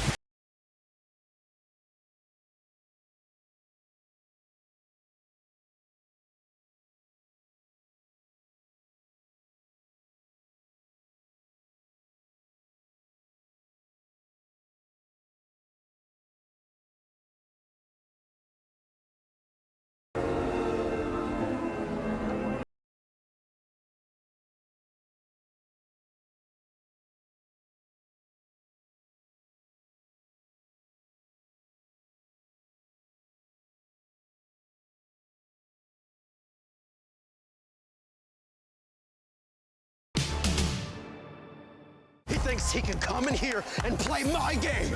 He knows nothing. Let's go! Tyler, why? You're done. Raw energy. Half for half and blow the house down.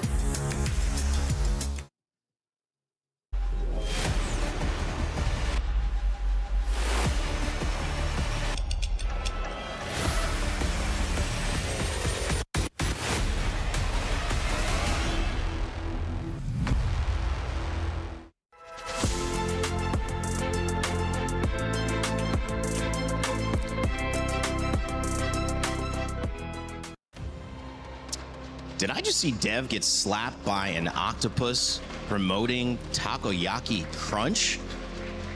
If that's the way you guys are starting off the Osaka Major, I'm excited to see how it finishes. November, that is really soon. I'm excited for Siege fans as well. I've been to Japan 4 times. It'll be my 5th coming up in January later on. It is one of the best places to host an event. The fans are electric. You will love it. I mean, out of all the fans that I've experienced in my career, the Japanese crowd by far is the best. They really make you feel and every team is their home team. Here's a bunch of Parisians right now. They're going to jump up and start attacking the panel. Iconic. He put us in danger. But I want to go so bad, so let's hope. It's going to be a great time. No matter who is there, you know that Siege will be representing with some great storylines. And speaking of here in France, an incredible crowd, but also an incredible story. 2 brothers now looking at Handy taking over what we expected. The game, the situation, 1 more win. They're into the semifinals. They won on Liquid's map pick. Now it's FaZe's map pick here. How do they respond with these picks and bans? Again, I mean, for Tila, removing those shields, removing that pressure that Monty really can take, especially on those top floors, removing those shields. So a very great take, but very standard on the side of FaZe, removing the wall denial. They're going to be able to open up a lot of those walls, especially our 6th room. But when we get to that other side, once they swap halves, I am going to be curious if Liquid does try to remove that Tachanka, does try to remove that smoke, so then they can go for those executes, where we know in that R6 room, especially the smoke and the Tachanka really can thwart off those attacks and those site executes. First 2 rounds are crucial here for Liquid. They have to get the momentum back on their side and just flip the narrative going. Yeah, you cannot go down 2-3 more to FaZe. That is going to look like a fast series. It's El Clasico for a reason, guys. Let's see if Liquid can respond here. Send it back over to our casters, Xenox and Gus. Well, if it is to be an all-time great El Clasico, it is set up for Team Liquid Alienware. 7-0 down on the opening map. They go defense to start here on Lair. It's not a map where they've had a lot of success, Gus. We'll see if they can enter this series into the history books, or does this just end up being one that's skipped over, ends up just being another page as FaZe Clan look to run all over them after what was a dominant display on the opening map. Now Lair, they start on the attack. Now, we have seen the scriptwriters push the limits with these 2 in the past.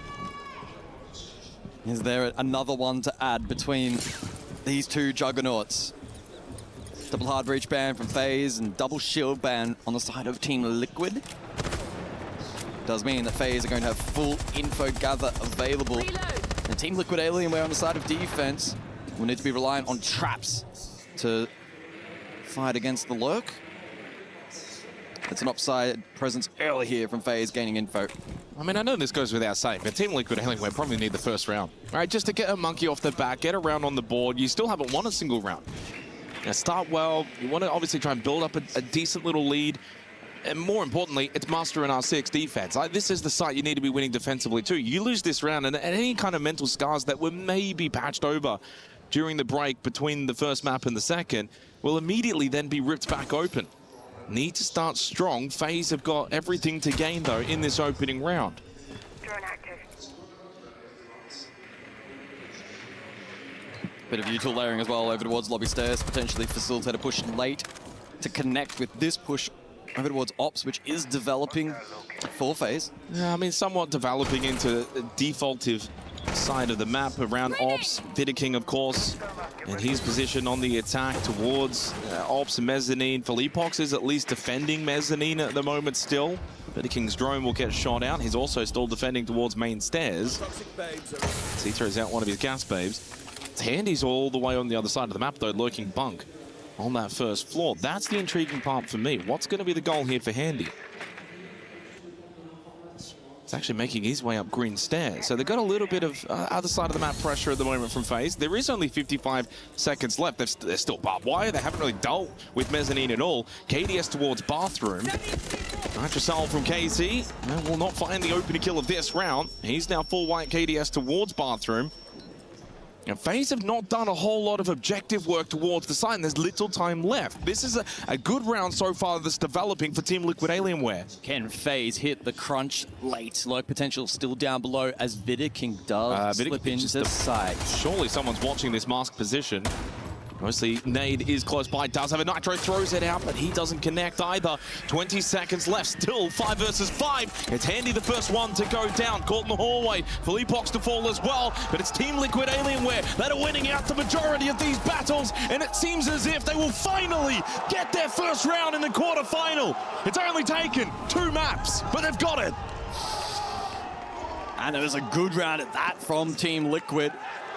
FaZe trying their best to cook around the map, find an opening, find an entry, find potentially then a route in towards site. Vidiking was left to his lonesome. Lots of moving pieces elsewhere for FaZe across the chessboard, but Team Liquid do a good job in reflecting that pressure. I wonder if that was a bad thing, though, for FaZe. You say pieces on the chessboard is actually a really good analogy, but they were everywhere. They were scattered. They didn't really have one common goal in mind. One pushing up green stairs, one Bathroom, one Ops. They're kind of a little bit everywhere. They weren't really focusing on the overall objective, left themselves little time. That makes it a lot easier then for the defense to pick them apart. We go basement. Of course, it's going to play out very differently to the top floor. The last time these two teams met on this particular map was back in April. It was a 7-2 victory for FaZe Clan. 10 seconds left before insertion. To add a little bit more context to that as well, Guz, because the context is important in that particular result. FaZe actually won 4 attacking rounds straight to begin on this map. Of course, ended up, as I said, closing it out 7-2. Was that a learning experience for Team Liquid? Maybe. You would have to think so. They actually got, in the 9 rounds that were played, FaZe got 8 of the opening kills. Wow. Highlighted that number earlier as well. They did get the opening kill in that round too. And their conversion rate, as I highlighted back on map 1, at this particular event actually hasn't been in the upper echelon. It's been mid-pack from FaZe. Maybe more so a testament in their ability to find win cons elsewhere, even whilst trailing, to still produce results, but notable nonetheless. Let's see what the game plan then is for round 2. Do they go for that split attack? Do they maybe consolidate a little bit more? They do have double vert, so expect pretty obvious. Floor early. They're not going to go direct here. You're not bringing the Bark and the Ram if you want to go horizontal direct into the basement. Wait, threat detected. And because they've got so much vert, they can go completely top down if they want. And there is 0 pressure, though, from Team Liquid Alienware on first or second floor.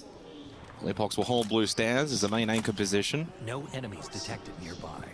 So I was getting information, but this is information that should be well known at this point in the round. Halfway through, you're going to get this first floor control. Boogie auto breaches will go out from KDS once he gets into the map. Handy's over towards Armory. And he can get the skeleton key to open up the floorboards as well. But such is the case with basement on lair. It's a very, very big basement, so it's hard to really capitalize on this vert control for FaZe on the attack. Blue Stairs is going to be a big battle as well for Philippops. He throws out his first gas babe just to delay.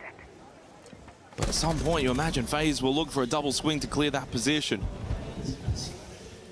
Yeah, the defense has been somewhat successfully scattered on the horizontal, courtesy of that vert from FaZe. But this is, as you mentioned, the next key battle. Philippops filter, what can he do? Does he elect to contest or perhaps fall back to site? Just the one gas babe remains. They found nothing. All this vert, nothing. Gas babe out. Clears out top of Blue Stairs. Again, good denial here from Philippops. Has the option if he wants to hold or fall back. And with the window still up, there's so little perceived pressure onto this position. Frag grenade, Philippops to hold the angle, but he loses out to the Bailiff of Souls. Another opening kill for FaZe. But the time is running quite low. Nade to fall as well on the Warden. They lose the glasses, flashes out. KZ, pistol, but he's down to 1 HP. Time, though, somewhat on the side for Liquid, but the plank going down from Souls. Cyber dead, same as well. KZ's found 2 with a Vulcan canister. That's Kid on the ground. And it's only KDS as well. Team Liquid will snatch it at the end. FaZe were building. Found some crucial picks, but hadn't cleared out any of the site utility. And when they were going for that plant, once that Vulcan canister was popped, they were low enough, double kill, Liquid take the round. Well, it's always the risk that you run. If you leave the push too late round and you haven't exchanged that time for that util clearance onto site, that can happen. Cyber, Souls, both called out. Great presence of mind from the defense to identify that that utility was still standing and to extract value from it in the late round. Team Liquid have come alive here early on map 2. That's probably the best round that we've seen from Team Liquid. I mean, not a surprise when they got 7-0'd on the opening map of Fortress. Bear with us, a little bit of a loading in bug, and I think we might get a tech pause. Which is probably not ideal if you're Team Liquid, guys, because they've started really, really well here on the second map. 2-0 on the defense. Not going to be a worry, though, for FaZe, with the first map already in their pocket.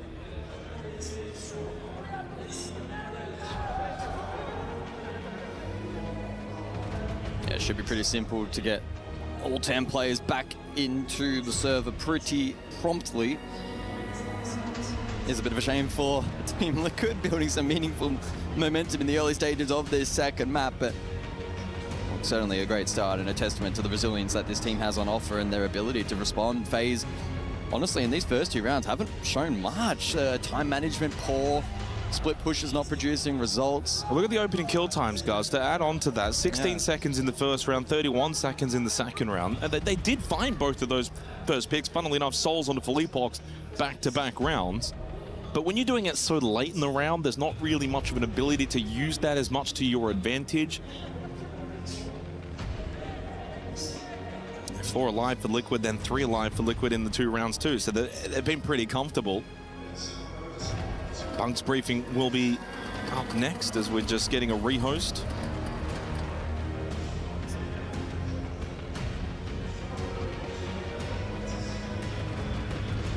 Well, as you can see, all 10 players are back into the lobby. Settings should be good to go in a moment's time, and we will resume proceedings.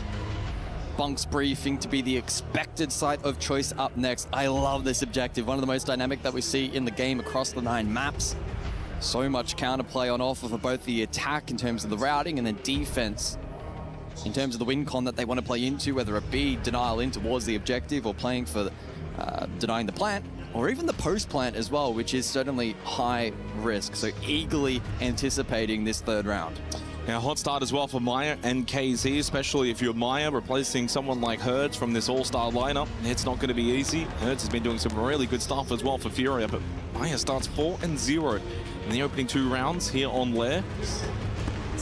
Bunk's briefing is going to be a whole different test now for Team Liquid Alienware. You win this and you go all 3 sites 3-0 start, and maybe then mentally you can switch on and feel as if you're a good opportunity to get back into this series as a whole. Curious to see if FaZe will elect to change up the attacking lineup. Typically, we'll see the Sens get played on Bunk's briefing if they want to go for a green stairs push and go for a fast plant attempt. Or the Capitao, and it looks like they may even elect to go for neither in this round. Hard breach heavy, so probably a top floor flush. Ash into the mirror. Yep. Double hard breach. To me, this lineup screams they want to challenge top floor. Yeah.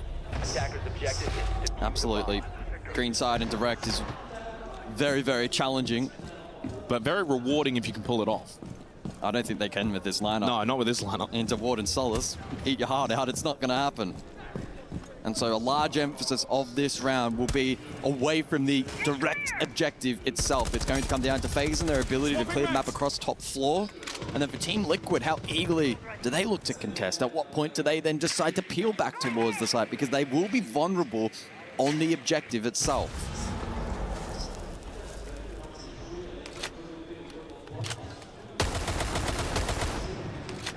Reloading. I'm curious to see for Team Liquid Alienware, they've got KZ playing by himself in bunks. FaZe can still put pressure towards him on the first floor without over-investing. Cyber into Ops. Of course, the focus overall for FaZe of the attack will be this top floor. This is active from Team Liquid, though. They are not shying away from the fight over towards Mars. Drone might eventually start to force them back, but instead of double down here, does that open the route for the triple impact? I like this for Handy. On the triple impact, it will open an angle, but he doesn't find what he's really searching for. And Fleetbox can actually still play behind desk. I don't know if we'll see his perspective. You can see alongside Mai, it doesn't matter. Cyber just walks up and kills him anyway. Cyber through Ops finds the angle onto Fleetbox. You said it before, they wanted to defend this mask position. But Fleetbox goes down because of it. Opening kill for FaZe. 3 straight rounds to begin here on Lair. KZ, though, shuts down Cyber. He finds the angle. Bit of a split push right now for FaZe. They've still got Handy lurking around that first floor, but it's top floor for KDS and Souls. JV92 defending towards display. By the way, no one in sight now for Team Liquid. They have vacated that first floor. KZ's made his way back up to R6. It's just flashes for the dislodge, so into the ward, and this is a poor position that FaZe find themselves in. If FaZe want, they can go for a plant while taking the fight top floor. Draw the attention away of the defenders, as there is no one horizontally close. Oh! Bolt in! Double swing! KDS with the bailiff again, but it's KZ with the Nitrocell. He'll look for a swing from R6, trying to bait out a few shots. Takes, though, one too many, and he's now very low. Forced to drop Hatch. Well played from Maya, but he too will fall, stuck in the corner. KZ back to site, leaves Nade by himself on this top floor. 2 versus 2, with Souls and Handy not having the diffuser. 30 seconds, need to go grab that, and now turn their attention to the site. Has the mirror window, but his position known, courtesy of the concussion, now forced onto the boost. Handy takes a bit of damage. Nade will defend top floor. KZ's come back to help out. Neither of these teams are fighting towards the site, and we're getting low on time. Liquid, you can fall back. Force them to play plant. 10 seconds. KZ's back into bunk, and now the drop as well from Souls. Looking for the plant. Gets off it. Noisemaid. KZ can open up the softball. Nade gets rid of his brother. Souls looking for the plant, but runs out of time. Liquid manage a third. That's the closest round we've seen in this series. And Liquid walk away with it. 3 straight to start on Lair. Well, I said before, how much limit testing are the scriptwriters going to do for this series? Cannot believe that map 1 was a 7-0. And for Team Liquid, who were on the receiving end of that demolishing effort on map 1, are off to a near flawless start. 3-0 on the scoreline clean. And the overall siege good as well. It's attack timeout from FaZe. Claro, tá. Vamos fazer as play verde com rede de ribana ali pra subir o principal. Só que o KD, em vez de ele pegar o Black, ele vai pegar o Snake. Eu não pego o Snake no play verde. Não, sim. Vai fazer essa vai pegar o Snake porque tu vai jogar do exit e depois tu vai virar pro banheiro pra poder ajudar o Range a subir a principal lá com a entrada do cara que vai ficar marcando costas, fechou? No ult de baixo, a gente só vai matar o cara lá do... Como é que fala? Lá do barril que a gente tinha combinado. Isso. Só, tipo, você quer que eu pegue o que nessa play verde? Cara, pode pegar Blitz, pode pegar o próprio Demo se quiser. Fechou? E no bomb do quarto, já que os caras estão petando muito TV ali e tal, vou fazer o hand tentando subir a escada principal lá com Well, can't help but feel, guys, there's a little similarity. First map, Fortress, 3 straight rounds to FaZe, but it was all Liquid with the opening kills and then into their timeout. While second map, first 3 rounds all Liquid, but the opening kills have all been FaZe into their timeout. Definitely the most contestable round that was winnable for either of the two teams. And as we saw back on Fortress, it was at this moment, right? So we were 3 rounds in, FaZe win the first 3, but they were close. Liquid were looking okay. They were winning the early battles. But it was from this moment then FaZe just go bang, bang, and bang. They dominate the next 3 rounds. Can Liquid do the same? Yeah, can they just run away with it here on the second map? Back to top floor. This is a good sight for the defense. The bands Grim and Wamai. Wamai and Grim both were played twice in the opening 3 rounds. Attacker's objective is to locate a bomb and defuse it. Well, let's jump in then for the action phase of the 4th round. Can FaZe find their footing? They'll be eagerly looking to get info from the Deimos, but right on cue, KZ, a huge nitro. That's massive. KZ having an impact. First opening kill as well for Team Liquid Alienware. On a very good site, getting rid of the Deimos, removes the pressure off the death marks. Less information available for FaZe on the attack. And out of their timeout as well, it's Liquid that strike first. KZ was shut down on map 1. He has a grudge on his shoulders. 2-7 back on Fortress, and here on Lair, a 7-0 start. Don't forget, FaZe have a 6-1 record on this map. This is a strong start from Team Liquid. Ooh, mirror trick. Not the worst result from KZ. That breach now, I don't believe, can be traversed. Team Liquid Alienware in a very strong position. The kind of round that you need to convert. Got your util up, barbed wire for stall. Hard breach denial's been sound so far. FaZe are well and truly on the back foot in this 4th round. Well, even more with the double down from KZ. He finds his 8th kill in the 4th round. No Solid Snake, no Deimos, a lot less pressure coming the way of Team Liquid Alienware. It's just double hard breach and a gridlock. In terms of utility, it's mainly going to be this flash dump. That's all they've really got getting into the site. And especially when, in contrast, the defense still has all of the gas babes, impacts available, Vulcan canisters still haven't all been dealt with. F-Not mines, there are Kiba barriers still in pocket for Maya. With only 60 seconds left, this feels inevitable in the way of Team Liquid Alienware. Cyber now looking to open up Mask. That was his final Selma as well, just to create an opening as Handy will push up main stairs. Mezzanine control established for FaZe Clan. Yeah, they've given FaZe a lot of space, but there's nothing they could do. Cyber call to the mask wall. As soon as that was opened up, Maya playing behind the desk finds the headshot. And Soul's Handy both split opposite ends of the map. It's a solid push through bridge for Souls. Handy having to walk through the fire to get himself close to the mask, and that gets them blocked by the Kiba barrier. More time denial available for the defense. The swing from Souls unsuccessful. This may even end up now being flawless for Team Liquid Alienware, unless Handy can find a kill just to basically deny said flawless. He will not. Maya defends vigorously. 4 straight rounds for Team Liquid Alienware out of the tactical timeout for FaZe. They still cannot find an answer. Yeah, despite map 1 being a 7-0, the man count in a lot of those rounds was fairly close. There was not a single flawless round back on map 1, and that will be the first of the second. And can you believe it's the team responding after such a devastating loss on the opener? Right, we've played 11 rounds of Siege. We've only had 1 attacking round.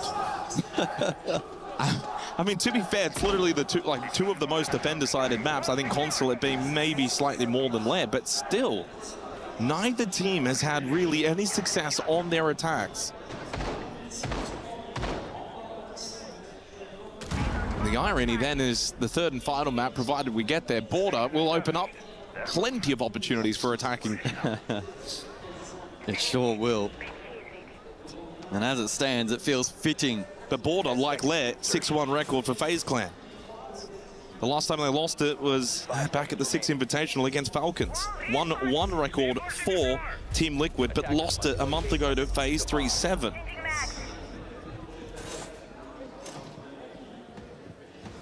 So then how can FaZe fight their way back into this map?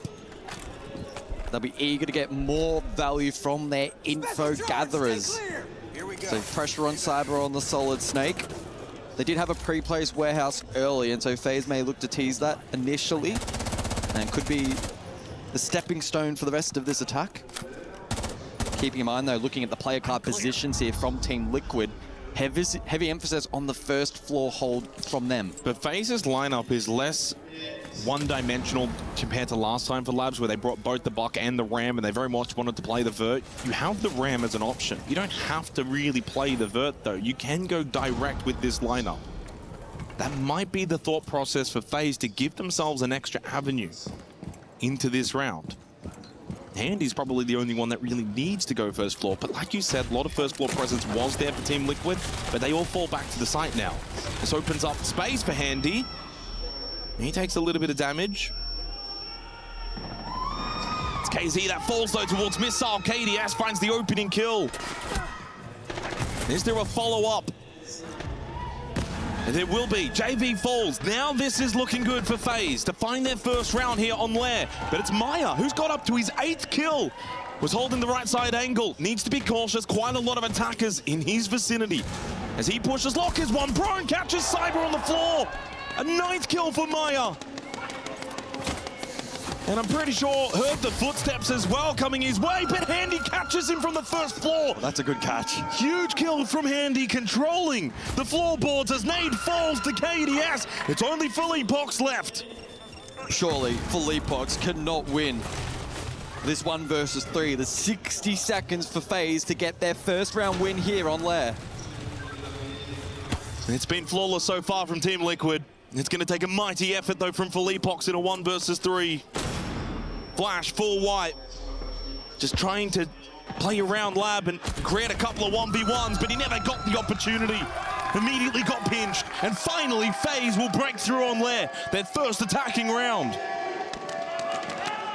Yeah, had that early info initially over towards Warehouse, and they committed to the play. Team Liquid unable to really activate the early vert they had with that first floor pressure. And FaZe back alive here on the second map, and such is the nature of Siege. 2 rounds on attack. It's a good enough platform, and they now have that opportunity. There's a great catch early there from Maya, as he tried to respond, then got caught on his peel attempt back towards site. And Philippox on an island for the final 60 seconds or so in that round. Dorms up next. Final round of the half coming up. Bunk's briefing for the final. 5-1 is really what Team Liquid Alienware will be seeking here to give themselves the greatest possible advantage heading into the second half, where attacking for them likely won't be that easy either. 5 seconds to insert. We do see a switch up from FaZe Clan, but no Sens employed. Capitao brought this time around. Bunk's briefing last time, they went double hard bridge. They'll do it again. It was that top floor contest that did not work out. Really, the main change, they do, of course, not have access to the Grim anymore, so instead bring the Capitao. So a forced change for FaZe, attacking into this site. But I honestly like the Capitao maybe even more than the Grim. Yeah, it's a flexible operator traditionally used on the direct approach when you get green side control to try and counteract the vert play here, but also can be used on this top floor clear as well. You think about some of the mirror positions in particular that are being deployed here by Team Liquid up above. That can be a good dislodge tool. And it's always high risk playing into both the Solace and the Warden and relying solely on that Capitao for coverage. And FaZe aren't complementing that with maybe like a Thatcher that we've seen from some of the NA teams, for instance, to directly counter that. Handy now on the lurk. He'll be looking to activate just the 1 kill for Handy so far, and 3 Deathmark targets available here in the final round of the half. It's a rare quiet game from Handy, but KDS is the one that finds the opening kill again. 2nd round in a row from him. And they drop the Warden, such a key operator late round. Especially into the smoke play that you've got from KDS on the Capitao. A couple of flashes still remaining too. Deathmark activated from Handy, and it will be on to Maya. Maya needs to be so careful. So careful. He's now a key part of the defensive unit for Team Liquid in identifying and denying plans. Oh, what a shot from KZ! Breaks the barricade and finds the head of Cyber. Brings it back 4v4. Another death mark, this one onto KZ. Target. Vidiking just sits inside a bathroom as Handy now pushes in front of him. They edge a little bit closer.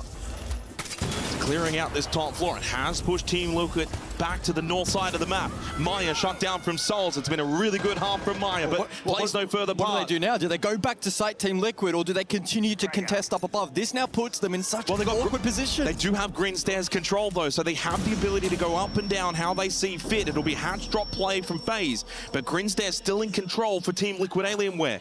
There is little time left as well. Vidiking has to start making his way towards the site. They go for the 2-1. KZ briefing with that Nitro. 30 seconds for FaZe. No more gas babes remaining for Epox. Early Nitro cell from KZ. Doesn't get anyone. Spots a headshot onto Handy. Huge kill from KZ. More pushing towards his location. The site now still defended by Team Liquid. Makes it very difficult for Vidiking to find a plant opportunity as KZ defends the site again. It's only Souls left. He's got no time, no kit. Even with that kill, it's Team Liquid that make it 5 here on Lair.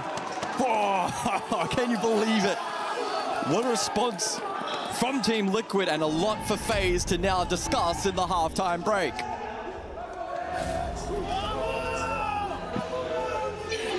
Tá, tava vendo? Aham. Cara, os ataques a gente tava tendo progressão boa e tal, só que a gente tava, tipo, assim, tirando a etapa de dominar a escala principal, o resto tava de boa, tá ligado? Então, para caso de um hotel, que eu acho que vai precisar, a gente faz com... A gente tenta repetir a play verde sem ninguém morrer. É a mesma play que eu tinha combinado com vocês. Fechou? Aí pode ser que eles queiram... É isso, na verdade, né?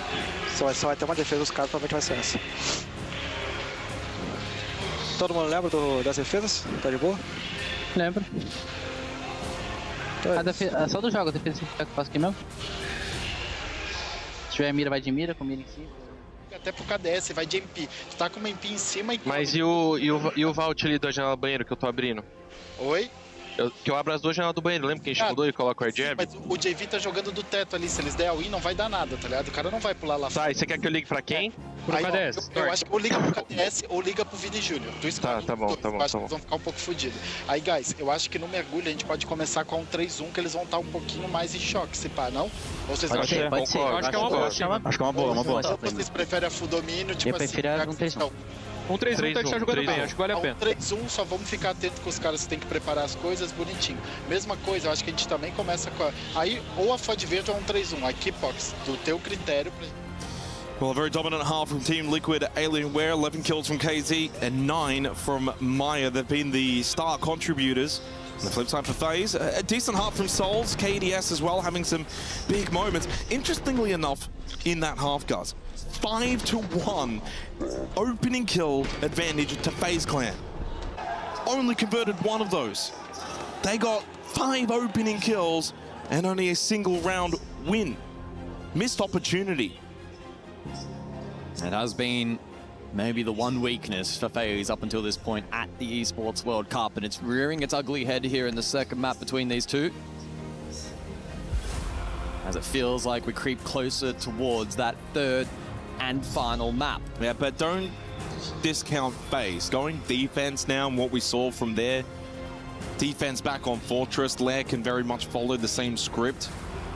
But for Team Liquid, it's a different proposition now. With 5 rounds already banked, you only need 1 more, guarantee overtime. You know, there's a good opportunity for them now to get us to that third map. But yeah, FaZe are not going to be easy to push over. They're at death's door, but they haven't gone through it yet. Monty Grimm, Kaid, and the Wumai are the bans. Master R6, no surprise, will be the first site choice.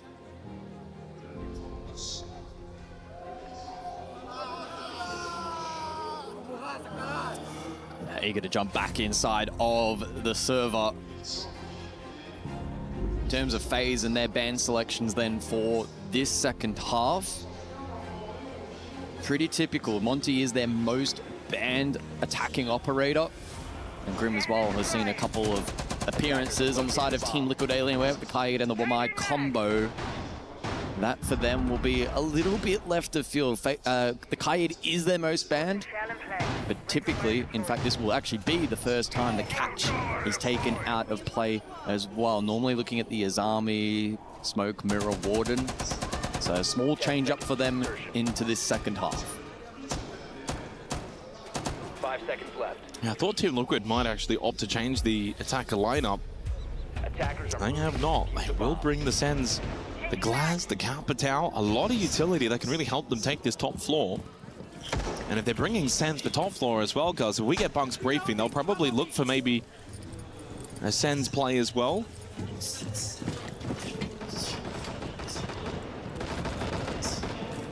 So the comeback begins now for FaZe, though, so they go defense. Expectation is certainly for them to win a couple of rounds in a row and claw this advantage back. It's been a very, very defender-sided series across both Fortress and Lair.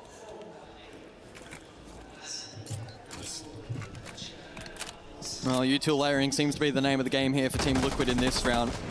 Comes down to placement, being synchronized, and achieving the same objective. Is this a direct R6 hit? This is going to be aggressive now. Philippox couldn't quite get the flash to connect, so they can't play off for the blitz immediately. The ROU, of course, obscuring that left side of the vision. Philippox getting a lot of information. Now goes Pistol! Catches Cyber trying to fall back! Double kill start for Team Liquid, but KZ has now been finished off by Handy. Won that 1v1 battle. JV92 still outside of the window. Maya, by the way, into the hallway. Pops one of the smokes, doesn't find anything, but inside of R6, Philippox should get this plant down successfully. Will manage to get it. Holding in the window was JV. Got 2 crucial kills. It is an absolute statement from Team Liquid. One of the top rounds you'll see on that side from an attacking team. They go 6-1 up. Border feels destined. That is quality attacking siege. Team Liquid not concerning themselves with the map clear or the util clearance. None of those shenanigans are required. An ROU deployed, Philippox blitz front line, and he did his job wonderfully well. Stayed alive with that first tick of damage, and then critically, a massive shot right here. Had to land the kill onto Cyber, does exactly that. And whilst he was then on a bit of an island to the mid portion, you had the Glaz on the back hit, you had coverage from the window outside. He had to be patient, was then eventually able to go for the plant, force movement from that FaZe defensive unit. And Team Liquid looking really, really good here on Lair. 1 round required, and it's Border on the other side. I mean, that is just a really, really good set play round. That's when the strategy and the workshopping that you've done throughout the last couple of months comes and pays dividends in a match such as this. On the verge of a 7-1 victory on Lair. The perfect response, really, to 7-0 loss on Fortress. It's one of the not far off it. stranger El Clasicos that we've seen, but maybe Border will be close. Because it seems as if we should be getting there. We'll get all 15 rounds in the final map, surely. Wow, I hope so. Very different map, too, the way that Border's going to play. Oh, yeah. But not giving up on FaZe yet. You'd be foolish to write off the back-to-back SI champions. Defense lit, not impossible to go on a run. Saw that from Liquid in the first half. This Liquid team looking far stronger on Lair than what we saw from them on Fortress. And a huge showing as well from Maya. 10-3, KZ 12-3. They've got 22 kills combined.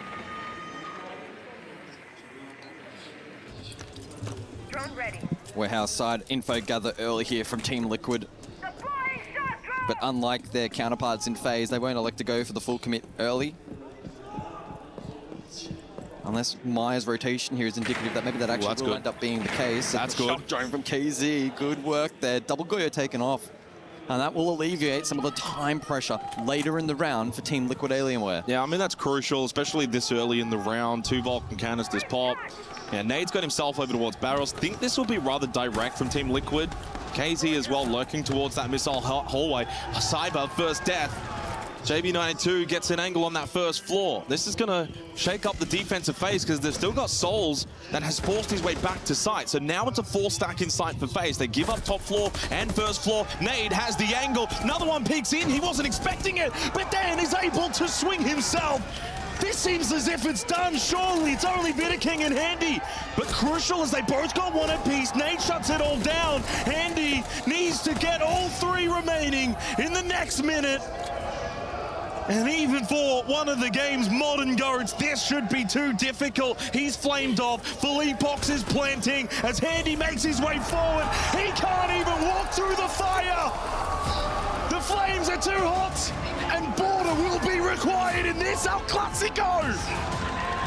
My, oh my, it's a speed run of the first 2 maps as FaZe and Team Liquid trade blows. It felt like we would get all 3, but certainly not in this fashion. Fingers crossed we got all 15 rounds on Border. In Brazilian folklore, which is worse, 7-0 or 7-1? Take your pick, either or. It's a smashing. Well, it's a response from Team Liquid, Alienware, that shows their resolve, that shows their mental fortitude. They did not just bow down after that 7-0 thrashing. They forged ahead, their own path, their own plan, and did to FaZe what FaZe did to them on Fortress. Sets up the deciding map of Border, and hopefully that map will be close. And there's a demonstration as to why after that first map, there was certainly worries for Team Liquid, but not at any point did we expect it to be easy going for FaZe. And Team Liquid from the offset absolutely switched on here for map 2, and it culminated in quite the dominant victory. Not a lot works for FaZe. They tried as they did, but everything was going the way of Team Liquid. FaZe had opportunities in the first 3 rounds. They got the opening kills. They had chances. And again, the similarities drawn to the first map are very stark. It's almost as if they've just completely flipped the same script, but then changed the sides going into the second map. It's a wonderful bounce back game from Team Liquid. This attack as well, especially, was really, really clinical. It all sets up now for Border. I cannot wait to get into it, but we'll have to go back to the desk first. Thank you so much, Xenox and Guz. It was a great matchup, El Clasico. A little bit different than we anticipated. Not quite competitive on either of the maps, but in general, as a series, extremely competitive. It's like 2 heavyweight fighters. You're watching Tyson and Holyfield, one knockout punch to the other, both standing dazed. But now, who's going to get the land the final blow? I mean, I love the analogy that you said. You know, this was kind of like shadow boxing for them. It's going to be blow for blow. Who's able to react? Who's able to counter? And I mean, from one map to the next, it looked like they really understood their opponent. They understood where their flaws were, how they could abuse them in a 7-1. I mean, I don't even think the casters thought it was going to happen. They were talking about it, and sure enough, it did happen. So maybe they casted that into the existence. I feel like I have to give credit to Igor CTG really being able to get his team back into it mentally. And you saw them come out, flip that momentum coming off of a 7-0 and really just steamroll and get that engine going, find that confidence, and you just see a different Liquid in this match. Incredible from the coach's side, incredible from Liquid's side as well. The bounce back, a lot of people obviously doubting it because you just see FaZe come out and absolutely stomp them on their map. But Liquid to have the wherewithal and to have the confidence to come back out and then do that again on FaZe's map, well, it's exactly what we expected. These 2 teams evenly matched on the day. Iconic could be the difference. One person coming out and making a big play. What was the difference here as we looked at map 2? I think it's just the momentum. I feel like you saw Liquid coming out fighting, not letting FaZe be comfortable. And obviously, too, KZ having a staple, just a consistent map, being there for his team. And then obviously just the whole unit, too, flowing and just playing their win cons extremely well. Again, when your back is against the wall, your tournament could possibly end after this next map. It's about getting those rounds into your favor. It's about getting hype. It's about building that momentum. And that's what we were seeing from each and every single round, especially in that round 2, which I think really started carrying that momentum for the rest of the series. Yes. Liquid also had some very loud fans in game 1. But I started to see the chat. I saw a little bit of you guys watching. You said, there's one woman screaming that's louder than all of the men that they've seen cheering on the side of Liquid, and even the drums included. That just shows both of these team sides, whether it's FaZe, whether it's Liquid. I mean, the fans are here. It's going to be uproarious whether either of them win. And as we transition into Border, which they set up the new question, the final map, designer map, do you think it starts to tilt? And if so, which way? Border's a casino. I feel like you can never call it. Roll no matter the dice, even being in the server, playing it, it's always on the edge. Every round is so intense. What makes it like that? just the map, it's so small that once the round starts, it's just a snowball. There's so many trades happening, and then you really have to be extremely composed to when you get your advantages, you have to be able to reset and play the layer game against the team. But then obviously too, you can't play too much layer game because then you become too consolidated. So there's always a catch-22 happening on border. It's one of the smallest maps and the best maps. Oh, well, what an interesting way to start it off. I know, Lax, you took a look at some of the plays that really stood out for you in that map too. Walk us through them. Yeah, I mean, I said going into this series, you know, your map point, I mean, your whole entire tournament is on the line, and you have to make risks. You have to be able to make gambles, and KZ absolutely understood the assignment in round 2, where I talked about this momentum is what carried them throughout the rest of this series, for everyone to be able to get behind them, to light the fire from underneath them. But in this round specifically, you understand KZ is inside labs, and he knows that the only win condition being in the man disadvantage is that go-yo canister on that lab door, and he has to make that play, because if he doesn't, this round does not go in their favor. They don't build that momentum, and he swings into here to be able to pop this canister, takes a very early gunfight with KDS, again, putting him to 1 HP, but he doesn't falter. He doesn't back down. He still goes for the only one win condition here, and that is popping that go-yo canister, downing the 2 players, putting the man advantage back into their favor, and then ending that in a 3v1 from a 5v3. It's rounds like this, it's plays like this that instill hope, instill the momentum for them to be able to carry from one round to the next, and it's the exact reason why we saw a 5-1, and it's the definite reason why we saw a 7-1 map. You can see a little bit of fluster too from FaZe. 5v3, you need to make sure you have that flame cleared. You have the time, you have the vertical, you can make that pressure, or even if there's a flame there, you can play it in a different spot. Just really going through the motions and making sure what they're doing makes sense. We think coming into this, I mean, were FaZe caught a little bit off guard by how strong Liquid responded? Maybe that's why? I mean, knowing them, you know that Liquid, they're a team that's not going to back down. They have a lot of fiery players, so I feel like FaZe known. They should have expected them to just come back with that fight, and they just weren't ready for it. I was gonna say, even when you look back at SI 2023, I mean, FaZe realistically could have been the 3-peat world champions. But if you remember in that series, that W7M roster, the same 4 players on that team fought tooth and nail from a down 6-1 deficit and was able to constantly bring it back. So I'm sure when you're in moments like these for the side of FaZe, it kind of rings back into your head like, oh, we've seen this before. Now they're gaining the momentum. Now it's gonna be so important for FaZe to understand where they went wrong and how they can switch the tempo and swing the map into their favor. I like the dice roll analogy. I like, you know, just kind of the cards coming up maybe on in your favor. What game do you play? If you're somebody who loves a little bit of poker, maybe a little bit of, you know, rolling with blackjack, whatever it is, what game do you try to go for? If it's the side of an aggressive tempo, trying to get those early trades, what do you try to do if you're FaZe to close it out after you were in the lead and now you're tied and going to border? I feel like for FaZe, they don't need to skip their steps on the attacking side, making sure they're actually applying the pressure and putting Liquid on the back foot. And if Liquid can just stay off of that back foot, always throwing that punch first, landing it, getting a kill, and being able to just pull back, they're going to be able to stay ahead in these rounds. Now, I like the card analogy, but I'm going to have to completely switch the game. I feel like this is a chess match for me. It's a battle of the IGLs, of understanding who's opener, who's the defender, how you can take the piece, how you can then retake position, take control of the board, and that's exactly what they're doing here. I mean, you get a 7-0 into a 7-1. Now everything is for all the marbles. Everything is to get that checkmate here to push you to one step into that semifinal. The Battle of Brazil. We've seen 2 dominant performances across 2 different maps for 2 different teams. Now will we see something a little bit more evenly contested? You mentioned chess. I love that. Over at the Alliance Vault, we also have some chess going on. They just finished up the day, and I know that Chris Tunn actually has a club championship update for us. Let us know what's going on in the CC as of this evening. Chris?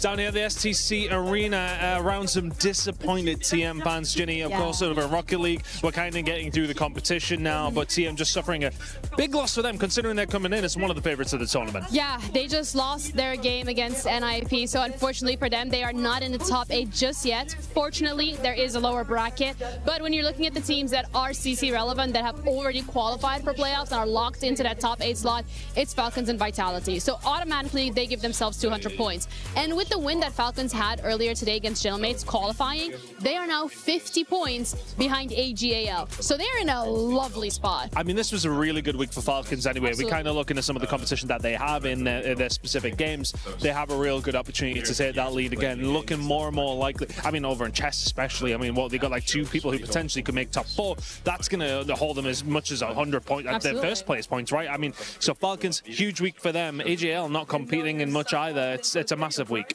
Yeah, it's for Falcons, great time to be alive right now if you're a Falcons fan. If you're an AGL fan, I just want you to cover your ears because it's not looking good right now. Out of PUBG Mobile, when we're looking at chess as well, not doing too great. Yeah, it's going to be next week for them. Crossfire, etc. are going to kind of be coming through. That's where they're going to have to make all the points. Ginny, thank you very much. We'll be checking them in the rest of the week. Guys, back to you.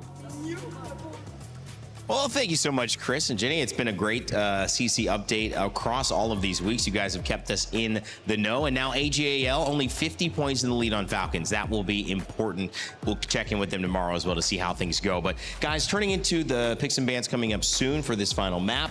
It's Border. It's our final series of the day. We opened today talking about these 2 brothers who have, invitational wins and majors, basically star-studded performances and histories. But now, has that story shifted? I'm curious, since we've seen such dominant performances, different players, you guys have mentioned KZ showing up. Where's the story now in terms of the 1v1 or the head-to-head that you're looking to most? I mean, I think it's still playing into the exact same narrative that we had going into this moment. Again, this is now do or die. You guys respectively won each other's maps. Now it comes to the decider where once you get to this 3rd map, and you can speak into this as well, every player, every coach, every IGL should understand where everything went wrong and how they can play the absolute perfect siege that they possibly can.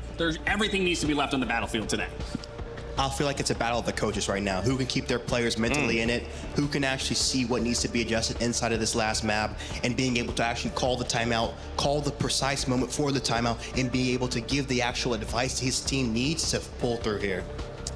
Sometimes there's not too much to say with a matchup that everything's already been said. 29 times these fights have gone the way of FaZe, 22 the way of Liquid, and that has proven to be the way that this series is already shaped up. Map to map, heavyweight blow to heavyweight response, and now only one will move through as Border picks and bans come up on your screen. I'm going to expect Shields to be removed here. I mean, Shields can really be a strong piece of the puzzle, especially when you think pushing into top east, pushing into break, getting any bit of that map control. So it's no surprise to see a Monty already taken out, but the Y, that's a good one as well. Yeah, really going to hurt the east extension right now. Warden, expect to see a lot of Ying play coming out too here. Lash is a standard issue, getting rid of that utility, making sure that they cannot post up outside of archives and have that plant potential. I mean, the one thing I really do love about Border, especially now that this is the last and final decider for both these 2 teams, when you think of Brazilian teams, you think of that aggressive nature. And if there is one map that is going to feed heavy-handed into that aggression, it is a map like Border. You are going to be met with combat, with fights already straight out the gate, just trying to get into that map. As I was saying, trying to get into that top east, trying to get into that break. You are going to be met with a battle of attrition for both of these teams. Well, it's going to be one map that decides the fate of 2 Brazilian superstar teams. One spot in the semifinal left. It'll go to FaZe or Liquid Alienware. Who will seize the moment? Let's fire it over to our casters for our final match here in Guz and Xenox. 10 seconds to go. Well, it comes down to map 3 for the El Clasico. That is very much fitting. 5 seconds left. It's even more fitting. It's the least played map at the Esports World Cup thus far. Only played 3 times. But good news, ladies and gentlemen, it is the most attacker-sided. Sits at 67% attacker win rate. There is not a single site objective that is in favor of defense. Good news if your Team Liquid starting on the attack in the first half. 7-0 into 7-1. Now the hope is it's into 8-7 one way or another. Good news if you want to see some attacking siege as well, because over the course of this series thus far, it has been super defend-decided. Map 1 going the way of FaZe, a 7-0. A flawless victory, and Team Liquid Alienware not trailing by much over on map 2 of Lair. 7-1, KDS with the opener. It's the defense that lands the first blow, though. KDS gets rid of Maya, who was incredible back on Lair. That's also one thing to keep in mind here on Border. FaZe have dominated the entry battles. Oh, there's a good chance here though on the Souls from KZ. He gets the down and he knows that he is very much down. He stands control. Swing from the Azami of Vidaking. Captures the header for Epox. Souls finished off by the Jugger payload call of Nade because he was down on the floor courtesy of KZ. Fiery start on Border, not to be surprised. Yeah, both teams are going to eagerly take as many trade fights as possible, not going to shy away from the occasion. And will look to capitalize on any moment of weakness that the opposition may present. But at the moment, it's FaZe in the advantageous position at the midpoint of the round. A player up, Vidaking low on HP, but still one more gun for the trade. Double Razor Bloom as well for Handy, Nitro for KDS, good util. Still up here for FaZe. A tricky position now for Team Liquid. Jugger payload call on to Handy from Nade. Handy should be able to answer the call. And chooses to eat the call, so he gets taken down to half health. Handy, of course, over towards Archives. Otherwise, though, good fountain presence established from Vidaking. Cyber and KDS, a little bit more freedom to move around. Finally, JV92 able to get in towards break. Nade just outside security. Testing this mirror window position held by KDS. There's the one and only Nitrocell. 40 seconds remaining in the round. Team Liquid need to start heading towards the side. KZ has one Salma rotating across, maybe to try and counter this mirror window. Yeah, throws it straight on to the mirror window. Nade to then play off it. KDS still holding. KDS will take the fight, but Nade wins it with the DMR. 3 versus 3. Heading into the final 20 seconds. Cyber finds a tight angle. Huge for FaZe, but then Cyber 2 will go down. JV92 to try and clutch up, heading into red time. We haven't seen a lot of big individual moments. Vidaking's gone security side. JV off the plant to take the battle with Handy. Finds the kill, needs to shut down Vidaking. Can't find him, time will expire. FaZe will take the opening round. Oh, fair effort there from JV. Almost had the read there at the end, but ultimately not enough time to hunt for the final kill. FaZe to claim round 1, but hopefully a positive sign of what's to come in terms of the closeness of this final map. Well, a very fun round. The fact that it came down to 1 alive, that did not happen at all in the first 2 maps, guys. There was not a single round across either Fortress or Lair where it came down to a single player left alive. And in the opening round of Border, it was a 1 versus 1 and time expires. Hopefully, that just gives us a glimpse into the script for this 3rd and final map. That the rounds will be closer, that the scoreboard will be closer. That's all we ask for, it's not much.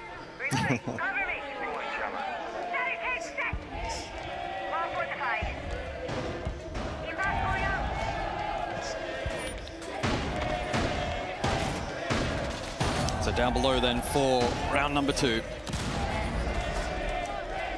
Event Workshop, the selection of FaZe, and the Solace brought into play for the 2nd round. We'll see what kind of impact that ends up having in terms of drone economy for Team Liquid. And then don't discount Handy's ability to identify and aid in Plantinol late round as well. That can be both up above on the vert, but even horizontally late, depending on his positioning. It's been a very... Oh, no, they lose the Rayora. KDS will get rid of full Epox on the Rayora, so they lose a big part of what they wanted to do in this round. Another opening kill from KDS for FaZe. And if they were cooking for maybe a direct hit through front door, or at least maybe drawing pressure with that util set, that plan A is completely out the window. 0-5 in opening battles for full Epox in the series. Team Liquid have been dominated in this area. FaZe are constantly 5 versus 4, but Maya gets a big kill. KDS wants to keep swinging, but he shuts him down. Handy is in a compromised position, 2 projectiles. Do they know about him, though? Because the way that Maya's kind of just scoping around, he may not be fully certain. I think they are. Seems like they got some kind of an idea. Chance on the souls from Maya. Handy still stays tucked in. He starts to move around. Cyber is below him. Can't really help out. Soul's taken down to 1 HP. Needs to be cautious on the next battle. Handy, by the way, has now moved out. Team Liquid have pivoted away.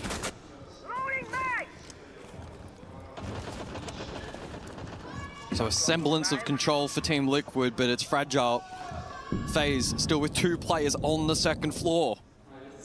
At what point do King and Handy think about rotating, but they take the fight instead? Handy's patience pays off. Nade was able to eliminate Cyber. And then Nade falls to King. It's a scrappy border to begin, but Handy, from what looked like a trapped position earlier, has found and netted 2 crucial kills for FaZe. KZ needs a 1 versus 3. This has been a series, though, in which we've not seen any clutches. We'll take an almighty effort isolating all 3 members of the defense. FaZe remain disciplined, are separated, but still in positions where they're not going to present direct ones for KZ. Forced into the drop. And dead immediately as King was waiting. 2-0 start for FaZe Clan on border. Defense has looked really, really sharp. Worrying signs for Team Liquid Alienware. And it looks like we will get a tactical timeout. Só vamos ter pouquinho de atenção nesse início de round. Tá faltando pouquinho de capricho, não só, eu digo, em questão do pique. Só que vamos definir exatamente o que a gente tá querendo fazer, tá ligado? A gente já trouxe o round ali depois. A gente tá entrando leste, só que tipo aí os caras estão batendo, tal, tá ligado? Dá pra gente calmar o round, dá pra gente fazer muita coisa, tá ligado? Então tipo assim, ó, só vamos respirar um pouquinho, ver o que eles estão fazendo, tal, a gente conseguir jogar, tá ligado? Porque os 2 rounds até agora, basicamente, a gente não conseguiu. A gente trouxe o round, mas a gente ainda não jogou o round. É isso que eu tô tentando falar pra vocês. Concordo. Então agora a gente vai começar aqui com a banheiro. Vamos fazer a lobo, abre as coisas ali bonitinho e tal. Deu pra ver claramente que o KDS, o Rafadel comeu o cu deles pra eles jogar um pouco mais peitando e tal, tá ligado? Pra não deixar a gente gostar do jogo. Então só vamos punir. Fechou? Beleza. Bora. Se ouvir todo mundo, bora. Tactical timeout expires for Team Liquid Alienware. An early one call from Igor, 2 rounds in. But again, attacker-sided border, you need to be getting some of these rounds. FaZe showing their aggressiveness, though, here on their defense. Happy to take fights, make it more difficult for Team Liquid to get into solid positions. And a big round from Handy. At one point looked rather trapped over towards Armory, but then finds 2 very important kills. And we never even really got to see Team Liquid attempt towards Vent Workshop.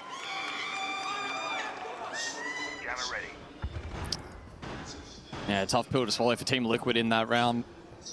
Losing Philippox on the Rayora at 2 minutes 41.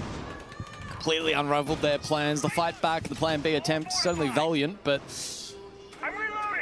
FaZe minimizing mistakes and not allowing them back into the round. Over to the tertiary then for the 3rd. Is this an opportunity now for Team Liquid to get around on the board? Shields now in play. Philippox will resume what we have seen over the course of this series so far on the Blackbeard. Well, they've just got to be a little bit more cautious with their approach.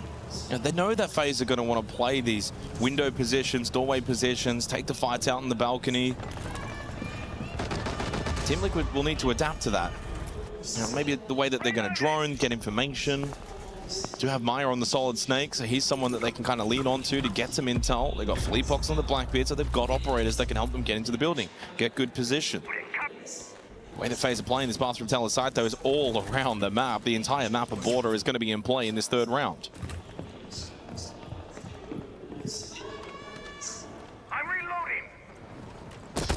Sometimes the most difficult part of border for the attack is problem-solving your way into the building and finding a way to get the entry battle your way without then forfeiting it. That advantage to the trade. Well, that's what FaZe do so well, though. They don't really leave a lot of gaps in their defense, especially when they've got 5 up. Makes it very difficult. Of course, you're going to give them the respect as well in terms of straight-up gunfights. Handy's going to eat the Jugger payload call from Nade. King, Nitrocell, that should be great, and indeed it is. Onto Nade. Another opening kill for FaZe. And again at the window. But this time it was from the Nitrocell. And the kind of play that Team Liquid can't trade. Now in such a difficult position with live info still being relayed onto their positions, courtesy of KDS. And for a team on the attacker border, Team Liquid just look on the back foot. Oh, JB92. That got a little bit careless over towards East Stairs. Has allowed Cyber to escape. Oh, and a chance of that again. He's had 2 opportunities, has JB92 to find that kill onto Cyber, but the Frost continues to escape him. Slips away, then back up, he stares. This would be awful if he finds a kill. Turnaround shot onto the Blackbeard of Philippe-Box, but the Blackbeard will survive, courtesy of that shield. And then Souls will fall to KZ. Liquid with the advantage, but time starting to expire. Triple radar from the Solid Snake. Team Liquid with a perfect read. Got the information, but it's got to play off for Vidiking to fall to JB92. He finally collects a kill. The Blackbeard dealt with, though, from Handy. He's got 4. No surprise to see the cream rise to the top. And now with KDS, they have the chance to, again. But here comes JB92. But Handy, one of the great clutch players, shut down. It's a quad from JB. Finally, Liquid breakthrough on border. We know how good JV can be. A little quiet over the course of this series. 10-12 up until that point. And he had a pretty dodgy battle over towards top east as we picked up through the mid-round. Then almost got caught on a timing as Cyber reclaimed control top stairs, but got great coverage courtesy of Philippe-Box. What a strange round, though, for your JB92 when he ends up in a position at the very beginning to get that clear onto Cyber. He stares, okay, doesn't take the first chance, peeks over waiting, gets another chance, doesn't take the shot. And despite that, ends up having a crucial round when he was able to net 4 kills for himself by the end of it. It started with this Nitro Salvo from Vidiking. I thought, honestly, bad internal thoughts for Team Liquid, but they found responses. And it will go down as another failed conversion from FaZe in this series. And if they go on to lose, that will be a big talking point. Back on Lair, they had the overwhelming majority of entry battles go their way and still were very unsuccessful. Of course, finished with 4 straight on Fortress as well.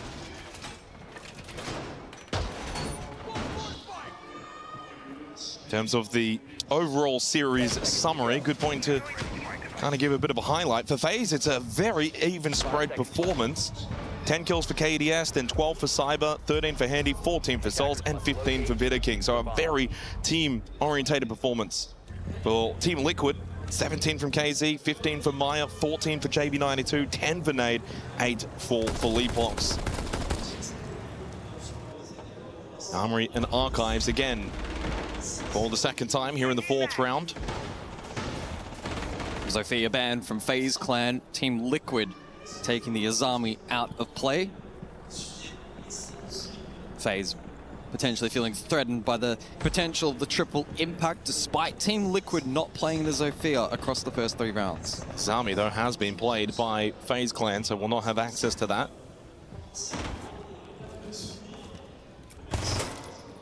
Going to make the mirror very powerful, though, without the Zofia counter from down below. Well, look at the positioning of Team Liquid, right? So they've clearly adapted after the first 2 rounds. They're sitting back a little bit more. They want FaZe to keep playing this aggressive style. They'll be a little bit more ready for it. But what that also now does is reduces the amount of time that you have in the round when it comes to the side objective. Nate has been able to slip in through customs.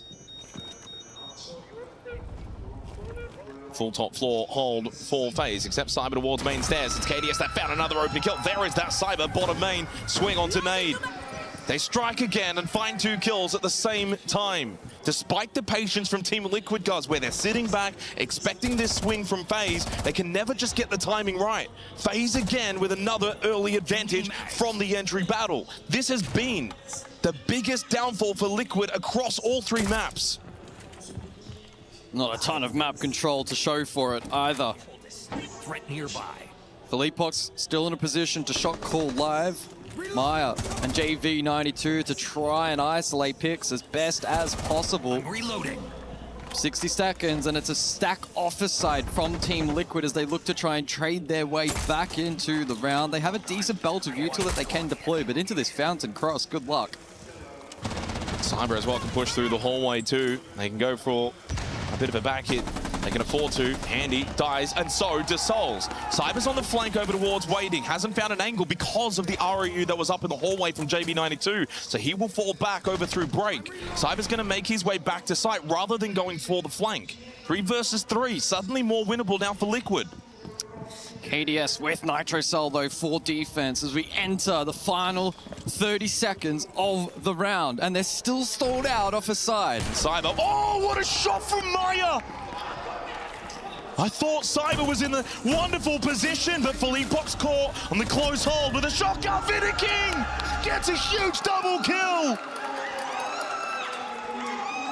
Heartbreak for Liquid. They thought they were getting themselves back into that round, but FaZe was still standing strong in sight. Vidiking has been crucial.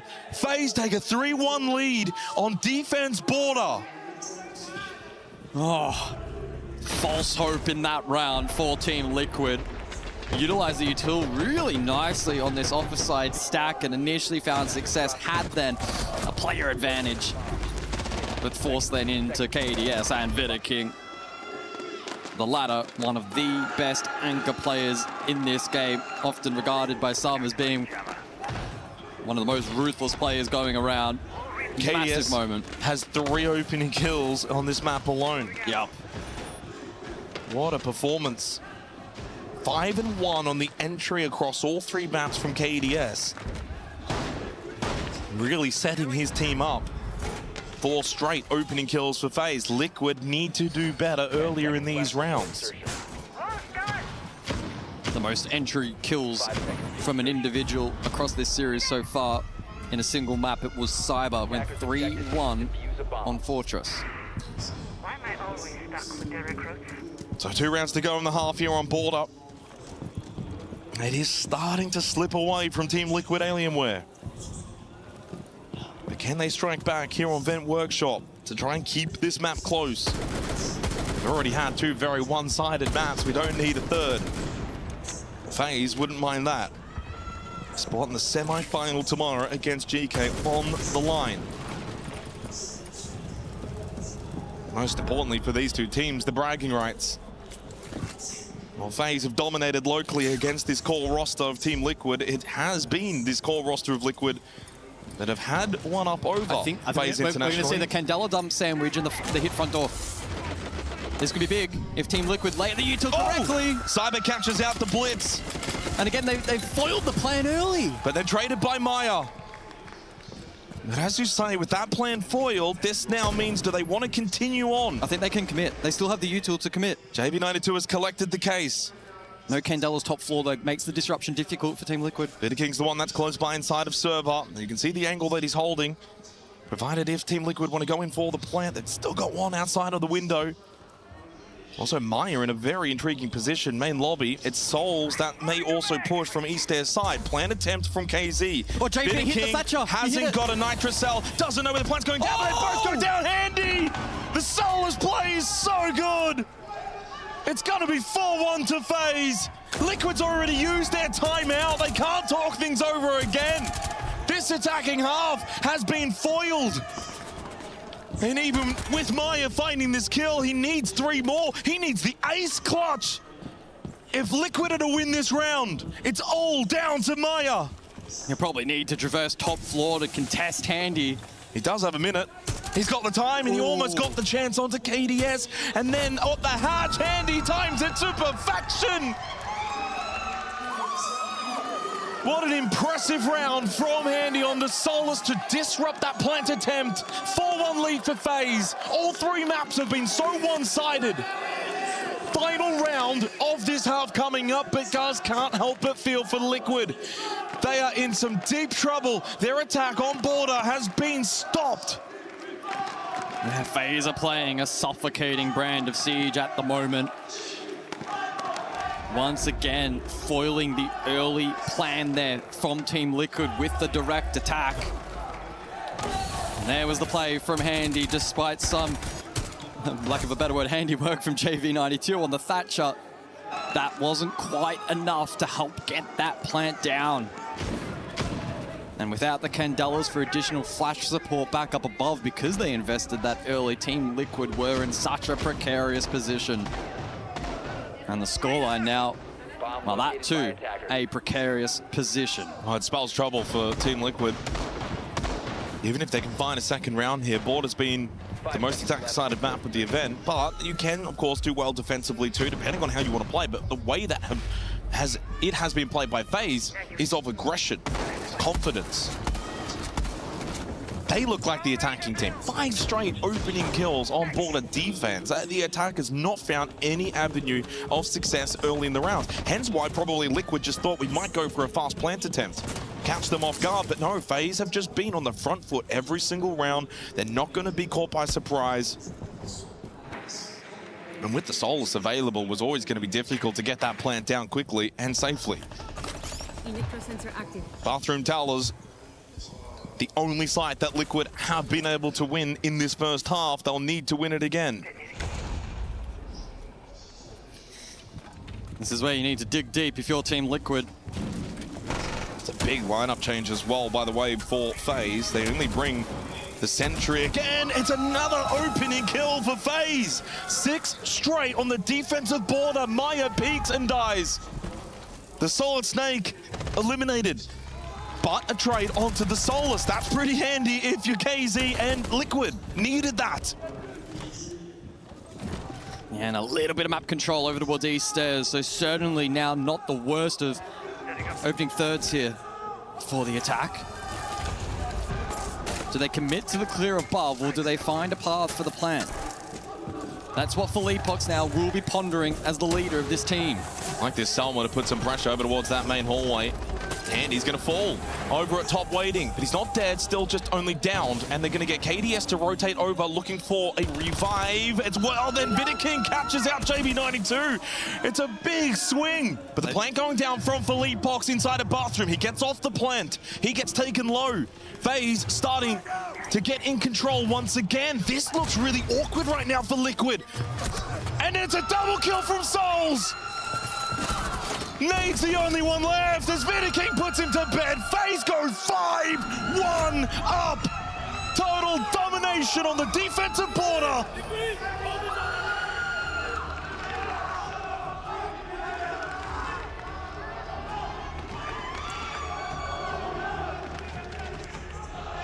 Deu muito bem, agora só... Agora a parte bem difícil. Precisa relembrar as paradas ou você já tá de boa? Não, lembra. A cena explicada que sai de baixo.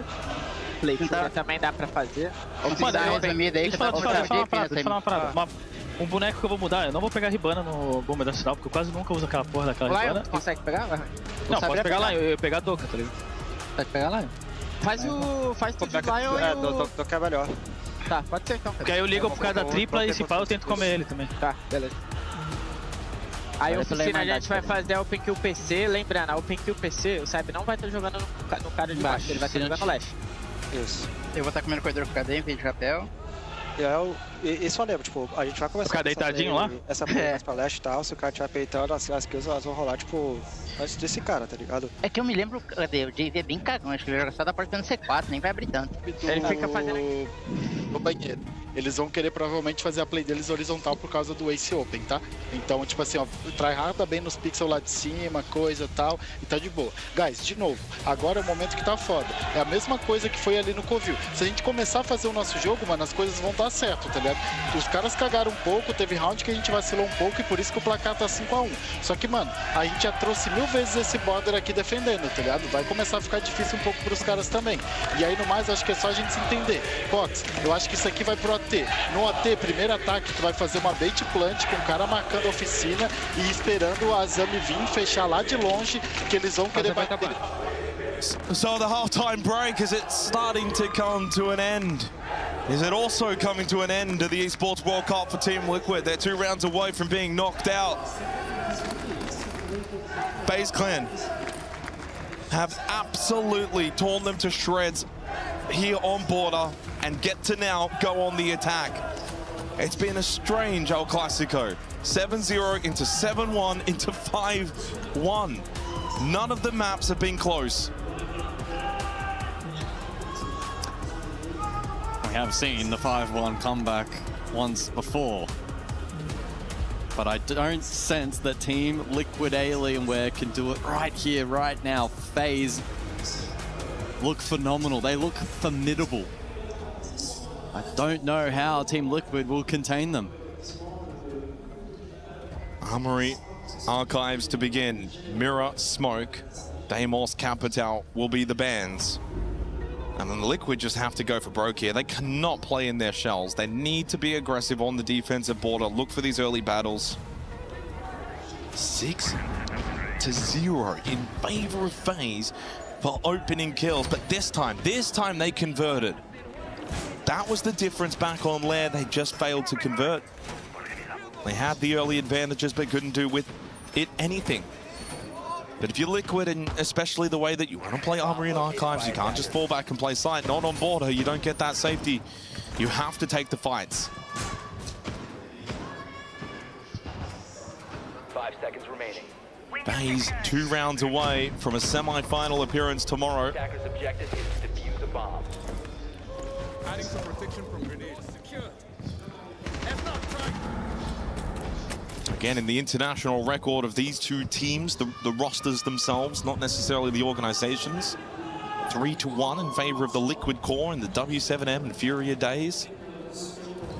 The only time FaZe actually has beaten this team internationally was back in Boston in the lower bracket final. Went on a course to win that hammer.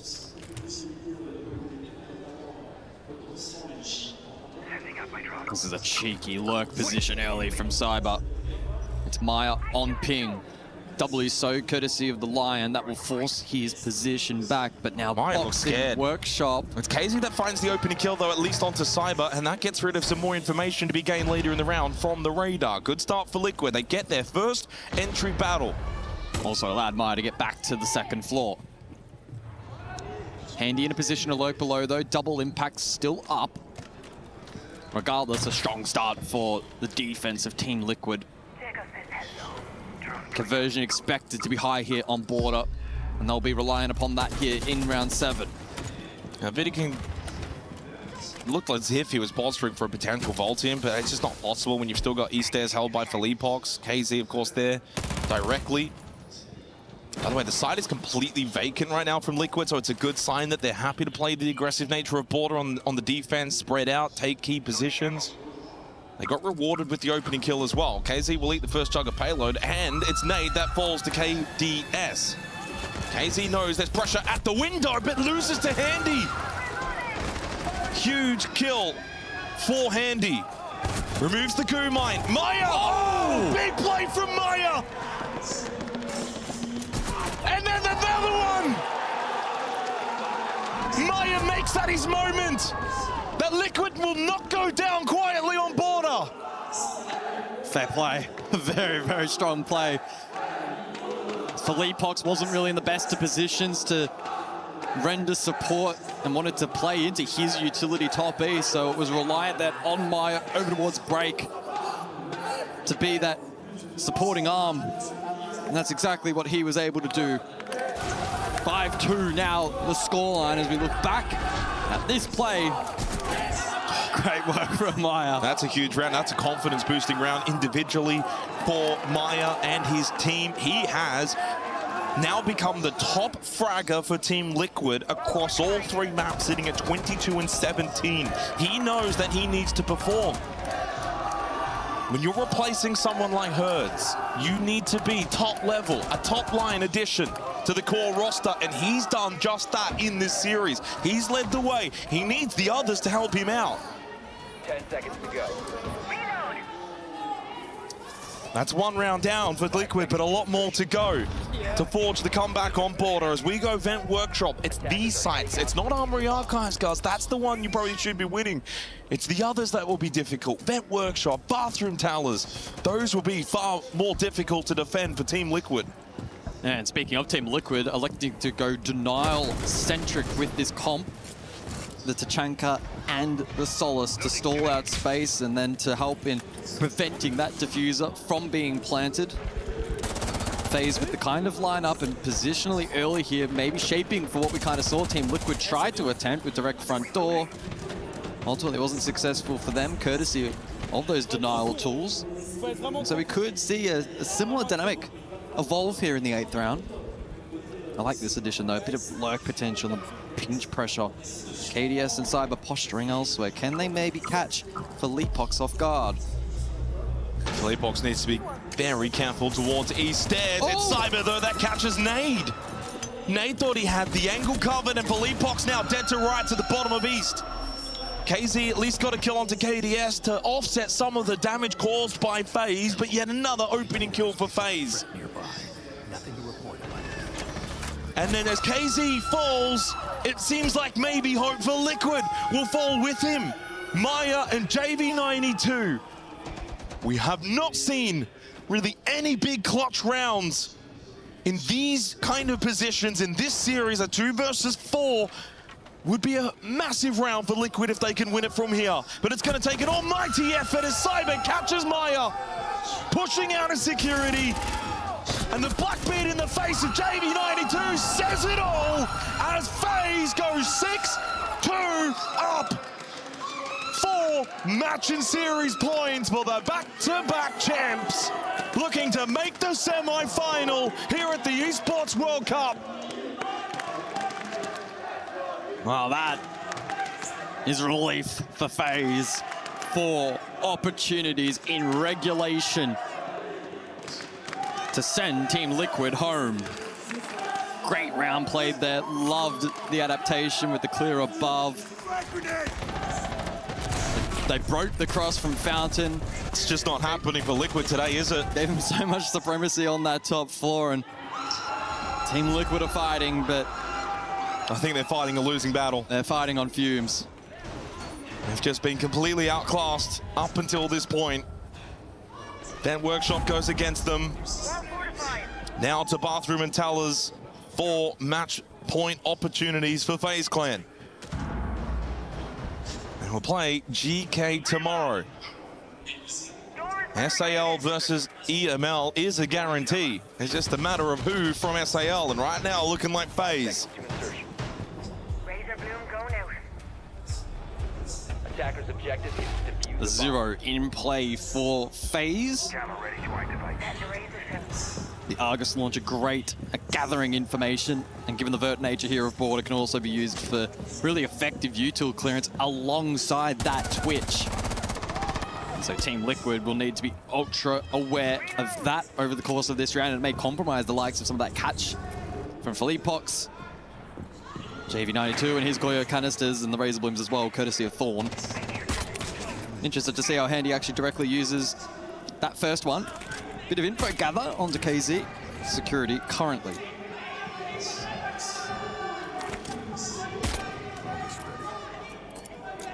And if you're Team Liquid right here, right now, you cannot afford to put a foot wrong. A singular mistake here could prove costly.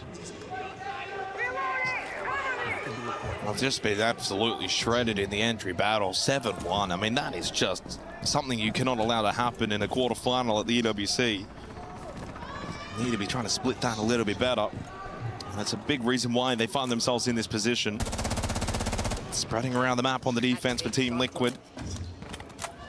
Does leave the site vulnerable for Bathroom Towers, except for Nade. Nade's going to be the one to try and, of course, get info if anyone's playing close outside site. He hasn't found anything yet.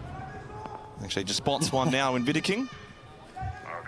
Cyber creeping through main lobby. And there's a lot of presence here for FaZe up close. Nade is not going to be ready. Oh, the help from Maya watching the vert. Saves Nade from getting stabbed in the back. Maya with a crucial opening kill for Team Liquid. No more radar, but then KZ to fall from Souls. Over at the balcony, KDS looking to take the vert battle. Handy loses out to JV92. Philippox low inside of Alphas. They still have Nade towards Bathroom. 60 seconds left. Double Nitro and the Pulse. Surely Team Liquid will be able to confirm this round. Surely no shenanigans on offer. KDS in a position to start posturing for plant though. Philippox finished off. He was low on health. Vidiking able to eliminate him. They 3v3 and into towers for a plant attempt from KDS. Is there anyone even there to stop him? It doesn't look like it. This will be a successful plant. The Nitrocell too late. But it doesn't even find a kill from Nade. It seems this will be the moment for FaZe to finish off Team Liquid. But a crucial knockdown onto KDS. Vidiking around these stairs. Passport for Souls. They've got this covered as now Nade thinks about getting on the kit for JV to cover. But Nade caught from Souls. 1 versus 1. 20 seconds and Souls to finish it off. FaZe Clan are semi-final bound of the Esports World Cup. trophy cabinet as they knock out their brothers from the SAL region. The back-to-back SI champions are top 4 at EWC, and they don't want anything but that trophy. Such a formidable force. I can't help but shake the feeling that FaZe might be grand final bound. Who's going to stop them? GK? Furia? Dark Zero? They are eager to get that esports World Cup trophy for the first time. Getting better and better. This team in the middle of their dynasty.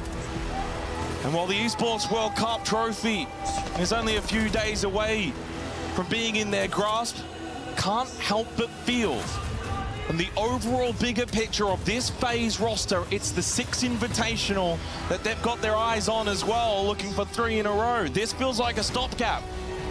Why not add another trophy to the cabinet along the way? Well, the thing is, there's no signs of them slowing down, Jake, and that's the scary thing about this FaZe outfit. Such a great roster and so much longevity. As we said before, it doesn't feel like there's another team that might be able to stop them. I think DZ have a chance, but even that at this point in time feels like it could be a stretch. FaZe are just absolutely in their element right now. Completely murdered Liquid in the entry battle across all 3 maps. Clearly the better team when they dominated on Fortress 7-0, dominated on Border 7-2. Forget about Lair, that one doesn't matter.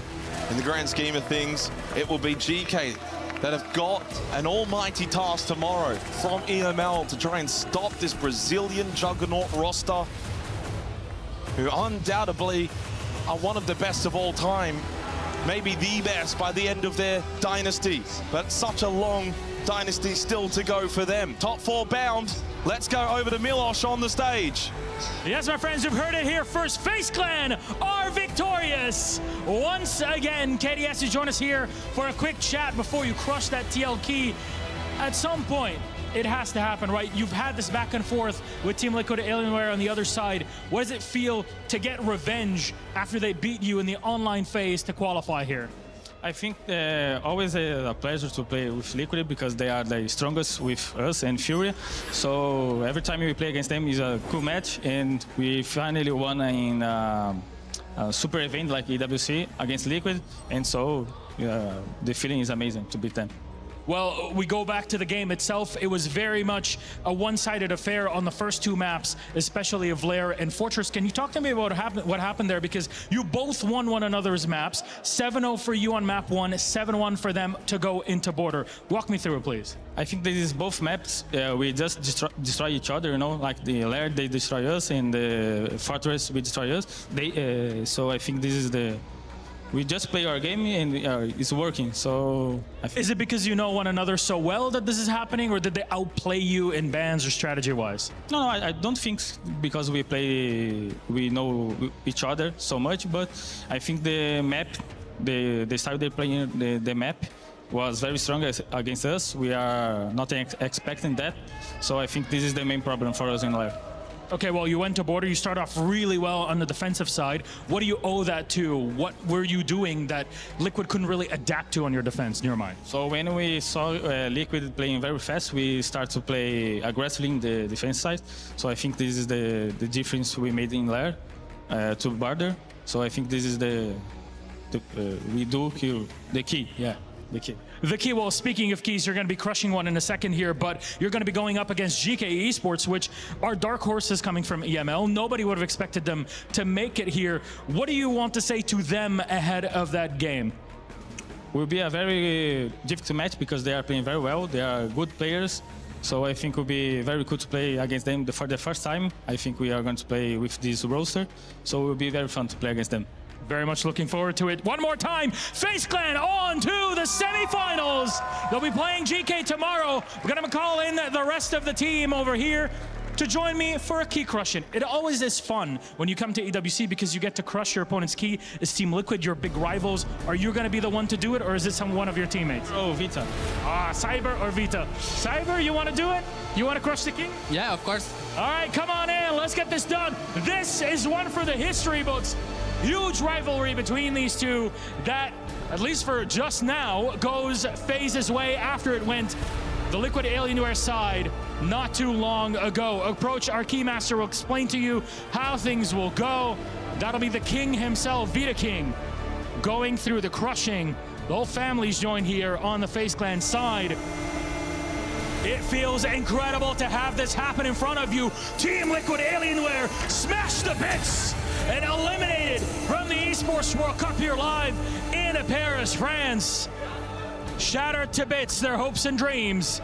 He gave it their all in a one-sided affair on all 3 maps here in the series. But it's FaZe Clan, the best team to ever do it in Rainbow Six, that brings it and comes out on top. Our panel on our desk is going to close this one out. Let's see what they have to say in breakdown. Thank you, Milos. It is a sad day if you're a Liquid Alienware fan. It is a great day if you are a FaZe Clan fan, especially Cyber there with his son, watching that key get crushed. Great opponents, tons of respect to them, but it was FaZe's day. Iconic and Laxing jumping back into this conversation as it closes. You know, it was El Clasico, and in many ways it gave us a different version than we expected, but it was still 2 juggernauts of the scene going head to head. Absolutely, and what I really love what KDS said is that they understood on Lair that Team Liquid was playing aggressive, and then what were they going to do heading into that border? They were going to meet that aggressive nature on their attack with an aggressive defense, and sometimes the best defense is a better offense, and they delivered every single time. And like KDS said, they obviously know that they're a great opponent. They have respect for them. And then you saw that here. It was a great matchup. Even though the matches weren't close, I feel like the series was a lot closer than the matches were. 1.19 rating for Vita King, who came into this as a player of note that you guys mentioned would control a lot of the narrative of how this map went, and he was dominant across the board. But all of FaZe Clan really put together a game that felt dominant in a way that although Liquid won that second map, I don't know if I ever in my gut felt like, man, this is going to go the way of Liquid again. It just felt like FaZe kind of had something on them today. I feel like it's the mentality too. You know, you see just how well they were able to adapt and keep adapting to them. Yeah. And like KDS said, that they saw they were playing really quick. They started to play more aggressive, and you saw Liquid never really adapt to that. So I think that really threw them off here. And it's great on FaZe being able to still be in this tournament, still be this deep, and still find those solutions and new play style. And the question too is now, like, who can stop them? I mean, he mentioned Dark Zero, he mentioned Geeke, he mentioned Furia. I mean, I don't know. I think the last 2 that you said, the Dark Zero, I mean, if you were watching SLC, the way that they beat FaZe was a statement. They took them to one of their best maps, Chalet, and I believe 7-0 them. And there would be no team in their right mind that would take the 2-time world champions, give them their best map as a decider, and end it the way that they did. But you also heard the respect from KDS saying that Furia is another team that they go toe-to-toe with. And again, those would be the 2 that I would say do have the grit and the tenacity to bring a good match to their doorstep. How important are these picks and bans right now? Because I think we've seen several narratives, and Alphama brought up one with Furia and not having played it, kind of maybe bait and switch there. You look at Geeke today as well. You mentioned this, Iconic. When you look at the maps, they just kind of had an advantage historically, the way that they played it. FaZe also, when you look at trying to figure out a way to go against them, is it getting the better end of that map draft pick ban, or does it have to come down to play because they're just that good, that experienced? I think it's just a full scope of it, making sure you're actually picking a map that you're strong at and they're not that strong at. Yeah. And if they're picking a map that they're strong at, you're obviously going into it with the preparation to know how to break them and to beat them on that map. And obviously too, on the decider, you need to make sure it's a comfortable map for both teams. So it's about having that balance in the pick ban phase and also having the balance in the operator ban phase to get the narrative that you want inside the actual game. Yeah. And as we know, I mean, as much as, you know, you can look at any single map, you're not going to pick a map that FaZe isn't going to be comfortable on, but you have to play your game. And Siege is all about being able to adapt, is who's quicker to understand their opponent. And that's exactly, you know, just even in that series, as KDS said, he understood the aggression and what was their reaction, what was their response to it, was to get aggressive. And that's what it's always going to be for any opponent. Doesn't matter who's in front of them. Yeah, I mean, figuring out how to adapt, it's such a big part of this. You mentioned the narrative inside of the game. When you look at what happened with FaZe and Liquid, what was the narrative inside of the game? Like he said, the narrative was they banned the Warden, that you were using the Ying to catalyze to go fast on the site side. And with that, you have to just be aggressive on the defensive side to break their split pushes. And after that, you were seeing them play just consolidations together, play for kills. When they wanted to give the space, everyone would give the space, and they would give Liquid with nothing, especially too on the bathroom side. You were seeing Liquid have the site, but they were playing a retake. They were active and stopping the plants, and they were just making them extremely uncomfortable.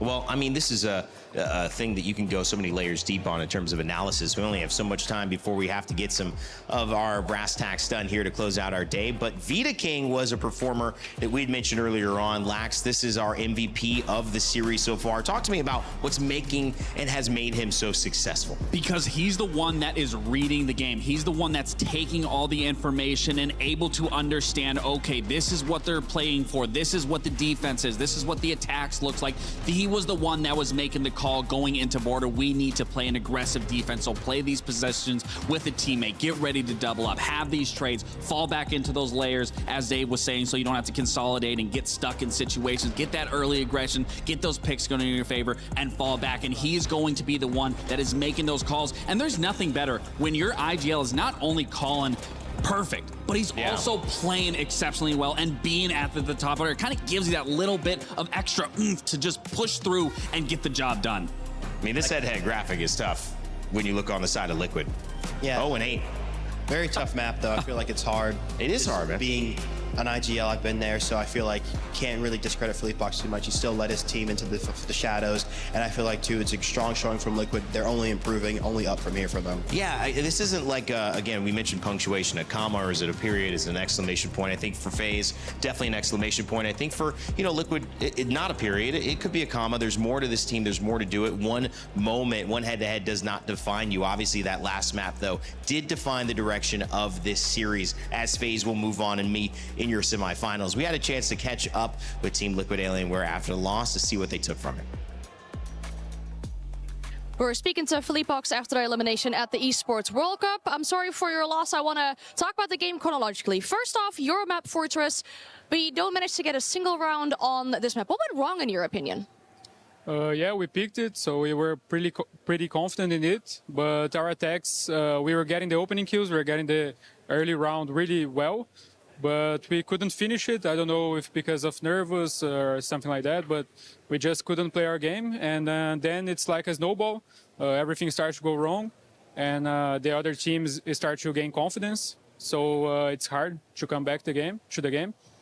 And I think that's it.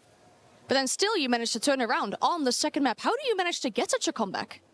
Yeah, Larry's a map that we are really confident, and we knew that they were going to pick. So we were really well prepared.